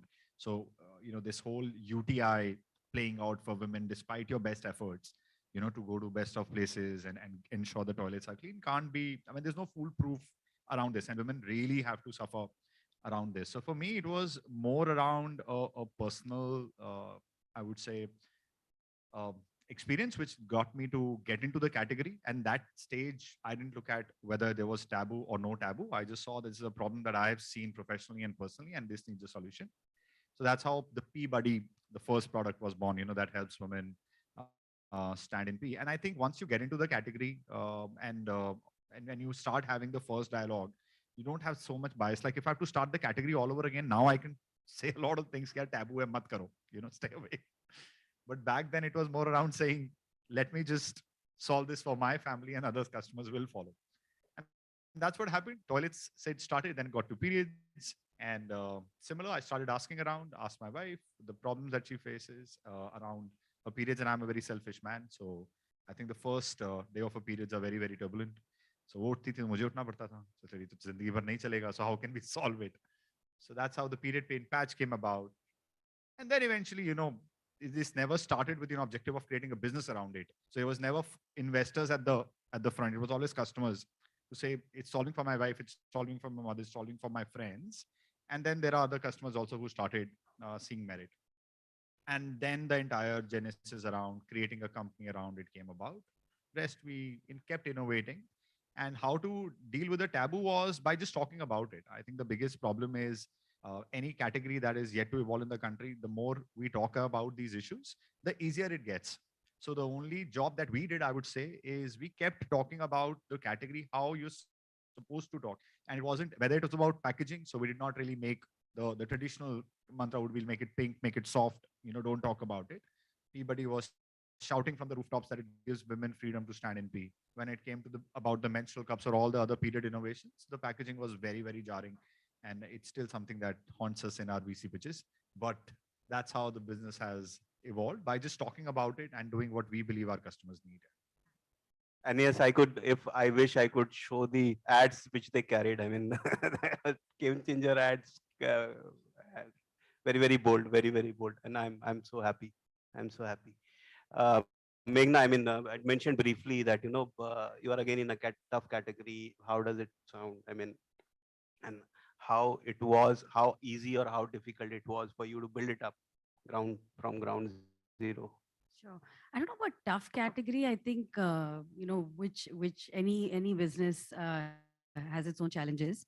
I think here it was more a function of actually in some ways everybody's articulating this, right? There was a need. It was very clear. It presented an opportunity. So I think for anyone out there starting up, that's the first thing to look for. Is that need deep enough? Honestly, you don't necessarily know the answer to that question in full. But intuitively, is it painful? And will people see value in a product that you can put out there? Is really, and do you feel passionate enough about it to give the next 20 years of your life to it? So for me, sort of solving for clean label kids food was something that I felt quite strongly about. So it just felt like it's going to take time and I'm not going to get bored by this, and I'm sort of will be something that will excite me for a long time. I think D2C was just the idea was always to build a fantastic product that meant something to mothers in a way that it meant to us. So by to mothers for other mothers, solving a very real problem. D2C was a means to an end and a very useful means to an end. A great way to reach the consumer, get feedback, on the product. Just that piece was very useful. But just as Ayushi says, right, for us, e-commerce marketplaces, quick commerce, retail, all of these we are where the customer is, not necessarily, beholden to any particular channel. So I think, and in some ways, so we're in year 7 and you are a function of your circumstance. Amazon was starting grocery at the same time that we were starting out. So it felt like, oh my God, the best time to do this is now, because you can be on day 0 in, whatever at the time, I think it was 18, 20,000 pin codes. And then, they built from there. So I think, the first most important problem is to figure out what is it and how can you add value to people's lives. The rest will, they're not that they're easy, but they can, I guess they will fall into it. Some people will get there quicker. Some people take like us a bit longer, but you will eventually get there. No, wonderful. So we will talk about your further strategies and how you're taking it, thinking of growing the business. Vishal, I would like to come to you. You have really made the food entrepreneurs proud. So just wanted to have your views on how was your journey, what were the challenges initially you faced, what brought you here. So I think we are all saying again the similar thing. So I think we have to all follow our passion. I think the product or service. So I've been a foodie. I've lived in different countries.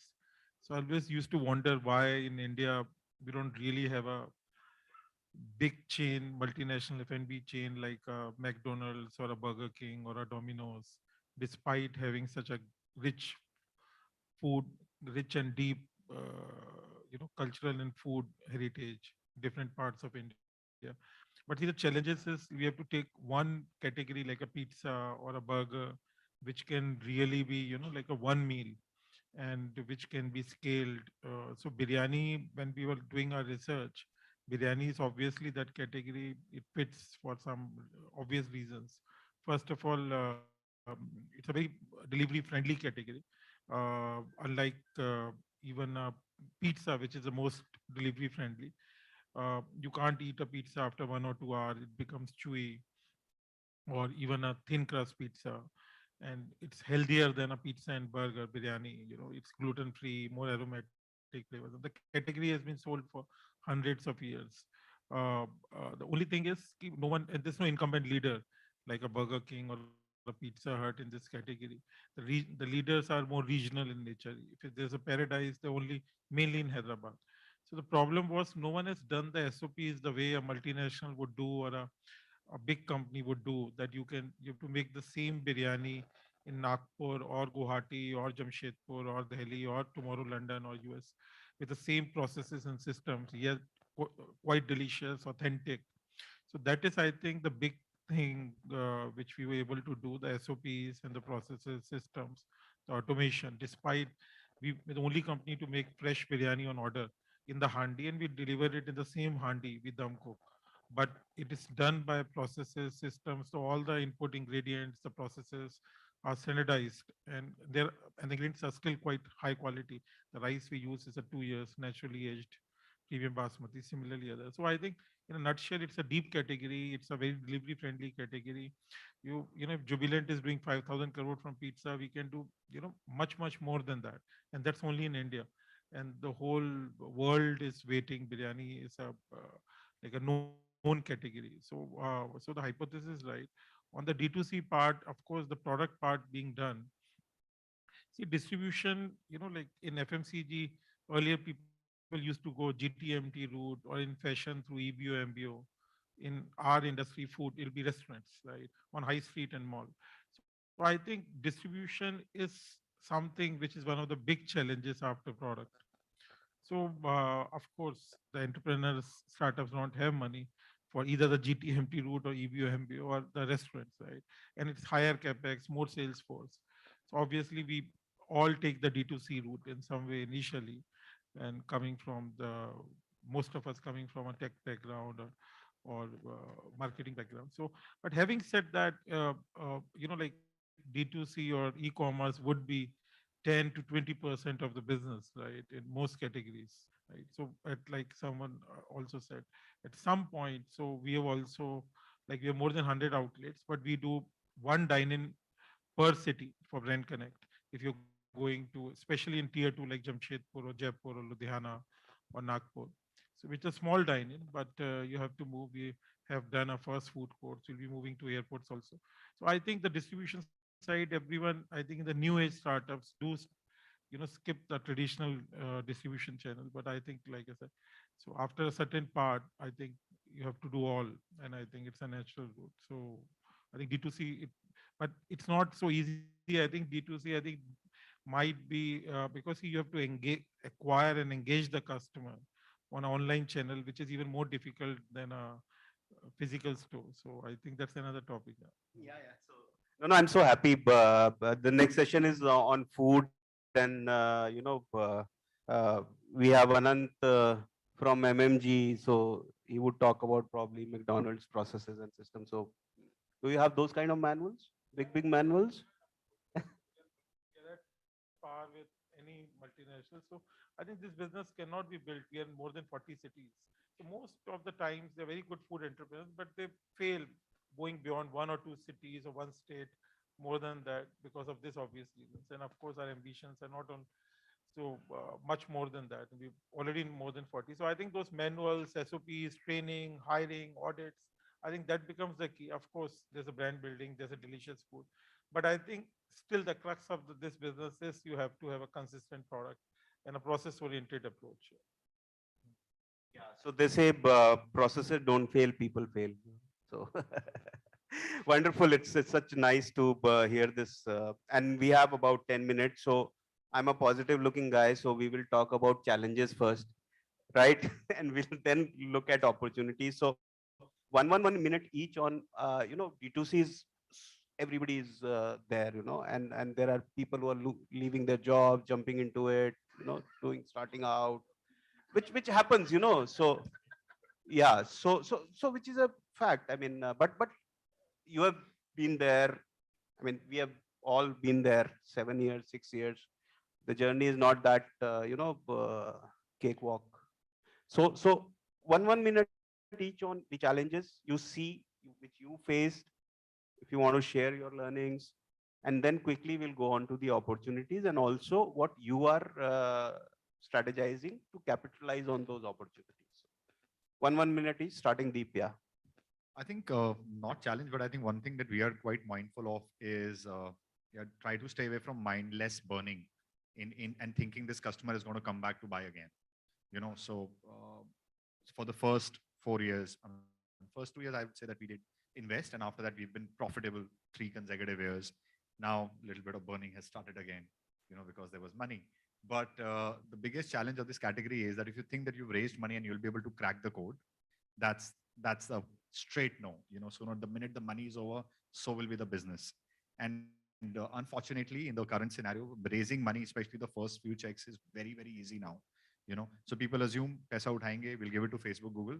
So those are the guys who are making the money, and customers aa jayenge. I think both theses thoda challenging hai, because of which what is happening, the entire industry is taking a hit.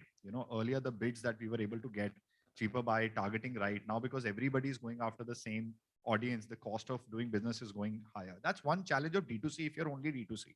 According in our category, especially where the ASP is low, CAC is high. But opportunity wise, it's a great time to do this business here, because if you really have a problem that needs a solution, the timing could be better, because like Meghna said, yeah, you can deliver your product anywhere in the country. And I think that's what made us, Peabody and Sirona for that matter, was only built because online was a possibility. Now it's becoming challenging also because of the cost. But it's a great time to do that business. So challenges wise, I think only one. Don't assume that raising money means the business is cracked.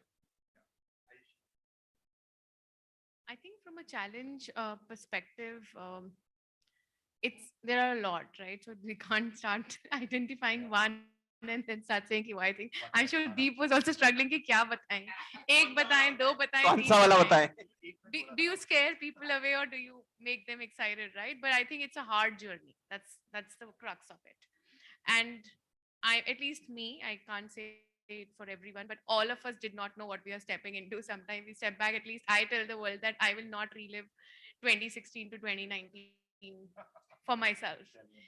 So it's a hard journey. Having said that, it's a very fruitful journey, whether you succeed or you don't. The amount of learning, the amount of opportunity creation that you do for others, and is something that is unmatchable in any kind of a job or a role that you will take. Today, I know anything and everything from like admin kaise manage karte hain to finances to multiple things, right? Everything, team, leadership, unlimited amount of things, right? So I don't think I would have learned any other way if I wasn't doing this. So I think it's a fabulous opportunity from that point of view. So therefore, from a challenge point of view, it is important for us to recognize that it is a hard journey. You have to go through the journey and then find resolutions to multiple challenges and not be afraid of next challenge. I enter every day thinking aaj ek koi nahi fire hogi. And COVID has also taught us saying, as long as no one's dying, you'll be good. You'll find a way around it, right? Specifically talking from an opportunity point of view, from a business perspective, Deep has, I think, already covered that timing couldn't be better.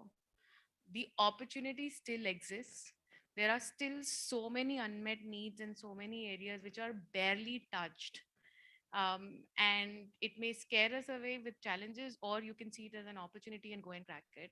But again, consistently going back, that product has to be the hero. If you don't crack that as an answer, if you don't solve someone's unmet need, then you can't crack it. But there are thousands of unmet needs that they are still unsolved. Yeah, so just adding on to what she was saying, that entrepreneurs, so it's a saying, I mean, ventures fail, entrepreneurs don't. So you never fail. I mean, you always grow. As an entrepreneur, you always grow, even if your venture fails. Yeah, but I keep on it, keep on being doing what you are doing, executing well. Meghna. I was at a company offsite the last 2 days, and we did one of those lifeline exercises where you talk through your highs and lows and how you reacted in those moments. And I had these two massive lows. One was in 1996 when I didn't get to go to the Olympic Games in Atlanta, and the second was 2020. And otherwise, I have fairly even keel life. And I don't think anybody or anything could have prepared us for that kind of sort of shock, right? Besides what was personally happening in the world, basically everything came to a grinding halt, revenues especially, and costs all stayed the same. So I think, that certainly has been the hardest challenge to go through. But I think it also taught us, right? It taught us, we became profitable at that time. I think for many of us, it was like, we suddenly looked at a gross margin, and then this is isme khelna hai, bas. Correct. And so I think just that was a lesson, and in a strange way, an opportunity, and it gives me so much confidence. Like, even while we might be burning right now and growing and all of that, I know exactly what buttons we need to press to make that change happen. So I think it feels like I'm running a really exciting long race, but I'd recommend it to people with a strong stomach. Vishal. In terms of challenges? Yeah, so D2C, essentially, look, the topic is opportunities and challenges. So we are trying to help the. So I think in D2C, I think a few years back, I think the distribution part, if someone could crack Flipkart, Amazon, unka ilko kaise performance marketing, you had an edge. I think that has gone away. I think everyone knows how to crack Zomato or Swiggy or Flipkart or any Facebook. I think so that's passe. So I think someone has to really know what, like I'm repeating only, but your product has to be really differentiated, and you have to know for whom. So you don't really spend a lot of marketing dollar really trying to figure out, or you figure it out quite fast. So the better you get your product market fit and then escalate, I think even if it's a niche, I think that's more important. Otherwise, you'll keep going after performance marketing, thinking this is the differentiator or certain branding, which can come a bit later, I think. No? But I think that product and the customer, I think those are the two heroes. Someone has to just keep their eyes there, and that fitment where like if you really escalate or press the accelerator here, it'll really be big, or whatever your size is. So just keep the eye, I think, on that fit. Very, very important. Yeah, so, one thing is very, very strongly coming out, solving the need and product being very, very, good. So your product has to be good. It has to solve a real problem, right? Then everything comes. So, I mean, we have about a couple of minutes. So if you can share about your strategies, Ayushi and Meghna, regarding what next, I mean, in terms of you would be focusing on offline, online, how will you build? Meghna, you can start. Then. Sure. So I think, we are right now about 90% of the business is still online. We still think there's a bit of headroom to grow that, it's almost double that. And then, but we've started to build offline. We're about 1,200 stores. This is the most profitable channel, right? So, we were just chatting as like creamy layer of GT is a 22% EBITDA business.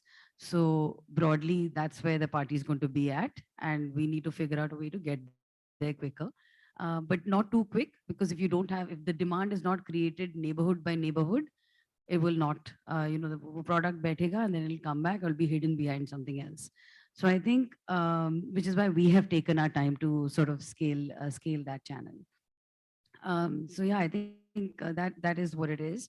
We've just launched a second brand called Mile, and the dream here is to take Indian millets to the world. So that's what's going to be keeping me busy next year. Wonderful. Ayushi.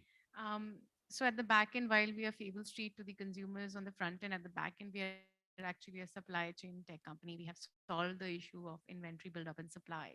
So leveraging that, so we've transitioned from a single brand Fable Street to a house of brands. So we've also launched 2 new brands in the space. One is in the fusion wear and another one in the sterling silver jewelry. So for us, I think next couple of years are really, really crazy in terms of building, scaling, offline, online, brand building, in terms of it. Yeah. Happy to know. Deep. I think at Sirona, the plan is to stay within intimate and menstrual hygiene space. There are more products we've identified. We've recently ventured into tech with India's first period tracker on WhatsApp. So plan is to grow that and use that as a channel now to acquire customers cheaper. But otherwise, product category-wise channel will be the same. Online, we are now going omni-channel as well. Whichever channel we can scale profitably is what Sirona is going to do. And I think opportunities keep presenting themselves. So as they come, we'll take them on. Yeah. So if we would have had time, I would have discussed about, the foundation, what Deep is into some other day. Yeah. Because he's in. So Vishal. What's your plan and how you? So we've also, invested in 2 brands. One is a healthy frozen dessert company called Getaway. It's low calorie, no sugar, high protein. So we look at categories which are going to grow over the years. That's how we started biryani in 2015. So given 100 outlets in 40 plus cities, we have been able to give them distribution in these 40 cities. Of course, they know the product much better, but given us connect with the ecosystem, supply chains, and the 40 cities distribution. So we've been able to, similarly, we have done pilots with the North Indian cuisine brand, which is doing quite well. It's in South. So, maybe we'll do another 1 or 2 more brands, but broadly, biryani and kebabs is where I think the mainstay is. Wonderful, wonderful, awesome. So, yeah. So time's up. It's very jarring red color, so we have to. Summing up quickly, I mean, starting companies is easy, running them is hard. Solve problems, create a very good product, execute well, and be very, very tenacious. All the best. Thank you. Thank you. Thank you. Thank you so much, ladies and gentlemen. A picture, please. Thank you, Mr. Ved, for moderating that. Yeah, please. Samesh, my friend, come. I have never seen someone be so happy while presenting their brand, please.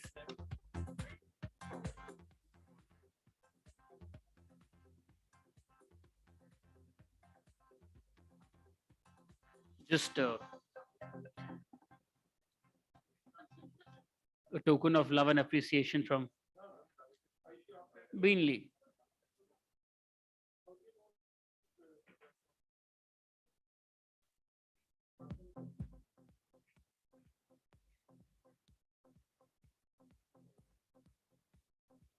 Thank you. Thank you so much.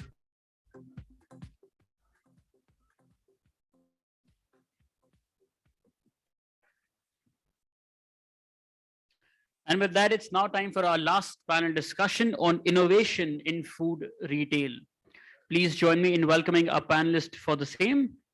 Mr. Amit Bagga, co-founder and CEO, Daryaganj Hospitality. Mr. Sunil Chauhan, founder, Chefs United Foods and co-founder, Fab Cafe. Mr. Kabir Jeet Singh, founder and CEO, Burger Singh. And this session will be chaired by Ms. Urvi Srivastav, editorial lead, PW Business World.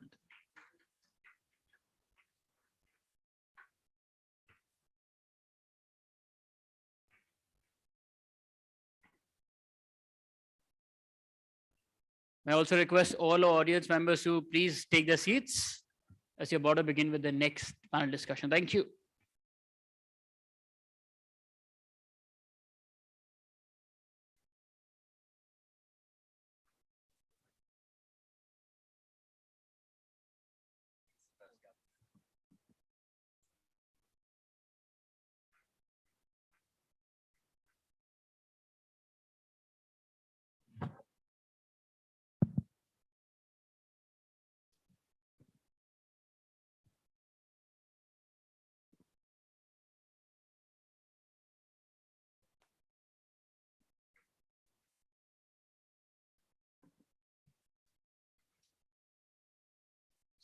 Ramesh, I please request you to just help us ask the audience members to please take their seats. So, thank you.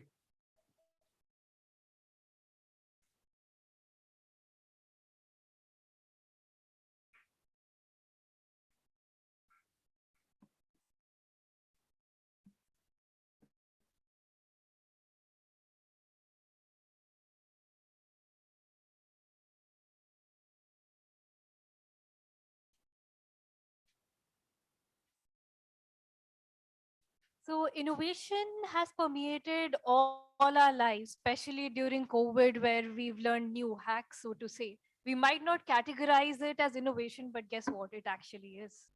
Innovation is actually an opportunity for businesses to progress even further.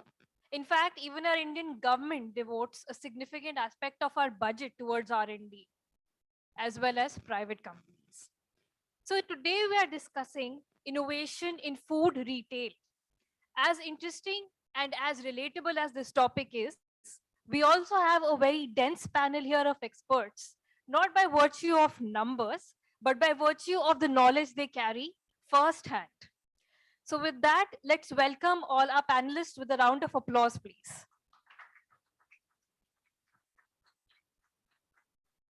Thank you so much. So let's begin our conversation with you, Mr. Singh. Since we're talking about innovation and food and retail, of course, how has innovation helped you establish your brand? So, QSR is an exceptionally competitive segment. We've predominantly dominated by, the bigger boys from the Western world, the McDonald's, the Burger King. We're in a very competitive market, especially the segment that we are in, Burger King. So innovation for us is bread and butter. We got to do it on a daily basis because for us, it means saving as much manpower, as much time, and of course, as much money at the end of the day. So we've kind of work backwards and say, hey man, how am I going to save money, right? And be able to compete with guys who've got 600 crores, 800 crores to spend a year on both marketing and capex. So it's been quite a journey in the sense when we started off, in 2014, our objective was to be a delivery play only. Now you're hearing of a lot of cloud kitchens, but 2014, I think what our aim was that I wanted to be the McDonald's of burgers as far as the business model was concerned, which is, small format, multiple location, road facing signages, but the food comes to you and it comes to you in 30 minutes. And we wanted to kind of price it slightly away from the McDonald's and the Burger King zone, which is, in those days you were sending at about $350 a burger. And we were in Gurgaon, so things were happy. And we did well for a year and a half, raised funds, things were good. But the thing about innovation is that the world hits you left and right and you got to kind of keep moving on your feet. So say 2018, Zomato and Swiggy raised $1 billion each, right? And suddenly our delivery only strategy wasn't defensible anymore because everybody was delivering, right? So then we had no choice but to kind of pivot back to a cheaper burger, open dine-in stores, and come into direct competition with McDonald's and Burger King. And so we had to kind of sit down and kind of, rewire our entire product, because bringing a product price from 350 bucks a burger, and today we start our burgers at 39 rupees, has been quite a journey in self-discovery and being cheap. And in my mind, innovation for us is, it doesn't stop. It doesn't stop at the hiring level. It doesn't stop at product development. Yeah, so that's about it. Okay, and Mr. Chauhan, what about you? How are you using innovation to build your business? So, good evening, everyone. Uh, when it comes to innovation, basically I represent two brands, and it's very interesting. One of them is B2C, which is Fab Cafe Foods Private Limited. And of course, I mean, in that case, innovation is very evident in terms of the menu that has been designed, which we had done pre-COVID, in fact, in terms of targeting health. When you say health, also I wouldn't say it's so from an innovation perspective. Being a chef, my first route to innovation was about the food that you could do. So basically, not using alt ingredients as far as that is concerned. So the first ones to do a jackfruit flour chapati, for example. To do a momo without using the wheat as a skin for the filling. That part of innovation, yes, of course. I mean, you need to. I personally believe that innovation can be of two kinds. In terms of one is where one is a need based. Now the thing is, if I used to, and the other is opportunity based, for example. So Fab Cafe is a need based, but I also represent another company. It's one of the other startups that not a startup, basically a company that I run as well, which is Chefs United Foods, which is a B2B company. What it does, for example, and that is where I'm saying it's not necessarily that innovation has to be creating something new. It's also about being able to identify the gap. And the gap that we had identified, for example, being a chef, is that in hotels, if you have food today, if you look at the quality of the food that the hotels are churning out, it's not of high quality or of high standard. And it's evident from the fact that when you order food from outside, you usually end up ordering food from one of the restaurants, or hotel does a good job as far as their food is concerned, if it's a specialty restaurant within that hotel. So what we do, for example, is we give them, and we are the only company in India which is giving a solution of around 50 products to the hotel, where for chefs, it is a Maggie making process for them. And, we realized that this is one art form which you cannot gain by means of just looking at videos or by just reading books. To cook and to create, you have to use your hand, and a lot of experience counts. And this is one, and I'm sure both both my fellow panelists will agree, the fact that this is one art which is not taught. And you end up, the problem is that you end up losing your job if you're teaching. That's what the thought process is. But yes, coming back to the innovation part, what we ensured is that we give this solution to hotels. And as we speak, I mean, we are supporting Holiday Inn Express hotels, Ibis hotels, we are supporting Marriott hotels. In fact, we have tied up with Shudh Gadwal, for example, in Delhi NCR, as they are carrying our products for all hotels as we speak. But yes, that is a big, I feel that this need is not only for the hotels, but this need is there's a big need of a similar kind of approach to give this solution to a housewife, for example. I mean, imagine that you have these products are available for a housewife, or for that matter, anybody who's cooking, even a kid. You don't need a recipe for a Maggie, right? I mean, you just cook it. So via QCOM platforms, if we the moment we give them this solution, it's practically, you will be able to, any Kashmiri housewife will be able to cook a chettinad, in a matter of 10 minutes, for example. So that's what it is all also about. It's not just, you need to be innovative, you need to do something new. I think I personally feel that, you kind of identify with the changing times if you are able to identify the need. And I think today, if we see the businesses in totality, need-based businesses are the biggest businesses, whether you talk about Google or Facebook or, Ola, Uber. I mean, these are all need-based businesses. Over to my dear friend, Amit. Hi, hello everyone. Good evening. So I'll talk about myself first. So I'm Amit Bagga. I'm the co-founder and CEO of Daryaganj Hospitality. We own this brand called Daryaganj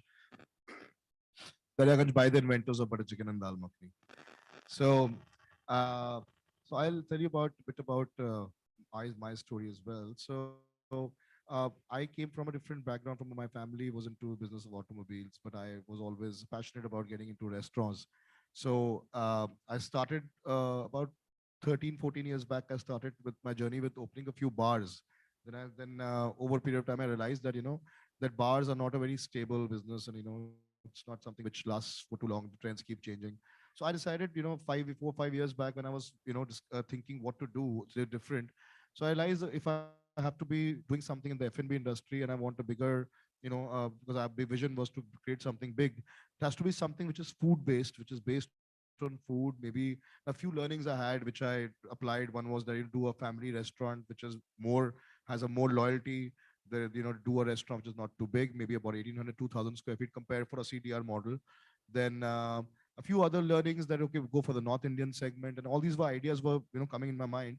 And then I, met my childhood friend Raghav Jaggi, who lives in New York. He was in Delhi, and his grandfather is the inventor of butter chicken dal makhani, and he invented it in 1947. He opened a restaurant in this area called Daryaganj, and that's where he invented butter chicken and dal makhani. It was a very interesting story today. So in fact, we talk about innovation. Today, butter chicken dal makhani is available on every single menu of any restaurant in the world. But that time, 1941, it was no innovation that they did. It was interesting that he just took whatever. So it was just came out of a need. There's some guests came into the restaurant. They said, okay, we want something to eat. They only had some tandoori chicken, which was already being served in the restaurant. So what do we make, do something right now immediately to serve so many people here, because we don't have much left. So there's okay, so his grandfather, Mr. Kundana Jaggi, said, let me just find whatever's in the kitchen. He found some tomatoes. He cut the tomatoes. We took some butter, took some chilies, took some ginger. And put all of it together and cooked tandoori chicken in it, and just created butter chicken by chance. And now it's a classic. That time it was actually modern food. That time. It's coming back to the concept. So necessity is the mother of innovation. Necessity is the mother of invention. So then coming back to, so when we started our first restaurant 4 years back, Daryaganj in Aero City, it was a runaway success, and we got a great response. We were doing very well. We signed a second outlet, which opened in 10 months after that. We opened a third outlet, which opened in 11 months after that. The 12th month, COVID happened, and that was quite a tough period, because we didn't know what's happening, what we're doing. And that before that, we had only decided to open a casual dining restaurant, which is a CDR model, and focus on dine-in, because we don't want to go for the delivery model ever. That was our plan. So, but yeah, the plans change always when the COVID happened, and a few months. I think that was best period for me to learn in life. I've realized that 4 months or 3 months of which I was at home, that was a complete transformation for me, because I got so much time to spend, and got so much free time, no pressure, nowhere to go, no responsibilities. There's so many things I've went through and got, I got to, I feel I really polished my skills, learned a lot of different things. Then I was thinking what to do. I have to do something different here.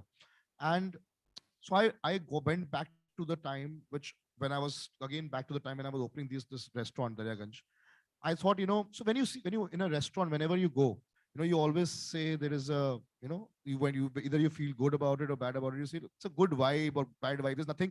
People will say, okay, we feel good or we don't feel good. So I said, there's something science around it. Let's break it up and let's decode that reason why people don't feel a good vibe or bad vibe.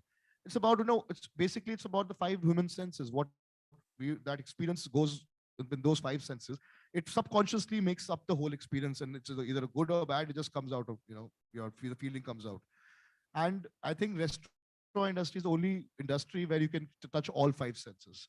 In retail, you might not be able to touch, maybe a showroom, you won't be able to touch the sense of taste because people will not be eating at that store.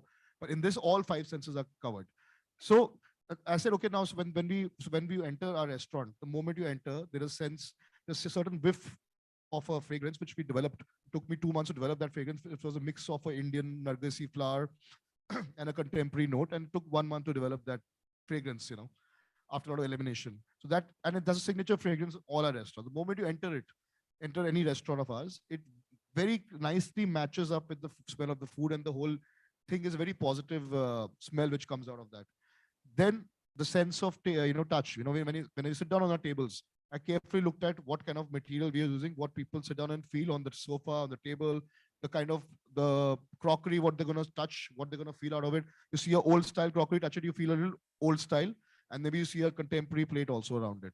So then, from there, even your sense of, all your other senses, like the music was very carefully selected, a mix of old tracks sung by new artists. Then, the interiors with retro elements. Then, and obviously the sense of taste, the food being very authentic. So then I said, what can I do? So I said, okay, now we have to pivot to delivery. And that was necessity for us. So I had to do something to, pay our salaries. I made sure that, all our team who were, go get paid for that time, lockdown time, even if I don't make profit, at least some cash flow comes out. So that was not a planned move. It was like, okay, let's just do it. We started delivery, and we went and listed on Zomato, Swiggy, just started delivery. And so I said, and I said, what can we innovate here? The innovation we did, I said, how can we apply the five senses to delivery as well? So we made the world's first concept. I can very proudly say it's the world's first ever concept for five senses delivery. And so what we did, I created a box. A box was, which shows the brand colors and everything. The food goes into that. You open the box. It gives you the sense of sight is the feel of that box. Then also the look of the box. Then the touch, the feel of the box, what the materials we used. Then obviously taste, the food is there. And then the two important ones. One was sense of smell. So the welcome note which goes with that is sprayed, with the whiff of that same fragrance which is in the restaurant. So the moment the guy gets the order, he opens the envelope, he feels he's just got the whiff of the same fragrance of the restaurant. And the last one, the music. There's a QR code. I tied up with Ghana.com. We created a playlist, specifically Daryaganj Studio. It's still there. The QR code. Anyone who opens the box, he puts his phone there. Same playlist of the restaurant starts playing. So you're sitting at home, feeling you can hear the same music of the restaurant, smell the same fragrance, and having the same food. That was a five senses delivery innovation we did. And, that's what we've been really awarded for that as well. And that was, I think, the first, which innovation came out of the necessity. All of your journeys have been very inspirational, as we can see from the response of the audience. But apart from serving as an inspiration, we know that all's well that ends well, and hopefully continues well now also. Yeah, and today delivery contributes 20% of our revenues, and we hadn't even expected to be contributing anything that time. So innovation can, as we can see, can have very fruitful outcomes. So since we're talking about innovation in food retail, the first thing when we talk about these keywords is technology. Innovation and technology are more or less synonymous, especially in today's day and age. So how are you using technology, be it IoT, data analytics, or the like artificial intelligence to better increase your retail sales, or how is it impacting the industry overall? Mr. Singh, let's start with you. So for us, the QSR sector, I think data is the Bible, right? So it starts off from us mining enough information on per area code to figure out where to open a store, competitive benchmarking. So you would want to open something, say at Cyber Hub, but then you probably realize that, the footfall is enough, but is that your audience? So we got to answer that question with data. Now, once you've selected the site, there's certain projections that's also data driven on what you end up making from a particular site. Your rental is then based on that. And then you negotiate the site based on those rentals. Once you figure that piece out, then, once the store is live and running, now you're trying to figure out how to increase your average per ticket spend, what the competitor is doing, what your food cost looks like, how do you upsell, how do you downsell. But for us, the most important thing on the data front is where to open the store. Um, and I think we've been good with that. We've got in-house technology, which has been developed by a bunch of IIT kids. We have a in-house analytics team, in-house AI.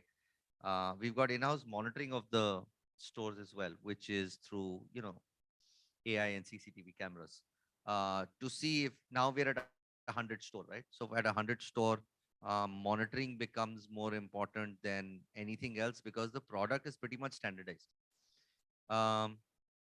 So data is an exceptionally big one. AI is an exceptionally big one. Developing new products is something that we're looking to understand from mining data from our customers on what they like and what they don't like.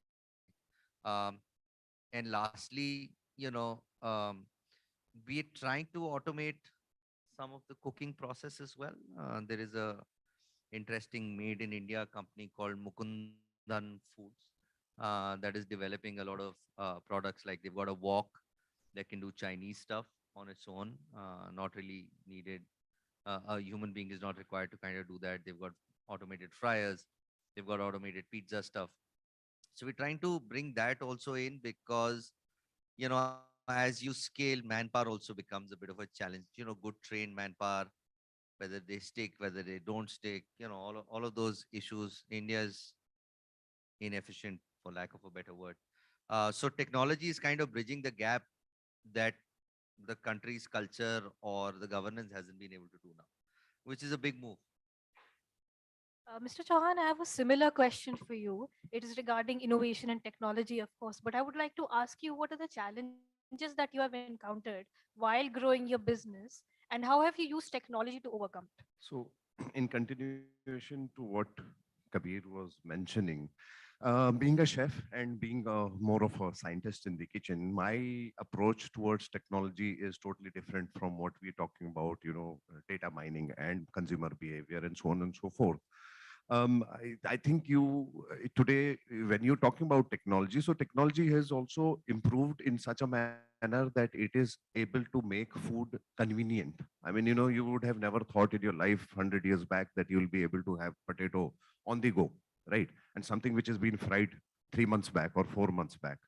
So when it comes to technology, there is enough technology which is now today in the system, basically, where we are talking about things like freeze drying, things like vacuum frying, things like retort is a sort of an old technology now as far as food technology is concerned.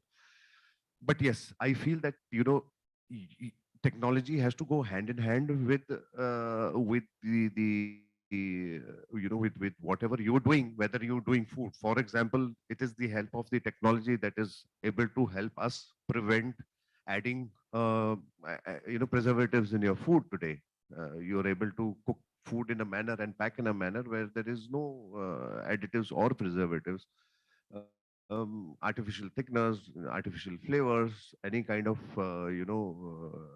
and in fact, I feel that technology wise, I'll not be surprised if 3 years down the line you have, you able to point a phone at your FMCG product and it'll be able to tell you that there are these additives, because, ingredients, reading ingredients is not it's easy, right?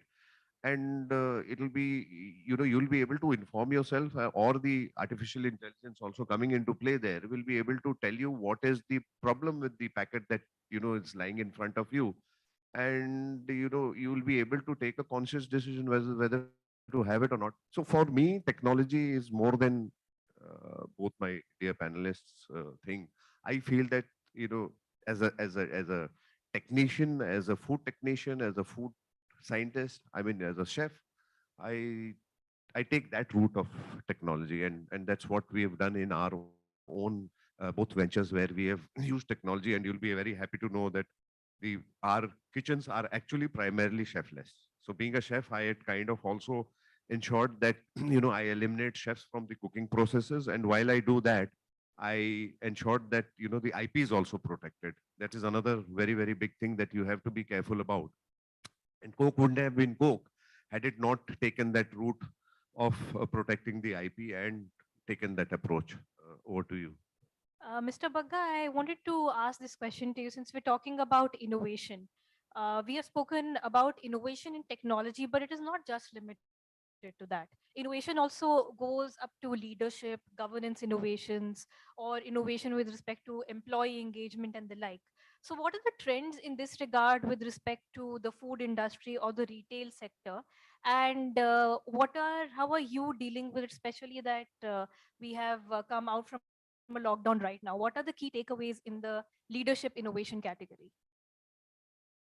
Yes. So one thing which we have actually done with our team, so we have we have a corporate team of a certain number, about 20 people, and then we have outlet teams of, managers, chefs, and then, junior people. So I always encourage this culture of innovation in the company. So because they see me creating new things all the time, and they feel that, they feel that culture is there. Like, apart from the packaging, I did two small innovations that I created in Indian used to end with soft and mystery in a plate. People used to put their hands, everyone used to put their fingers into that. We created a separate box. The first, again, the world's first soft mystery box, and we created that. Then there was a kulfi used to be, drip in for, when the people used to have it. So we created a kulfi drip tray. So I created these examples for all of them that, this is what we have created. They come up with new ideas, and we do a innovation meet every month for the managers and chefs. Actually, that's the best way for me to find which is the right talent to grow. But I tell everyone, you give me whatever ideas you have, even if it's you think it's bad, just talk. It could be good. So we encourage them to give new ideas, make them think. And some ideas actually come out very good. And and we've implemented them, and they feel so happy that one idea we gave got implemented in that restaurant, and it's going to be there forever. So that gives them that encouragement, and creates that atmosphere where people want to innovate. And lockdowns, during the lockdown, we innovated very we wanted to make sure our costs are in control. So we said, okay, and data helps a lot. Data analytics is something which I'm a very data driven person. The decisions we take are very data driven. So we looked at all the data. Okay, which hour, what is the number of people coming in, how many guests coming in, how many orders are being punched. Okay, let's plan all our shifts accordingly. And if you have 5 hours, divide accordingly. Some hotels might have more just at this hour, move the team here and there to reduce the cost as much as we can as a fixed cost. And a lot of different things we did there. And so I mean, so I feel that innovation innovation is very important to first imbibe in your team as a culture. They'll keep coming up with new ideas, encourage them, and reward them for that. And I would like to, I like to end with one line which I feel is something which I really believe in. It's about and it was said by Steve Jobs that innovation is not just doing not just doing different things, it's about doing things differently. Yes, sometimes we can take existing ideas and use it differently. And a receptive top leadership is very, very important for employees to feel free to present their ideas so that the organization also benefits. It's a symbiotic Yes. relation. So before I open the audience for questions, I would like to pose a final question for everybody on the panel. What is the future of innovation in food retail? Are we going to see more technology being used? Are we going to see some different kinds of innovations apart from technology? Or are we going to use technology differently? Mr. Singh, let's start with you. I think the future lies in kitchen automation, like you said, removing chefs from the kitchen. And I think secondly, it'll be the logistics and supply chains. I think being able to get the right kind of raw material inside your store efficiently is going to be the next move. Mr. Chauhan, your take? I think, we in the future, one thing is very, very certain that we'll have to be honest about what we are doing with what we are doing in terms of food. And even if you don't want to do that, you will have to do that because technology is coming to the aid, right? So I feel that from a future perspective, you have to be very mindful, very honest, and also have, today people want to be associated with the brands which have certain values also with it. For example, I mean, there are a lot of people who are becoming vegan because of sustainability, because of, various other factors that come into play. So yes, I mean, it is not about just a business with a top line and with what it is doing. I mean, the values that the business is also carrying is something I feel, will be very important in the times to come. I think technology is going to be obviously driving all these changes, starting from kitchen automation to, the how, how the AI, maybe say AI audits, a lot of different things. And, it's, in a QSR or a model which the gentlemen were talking about is obviously it's totally going to be technology driven.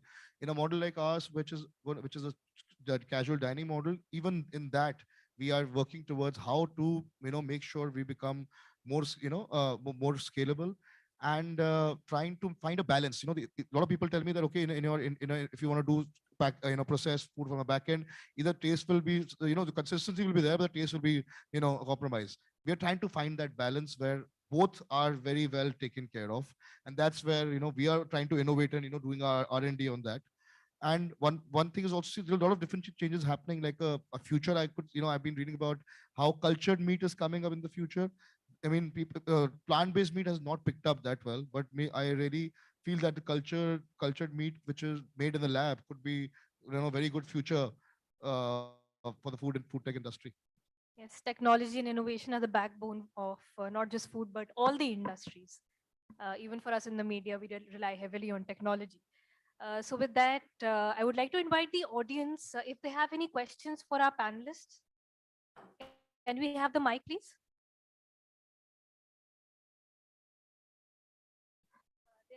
They're getting the mic.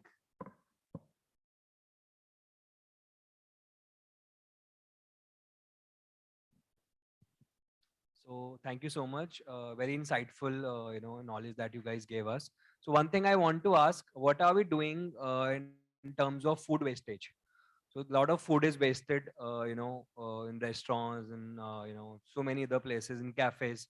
So what innovation is there in the food wastage sector so that it can be minimized? So let me answer this, please. I think, today, as far as the portion sizes are concerned, it has certainly gone down for sure. Everybody will understand. People are being mindful of the fact that, you should not be ordering too much and wasting food.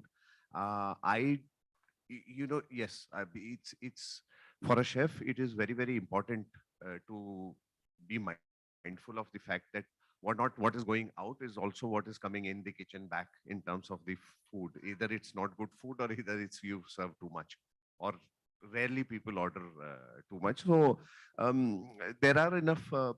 I think I recently came across a startup which was I don't remember the name, where they are wanting to collect the food which is waste food. In fact, there's a beer brand, I don't know, which also which picks up food from the restaurants and from hotels, which goes to waste, basically, usually. Yeah.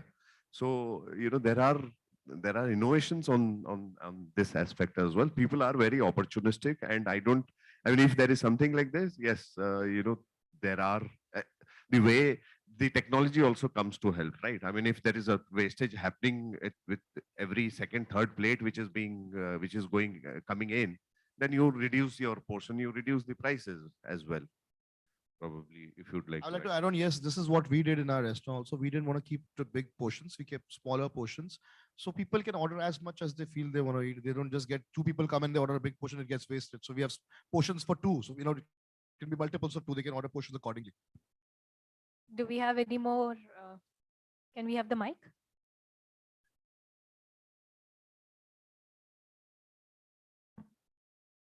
This is the final question, following which you can connect off stage.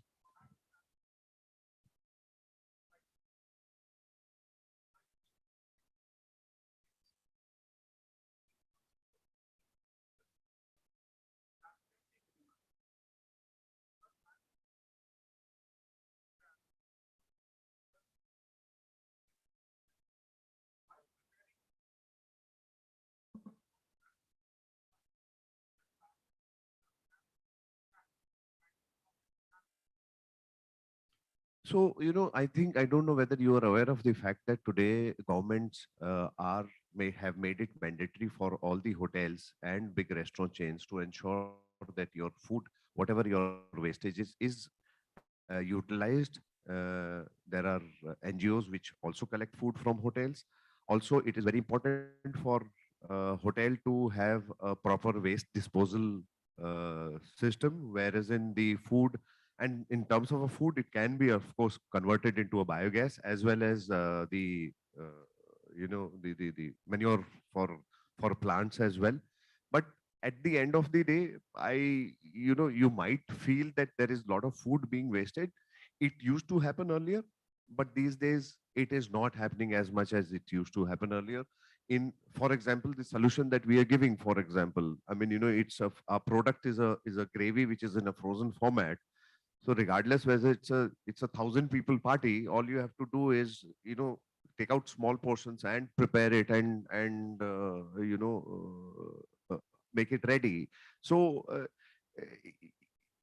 as I said, I mean, there are various steps, and it's not only us that we are doing. There are various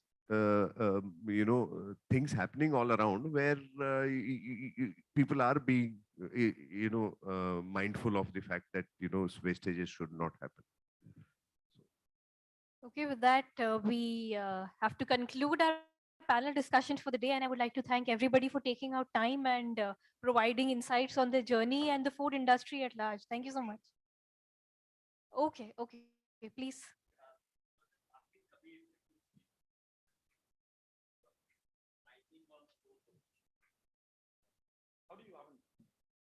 What are the key levers which you use, or what are the key markers which are important for you while you are doing a store location understanding survey, whether the population, the kind of population, or the taste which the customer prefers, and how do you differentiate the taste? And then that question is also open to other people. That is there something where you also see that demographically there are different tastes in different class of cities or towns or the localities that you serve to? So what we do is we do population density for sure, socioeconomic background. We look at car ownership, which kind of tells you the household wealth. We try with Nielsen's help, we try and get education background as well. So that's the core over there. Over and above that, we kind of start loading what the competitor landscape looks like. And we've got enough sources to kind of mine their data as well, who's doing what. And so we say, okay, this place has got 8 burger joints. All of them are doing 20 lakhs each. Probably not the best place to go into. Maybe a few kilometers, the demographic doesn't change drastically. So those are decision-making points on where to open the store. And then, it also leans into what rentals to pay off. On the product taste and how that changes, North Indian food is a very large part of what is sold online. Don't quote me on this data, but I'd say about 29% of everything sold online is North Indian food. QSR is ramping up fairly quickly, and we are at a really interesting place where we have Punjabi food and QSR. Now, for us to change the product based on taste preferences is not viable. We work at scale. Everything that we produce gets produced at a processor's plant, say at Godrej Tyson or ITC. We pick up 20 tons of a same product and we bring it through cold change to our stores. So it's pretty much same. And then that's an upside. There's a downside. The upside is there's no wastage. Our wastage percentages are 0.10 across the system. And that 0.10 is onions, and that's it. But the downside of that is you pretty much have to deal with whatever Kabir Singh is serving you. You can like it or you can not like it.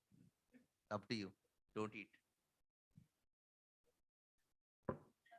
Others can contribute. Do you understand the preferences? I mean, this is a common retail problem in the Indian demography. So we being a CDR business, which an average per person spend of 800, 900 rupees, we do look at different data, like there are, available data of, the population and what is the, the demographics we do look at. But one very important factor is that what are the kind of restaurants around that area and what kind of business they're doing. Also, I'll give an example that one of the best locations in Delhi, Ansal Plaza, South X is the highest, rental. It's totally failed, because there's a very bad brand mix. And I'll give another example. 4 years back, when I was starting my first restaurant in Aero City, World Mark Aero City, every brand had rejected that location because there's no residential around. There's all that, those levers didn't work. They all said, oh, all these, we cannot do it. When I went there, I saw one very good opportunity. I said, first of all, the operator is very good. They made a very nice, beautiful development here. And what is going to be more important now is the brand mix which is going to come here. So what is working very well, a good mix of 15, 20 good brands can go into any location. People will have there'll be a pull factor, X factor for anyone to come for those brands. It becomes a hub. So that's what I saw, that, all good brands are signing up with us. It's the right time to sign it. We signed it, and today it's one of the most successful outlets for us and most successful location in Delhi for retail. No one expected anyone to, come from, because it's an airport area with none of the things looking like they will work. So it's a lot of. I mean, for us, this also works a lot. I would, at the end, I would like to, share my thoughts here, which is totally different from both both my panelists, in the sense that, again, I look at it from a chef perspective. I feel that, your tongue doesn't lie to you when it comes to taste. Your eyes might fool you, but your tongue cannot. The moment you put your food on your tongue, it's a yes or a no. So I feel that, then there's no food which has become famous is good or bad. Although the fact of the matter is that we feel that 80% success in food industry is 100% success, because you can't satisfy every palate. So having said that, I certainly feel that apart from the,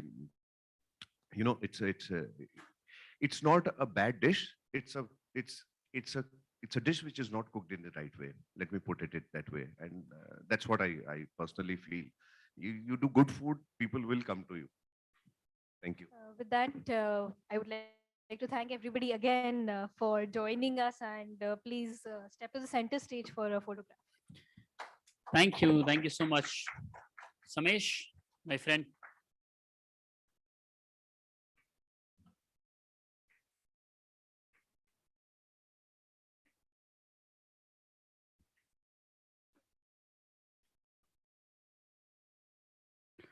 Just a second, Paul, our panelist, please.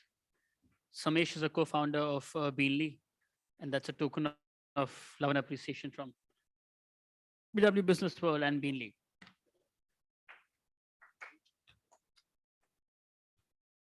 And thank you, Urvi, for moderating that. Thank you. Okay, now from our panel discussion, it's now time to move towards a last keynote address on building and scaling retail businesses for Bharat and the road ahead. Please join me in welcoming on stage Mr. Lalit Agarwal, Managing Director, V-Mart Retail.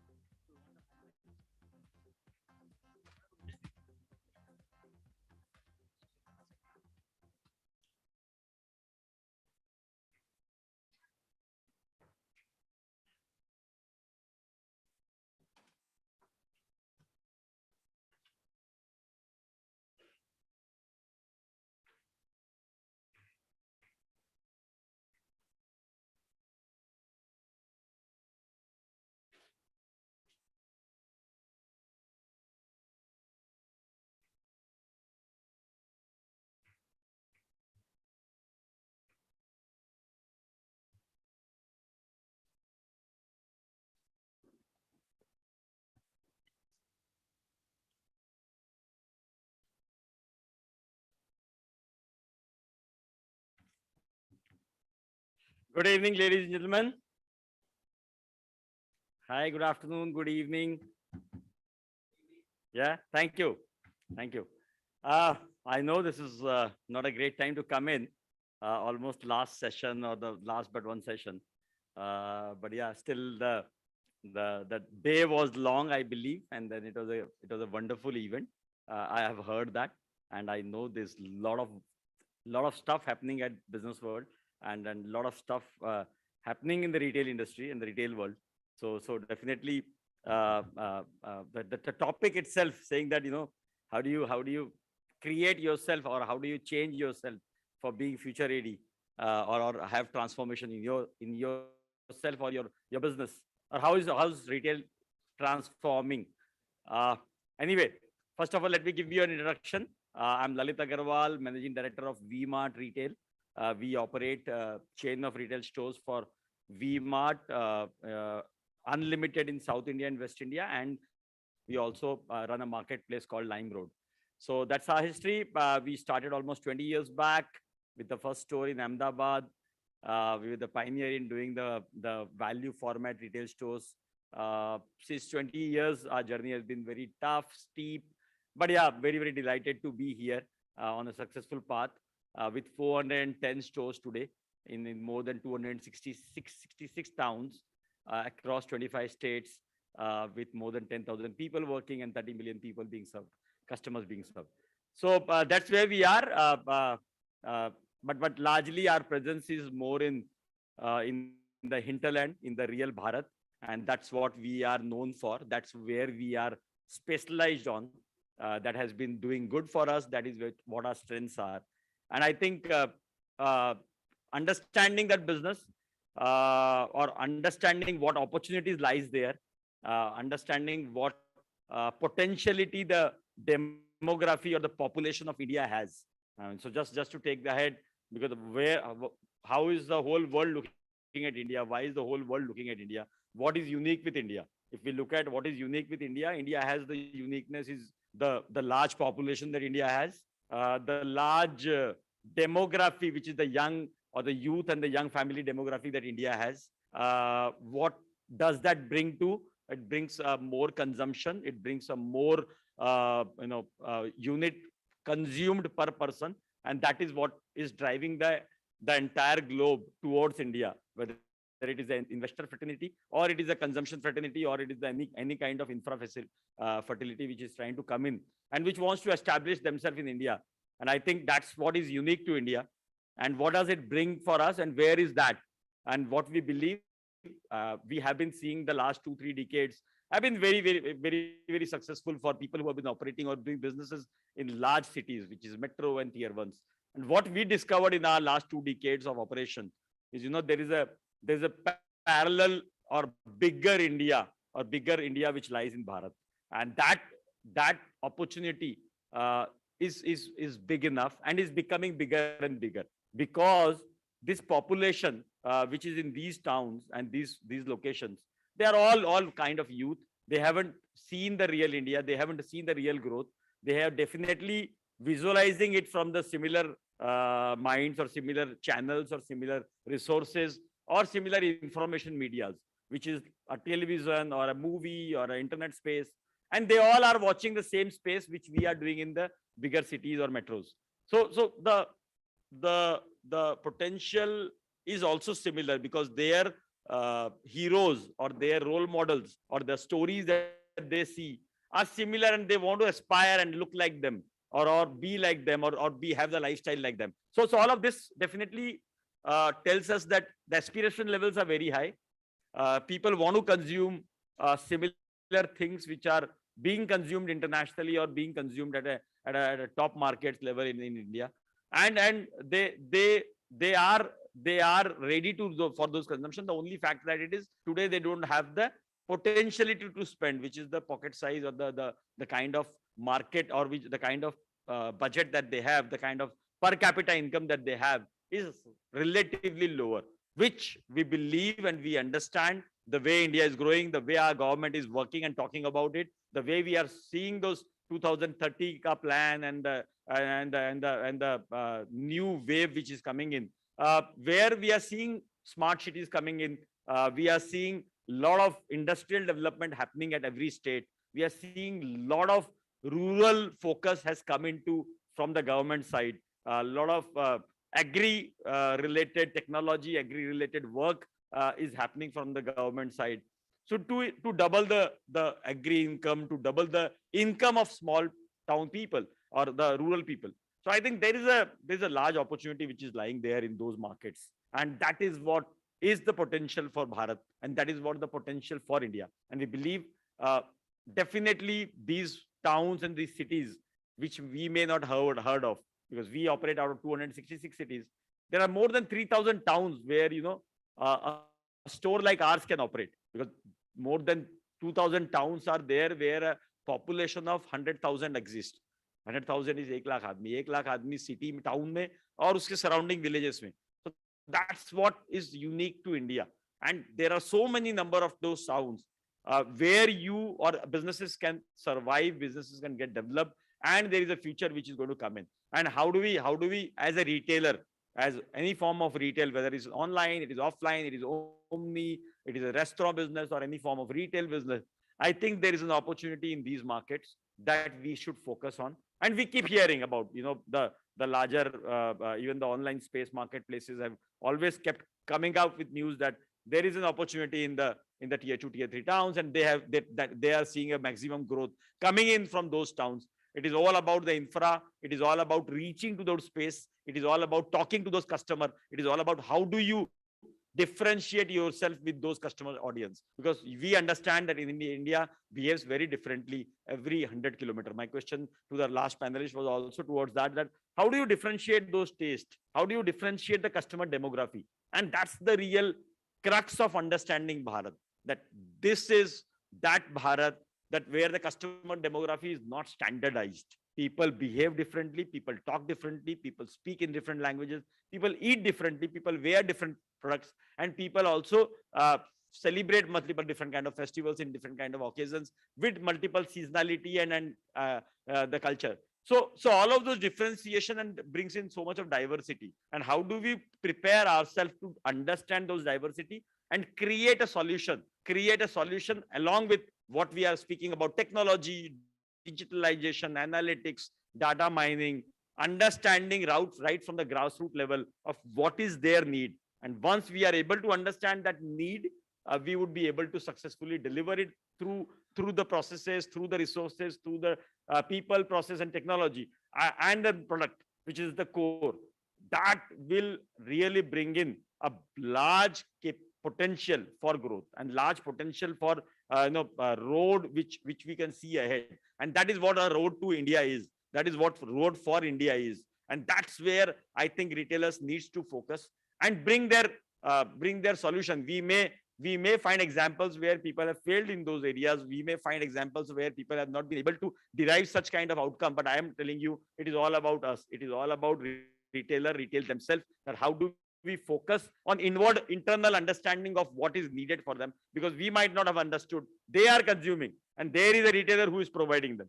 There is a retailer who is providing them maybe with a little less perfect product, with a little less good experience, with a little higher prices. And that is where we could bring in all of that, because those are very, very important thing, because those customers are also very, very hard nut to crack, because those customers don't have too much of money, so they don't buy too many number of times. When they buy, they investigate thoroughly. Where do they buy? They investigate thoroughly and build their last purchase behavior, see what the neighbors have bought from, what is the response that they have, what is the feedback that they have, how is the product that they last bought, how is that doing. So all of that brings in the element of trust. How, as a retailer, we are able to provide trust through our consistent quality delivery and consistent product delivery and experience delivery will become a very, very important phenomena in achieving success in that particular Bharat. And every market, I think that is very common. That trust is an important phenomena for a brand, and that is going to be very, very important for a retailer also. And that is an outcome which you developed by providing your services or providing your quality of the product. So I think largely we see a great future for both physical as well as digital retail. We see a great future for a combination of retail, which is the omni retail is what we will call, because digitalization is going to be there. Physicalization is also going to be there. Physical stores are not going to go away. How do we converge both the channels? How do we allow our customer that convenience which he wants, which they want, the number of times that they want digital and number of times that they want to come in physical? How do we create a organization structure, a process structure, fundamental technology base, so that we are able to feed into those lines. We heard about ONDC since morning. We heard what is going on there. We know how is India growing up. We saw UPI, we saw ONDC. There are multiple more features which is coming in. And what India is doing post Geo, post this data streaming which has happened, is the adoption rate has been very, very fast. The adoption of digitalization, adoption of technology by a consumer, by a common consumer has been very fast. We need to identify this is a leapfrogging that Bharat is doing. And that leapfrog will definitely put us very different from the rest of the world. That is the opportunity for India. That is the opportunity that every retailer can look into. And we will see both the consumption growing as well as their per capita income growing from all of this. Because that per capita income growth is the core driver of consumption as well. That is the core driver of their lifestyle. That is the core driver of their happiness as well. So we need to bring in these framework, but there is large opportunity. And as I'm saying, you can understand there is a large opportunity, and this opportunity needs to be understood. And when we go beyond a certain size of store, or when we go beyond a size of number of customer or diversity of customer, that is where you need the organization structure. That is where you need a governance structure. That is where you need a process, a technology, and a value system, which is very, very important for building a large organization and serving those large customer base. So I think bringing in leaders, grooming up their leaders, or giving empowerment to leaders is very important. Having an innovative business plan is as important as that. Giving a clarity of thought to the organization is very important. Building your process aligned with that, and having a technology to support that. That also has to be very, very important. But beyond everything, we believe that whatever has to be done to meet those opportunity, or to meet those expectation, or innovation as well, has to be done by people. And how do we, or people or customer, how do we bring in the value system or the culture in the organization, which then motivates all of that, which then empowers all of that. And I think that is very, very important. How do you delight your customer, and how do you delight your people? Who is important? Is your customer important or first, or your people first? Is what you need to decide, because people will serve your customer, and the customer is a god, and people are pujari. So we believe in that philosophy, that the priest has to be served first and then the god. That is what we need to do. And how do you take care of your people? How do you build your policies to take care of the people? How do you give them a great work environment is as important as that. And how do you give them the modern tools and good process, so that they seamlessly work towards growth? How do you also enable them for developing their potentiality for their growth? How do you give them a road map or a path ahead, so that they also want to grow in this, particularly in this ever-growing business line, because this is the second largest or the top growing vertical in India, and which is retail. I think maximum growth of people is happening there. A lot of people who came into this industry 10 years back are in a much good position today. They are seeing multiple retailers opening up, multiple number of stores coming in. We are seeing multiple channels coming in, and multiple brands getting launched. So there is a large opportunity for people who work here, and providers who also work with them. So all the service provider, the technology providers, retail facility providers, they all have a large opportunity. I think it is all about creating a model where we can create value for everyone. We can create value for all stakeholders, and make them proud that they belong, they relate to us, they work with us, and they connect to us. So I think that is very, very important. The biggest belief that we have overall is that every customer has a right to enjoy and have fun, and wear good products, or consume good products, and that shouldn't cost them too much.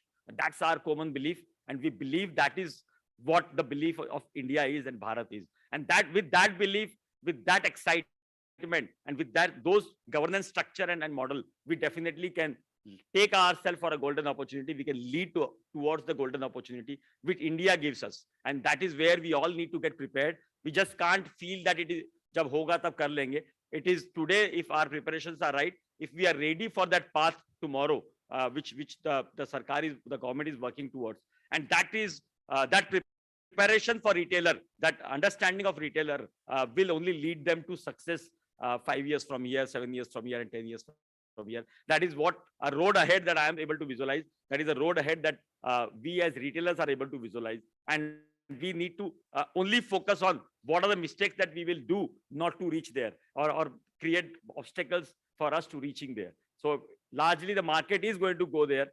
Consumers are going to consume more.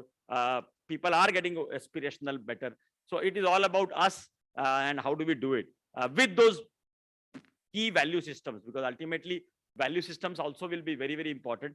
Whether value systems of having a commitment towards our goal, or having a agility towards what we want to do, because retail is bringing in a lot of change.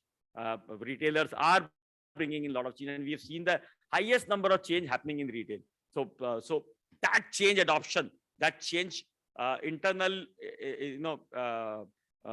ability to adopt those change and transform your habit, because habit formation is an important phenomena. I think habit is what we need to change. And largely this, I am giving this message for the smaller retailers or the small shopkeepers as well, who are operating at individual silo level with 1, 2, 5 stores, 7 stores.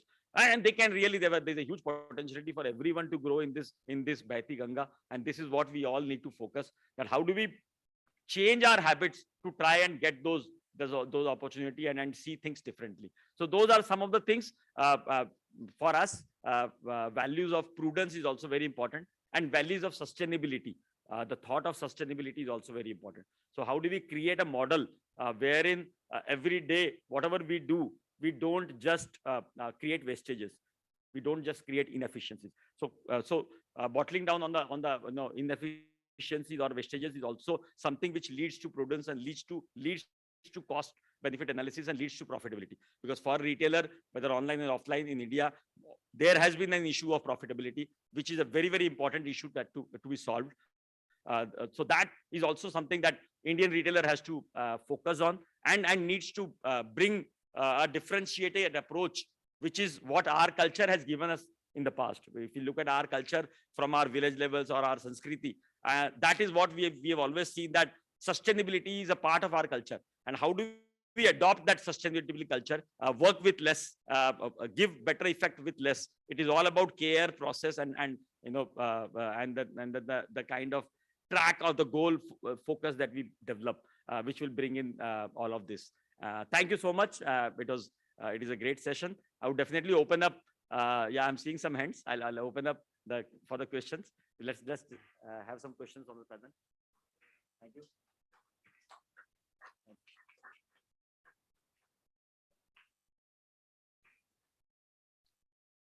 Hello, check. Yeah, please. Yeah, good evening, Mr. Agarwal. Good evening. Yeah. So you briefly touched upon delivering superior customer experiences.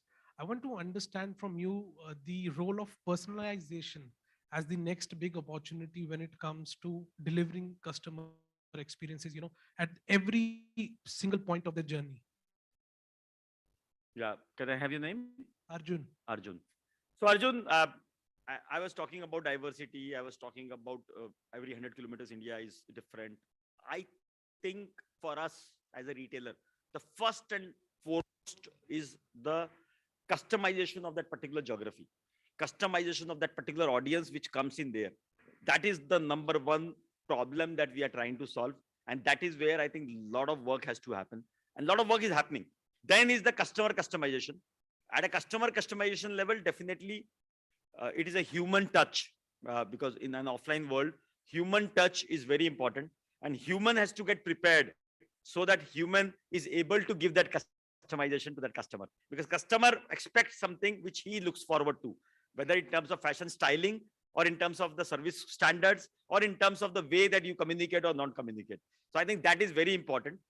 Within Omni as well, that similar thought process has to get developed. And how do we understand and analyze those data in that manner? How do we create tags around those customers? Because individually, you can't cater to each and every customer, but you will cater to the group of customers, the cohort of that customer from that particular way. And that is where analytics has to come in. And how do you do more and more data analytics, create those cohort and tags and lakhs of tags of those customers, and then give them specialized, curated product, curated information, and curated schemes or promotions or buying experience that you want to provide. So those things has to get developed within the organization, and those things should get institutionalized. And as a process, that should go into the customer segment.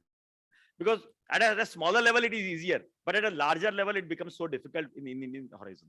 Thank you, Mr. Agrawal. Yeah. Mr. Agrawal, thank you.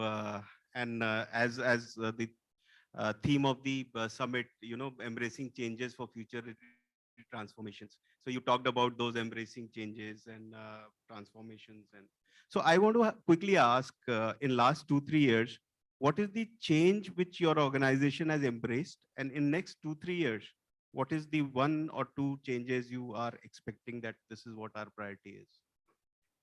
I mean, this is for the benefit of everybody watching, because there are a lot of retailers watching it. No, I think what we experienced and what we realized only not only last 2-3 years, let me also give you a little longer journey. So what we understood that when we reached 250 stores, there's a way in which we used to do business. We changed some part of that business because it was largely entrepreneur-led business. And the way business runs, I used to operate in that way. And as a founder, I used to be the decision maker of most of the things. My technology used to also give a very, very minimal information that was okay. And then more and more, the head above the shoulder used to work like a server, and that used to give out the outcomes. But slowly and gradually, we started changing there.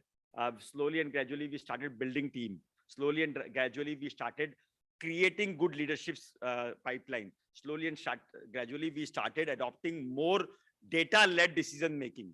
How do we create data-led decision making? And that also, how do we create automation within those? How do we bring in a structure or a process which will also identify as a clustering or the personalization piece which comes in? How do we do that automatically? How does all of that happen with less of human dependency on the execution piece, but more human dependency on the building part of it? So all of those has been brought in. Large change has been also brought in terms of the culture. The way people operate, the way team operates, the way we look forward to a problem, the way we look forward to a solution. How do we create an internal structure of empowerment, delegation, process? All of that is very, very important, right? From human resource management to your digitalization management, to your content management, to your marketing management, to your supply chain management, to your vendor management, to your sourcing and design sensing. There's a lot of areas that you need to now get specialist on. And as you are growing, the market is also growing, the competition is also growing, and you are seeing multiple ways the competition are coming in physically, digitally, and otherwise as well. So how do you bring in and adopt all of those? And then going forward, there will be more to come. There will be more to come, which is coming in from this Web 3.0, which is coming in from this whole piece of, we are going to hear something on metaverse. And then I think we don't know what is yet to come. And we still feel that's a dream. We still feel that's a distant thing happening. We don't know, and we need to all get prepared habitually, culturally, as an organization, receiving changes, having a bent of mind to adopt changes is very, very important. And that is what we build in. And that is what I think is very, very important. Changes, there are multiple number of changes that we have done, and we'll keep doing that. Yeah. That lady in the back, yeah. You go ahead, please. I'm hearing. Is retail affected by seasonal fluctuations? How do you keep up profits? And secondly, if there is a small business, how would you recommend they keep up the numbers? Because a company like V-Mart is fairly established. You're listed in the stock markets as well. So maybe you can take the beating of the weather, so to say. But what about the smaller businesses? How do they go about it? So your question is about seasonality? Seasonality and the profit Profitability. fluctuation that comes along with it, and how small businesses can bear the brunt. Yeah, so ultimately seasonality, I would define seasonality in 2-3 parts. One seasonality is the weather seasonality, which is very, very important for apparel retailer or every kind of retailer in India. So when weather changes, the product lines, the kind of customer, the way customer comes in, it changes. Two is I think market seasonality. wherein at a certain kind of time, which is the festival, marriage seasons, we see higher number of customers walking into our store. Weekends, we see higher number of customers. And how do we see the other part? So I think, these are all frameworks that you need to build. As a retailer, most of the retailer, whether a small retailer or a large retailer, he understands. And that whether it is a thela wala or a ready wala selling something in the summer days versus selling something in the winter days, or selling something else in the festival days, diya bechega or kuch aur bechega. So there is this entrepreneurism is there in the market, and people are well aligned, well curated. Their algorithm, their forecasting is very well aligned at a smaller level. This is what you need to develop at a larger level, and that forecasting or understanding what can happen in those seasons, and how does consumer change their preferences when these season or these kind of festival or these kind of time comes in. So that is what is very, very important. And that is the core indicator. I think that is the very, very leading indicator of how do you create profitability as well. That, because that forecasting, that understanding of tomorrow, kal kya bechunga, ek mahina baad kya bechunga, kaise bikega, kitna bikega, that is important, because that is what will attract your customer. That is what will attract your higher sell-through of inventory. That is what will attract your satisfaction to the customer. And that is what will act as a higher or lesser discounts to your store. So that is where your profitability is also aligned. So largely, I think these are the two things. For a smaller retailer, I think smaller retailer, those people who are very well motivated, those people who are very well agile or very highly into the market, going out to reach out, I think most of those retailers are profitable and they are not facing any trouble. People who are feeling little disheartened, demotivated, or are getting, I will say that, they are not prepared themselves up for those kind of eventualities. If they get demotivated and put their business plan on low, and they don't invest into the business and invest more into their houses and invest more into the land and invest more into the shadis, and that I think is a major problem for the businesses to go down, because business mein aap kharcha nahi karoge, store ko theek nahi karaoge, store profitable nahi banega. So that is where the customer experience has to come in. So retailer, like even smaller retailer and larger retailer, both has to understand that for that you need to keep investing into the business. You need to keep remembering that you need to provide similar newer experience to the customer, and that is what is going to be important. Great, thank you. I think we are done with this. Thank you so much. It was a wonderful session.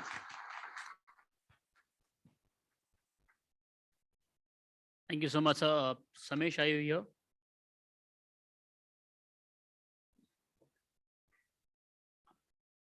Okay, now it's time for our valedictory keynote. Please join me in welcoming on stage Mr. Pratik Gori, founder and CEO, Firechain.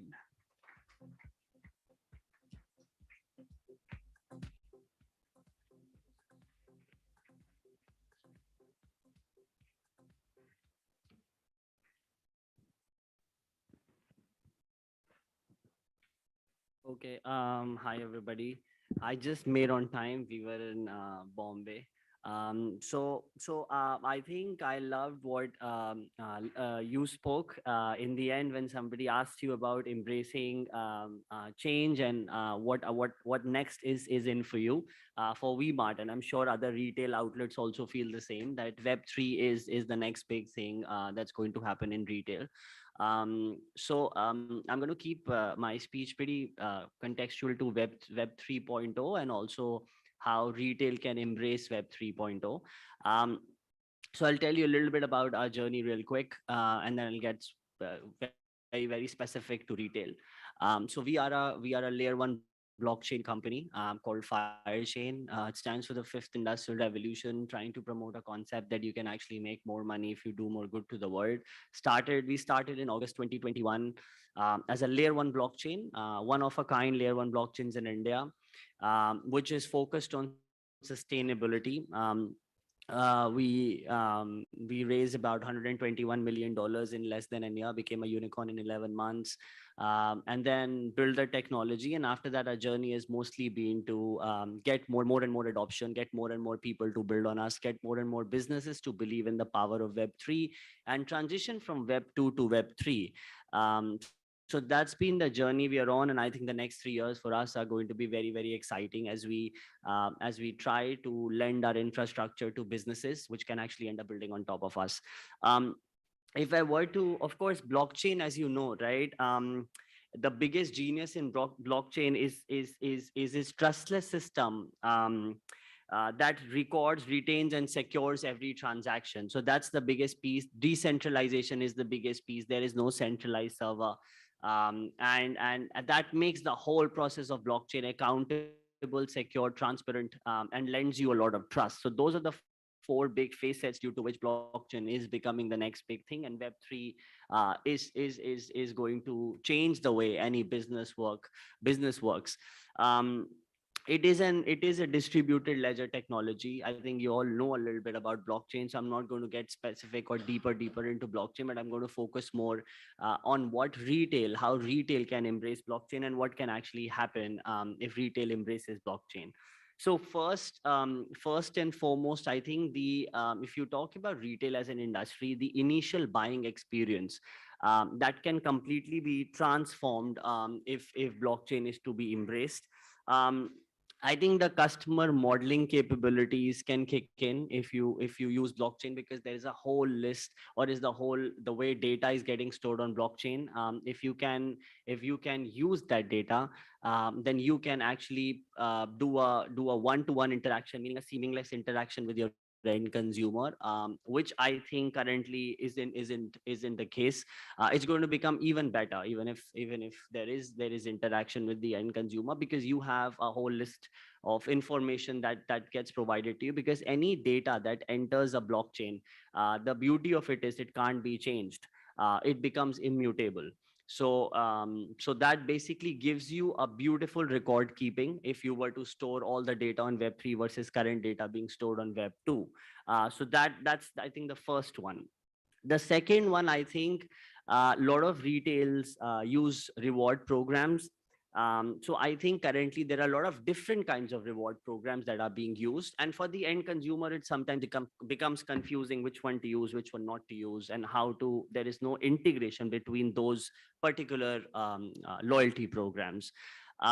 If you use blockchain, and if you use a wallet, you can have one wallet, and it can be a ubiquitous wallet, because you can have all the other loyalty programs rolled into that ubiquitous wallet. So that makes the job, or that makes the life of the end consumer very, very easy, because you can actually use this one wallet for multiple products, or multiple reward programs.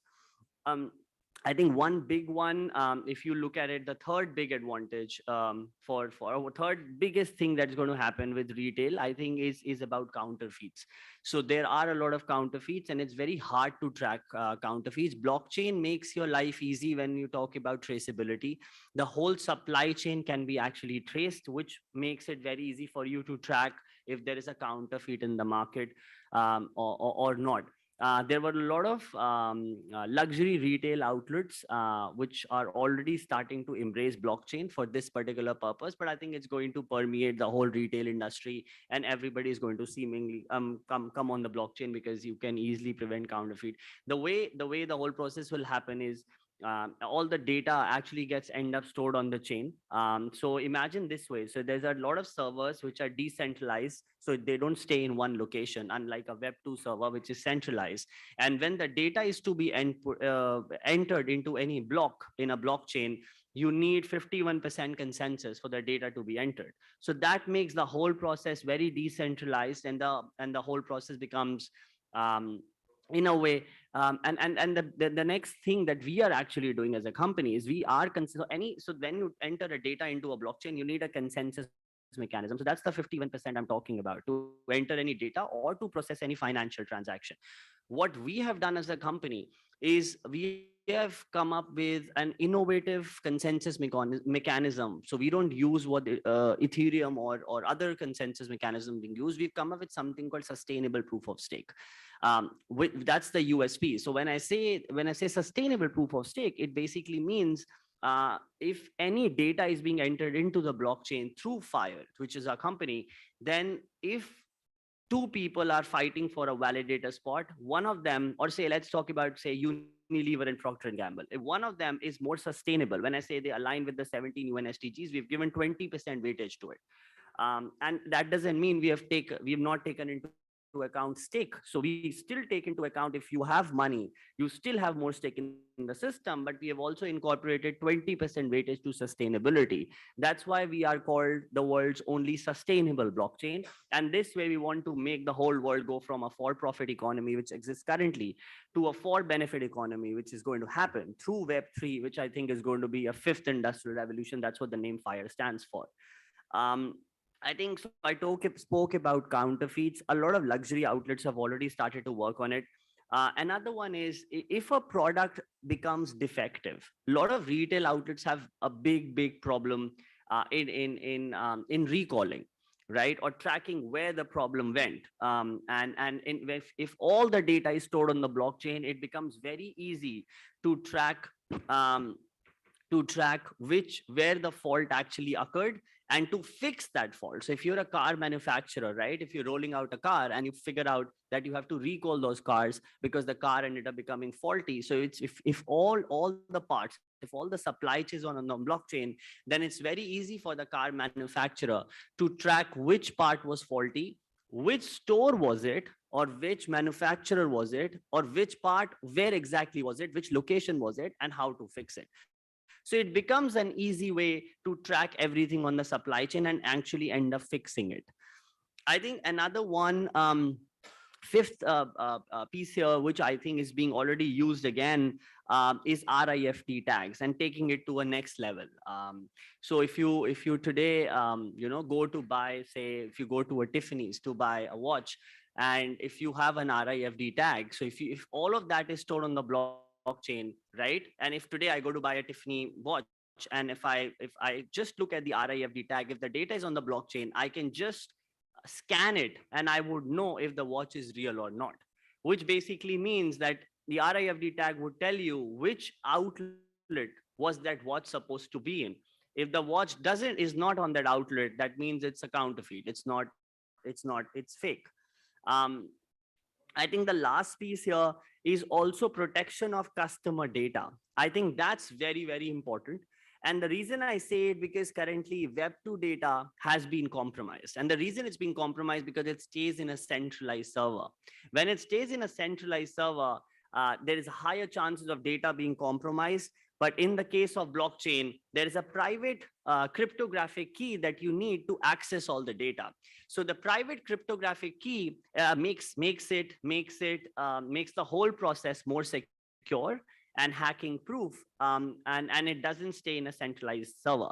So today, all the photos you have on any of those, right? So they are stored in a centralized server, which is Web2. If you store them on Web3, you have rights to your own photographs. You have right to your own data. So that's where Web3 is going to move. So I think I just spoke about some of the pieces here, but I'll also now tell you about one of the products which are already on the blockchain. So we, of course, are in a process of bringing large Web2 companies into Web3. We're bringing lots and lots of companies into Web3. One Web2 company which we have managed, which we are working with, which we have got onto Web3 is a company called TapTap. I have Viraj with me here. So he started, I think he'll just tell you a little bit more on the background and how we have completely ported from Web2 to Web3. It's a financial payment gateway system. So because everybody is focused so much on retail, I thought it might make sense for you guys to understand how the porting from Web2 to Web3 is actually happening. Because one is me giving gyan on we have done this, we are doing this. We have innumerable partnerships with governments. We are working with 6 international governments right now: India, America, Fiji, Nigeria, bunch of others. We are even putting some manifestos on blockchain. We are bringing companies like Intex, VJON, patents on blockchain, prevention of counterfeits, which I just mentioned. But I think one live example is I think, Viraj, if you come on the stage, you can just quickly go through how the whole process of you building on FIRE happened. We're encouraging a lot of companies from Web2 to come on Web3, and we are hand holding that. So I'm currently working with, say, EO, right? So all of you know EO. So we are working with EO now to bring all the top entrepreneurs, right, to help them and handhold them on how can they come on the blockchain. So it's kind of like a Bible that we have developed. Of course, it's not universal, but we're trying to make it as easy as possible for any Web2 entrepreneur to understand Web3, understand advantages for their own specific sector, and then come on it, and then comes commercials, of course. Viraj, if you could give your background quickly and about TapTap and how you ended up building on Fire and partnering with us. Yeah. Thanks. Hi, everybody. Good evening. As Pratik mentioned, what we did was from Web 2 to Web 3, we found that this is much more robust, secure, and transparent mechanism. So that's where we looked at porting our entire thing to Web 3, and Fire has been, we saw that the sustainability element which Fire has, and getting the distributed ledger information, and building up on the rewards and points, which is also one of our core areas of TapTap. TapTap being the first contactless wearable payment system where you can wear it and do the transactions. So all the, more or less the retailers have a queue buster issue. This actually helps in reducing the queues at the counters in the metro stations, in the travel where you are gonna be using it. So that is what TapTap is all about. It's a Visa product, so it's quite safe, secure. It's a contactless wearable cards which are there. It's synced with the mobile application, and you can use it at any retail outlets. So it will help the retailers to be able to transact much more faster with this thing. Yeah. Thanks. This is the product that they have. So you can. So it's this is a the product. So yeah, it's a Visa card at the back, and you can actually just pay anywhere on the go. So we have partnered with them to kind of bring everything onto Web3. But yeah, but this is just one of the use cases that I wanted to highlight on one amazing entrepreneur that we found in Bombay, and then we brought him onto Web3. But look, we are at Fire on a journey to bring the whole retail onto Web3, and I think it's going to happen, as you mentioned. I think it's going to happen gradually. It can't happen overnight. It's a revolution. So it will take its own sweet time. I think 3 to 5 years, 2027 is when I'm thinking the whole thing will happen, but it's going to take its own sweet time. But we are already on the journey. I've been in the space for a very, very long time. And we're trying to make it happen so that I think all the advantages that I mentioned actually materialize and they actually happen. So yeah, that's all from me. Thank you so much.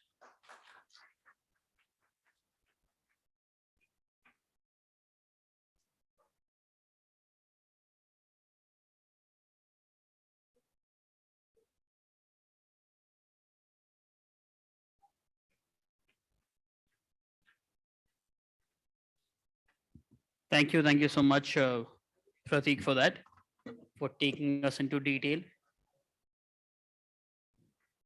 And with that, we come to an end of all the sessions for today. With that, also, it's time that we give you a sneak peek into the latest community from the house of BW Business World, BW Retail World. And to launch the same, I please invite on stage Dr. Anurag Batra, Mr. Lalit Agarwal, Mr. Pratik Gauri, Mr. Ved Shukla, and Mr. Prasar Sharma.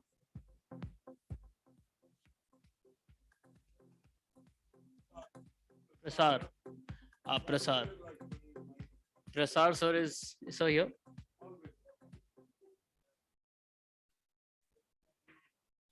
Yes, so was here.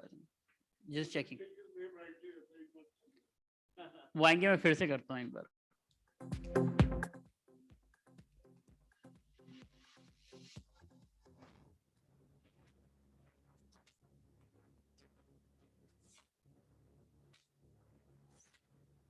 There we have it.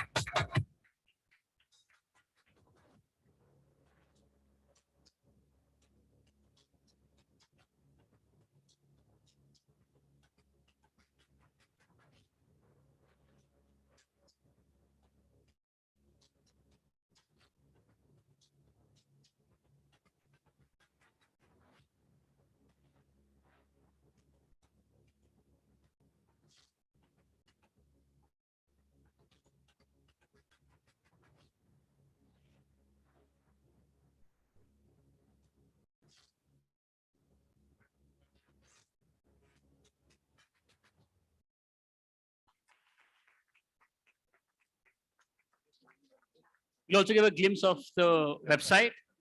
Can you please have that? While they're doing that, let's also have a picture with this. So can we also have this in the middle with you? We missed it. Yeah, they're doing that. So while they're setting it up, we can get the picture done.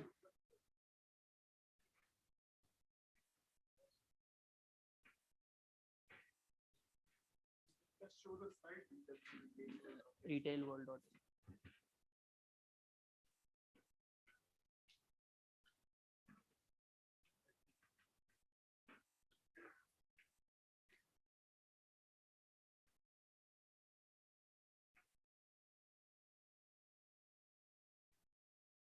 They're trying to give you a glimpse of the website as well.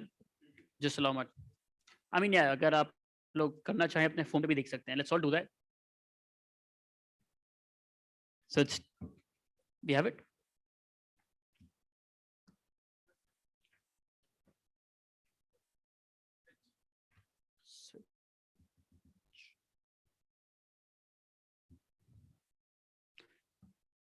Here it is.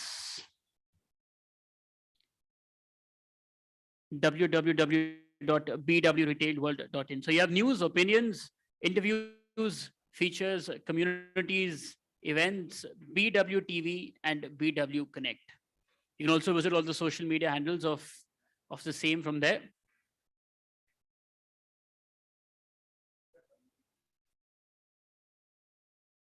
And also super fast because this is from today itself.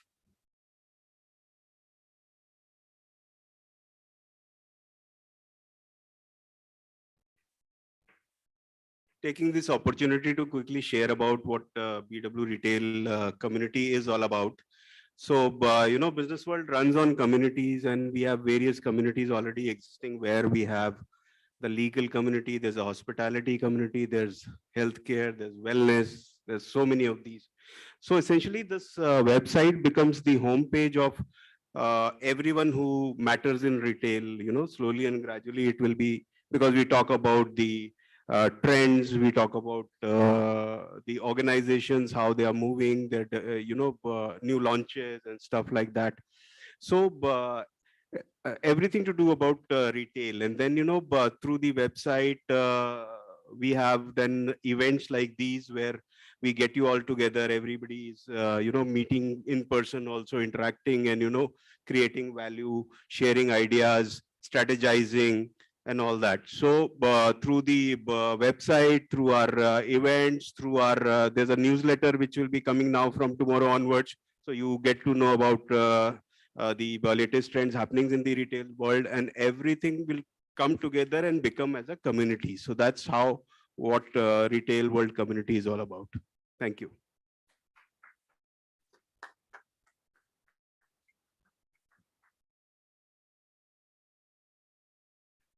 Thank you and congratulations as well. With that, we come to an end of today's summit. Thank you so much, everybody, for being a part of it, for actively listening and participating here for all the discussions and keynote sessions. And I believe we also are having sort of a chai break, is it? Yes. Networking tea, please enjoy that. Do network, take care, and we shall see you for the next one very soon. Thank you. Thank you so much.